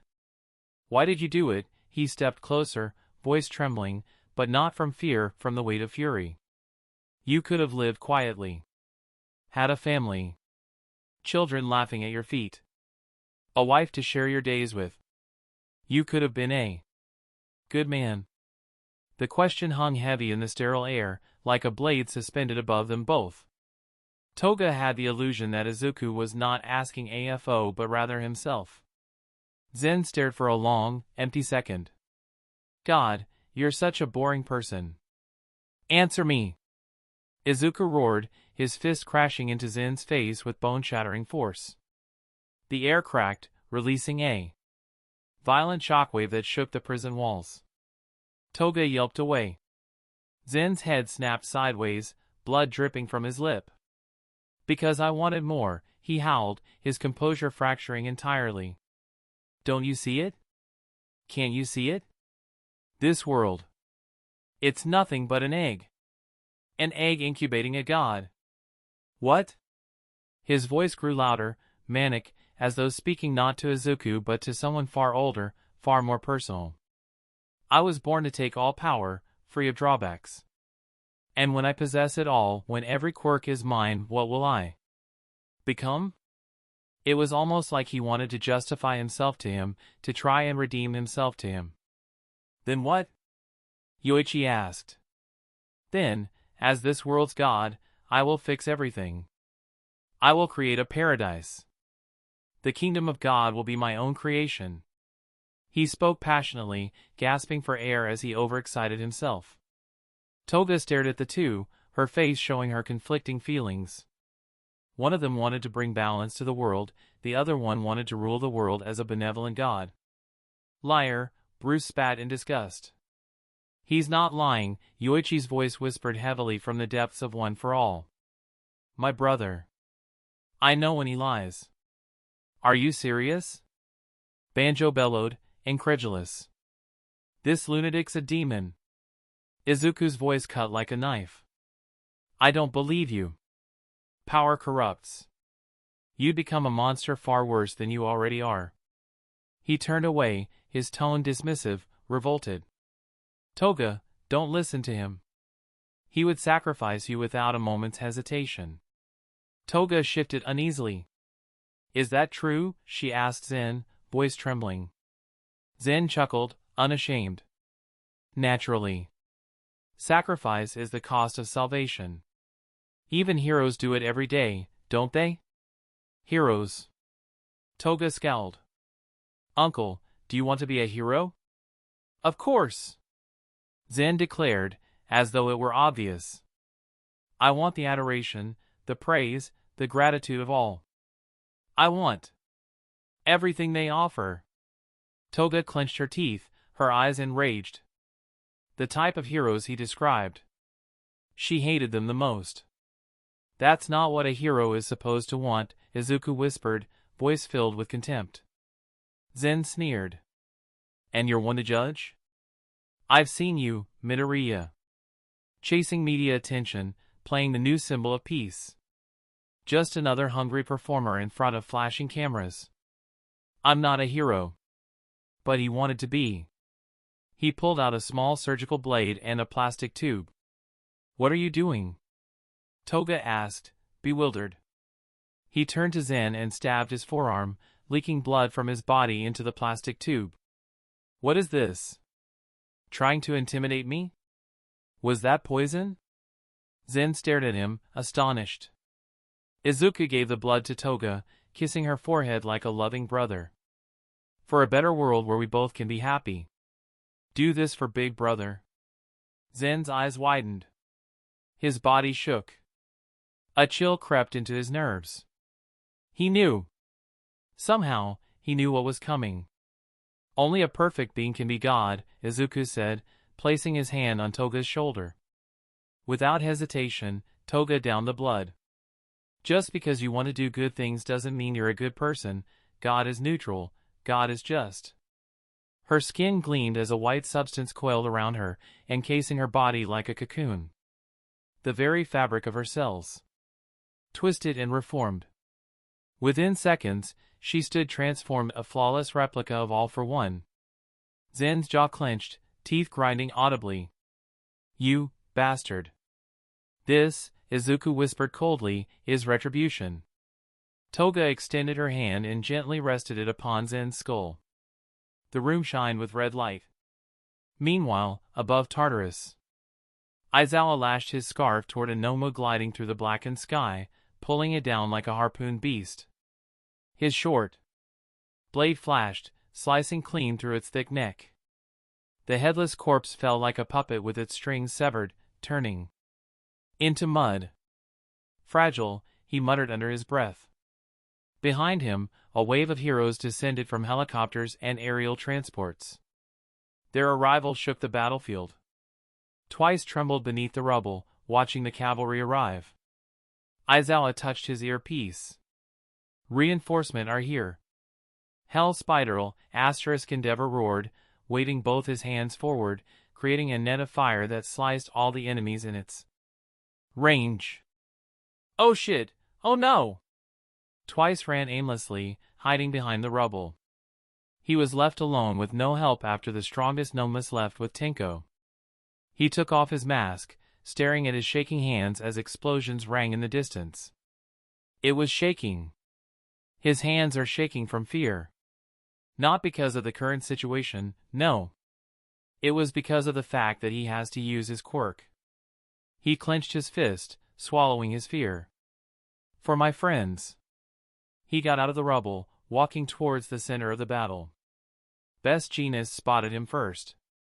Threads flew like lightning, binding his limbs. Identify yourself. Multiple heroes stared in his direction, their body language charged. Twice gaze wandered out to see the unconscious figure of Mr. Compress, blood leaking from his head in a small pool. Above him stood Mirko, her grin wide like a villain. They were trying to help, yet this is how heroes treat them. He no longer cared. His eyes burned with visible hatred, a deep scowl that promised retribution. A pulse of energy exploded from his body. Countless clones erupted like an endless tide, a sea of despair was unleashed. Sad man's parade.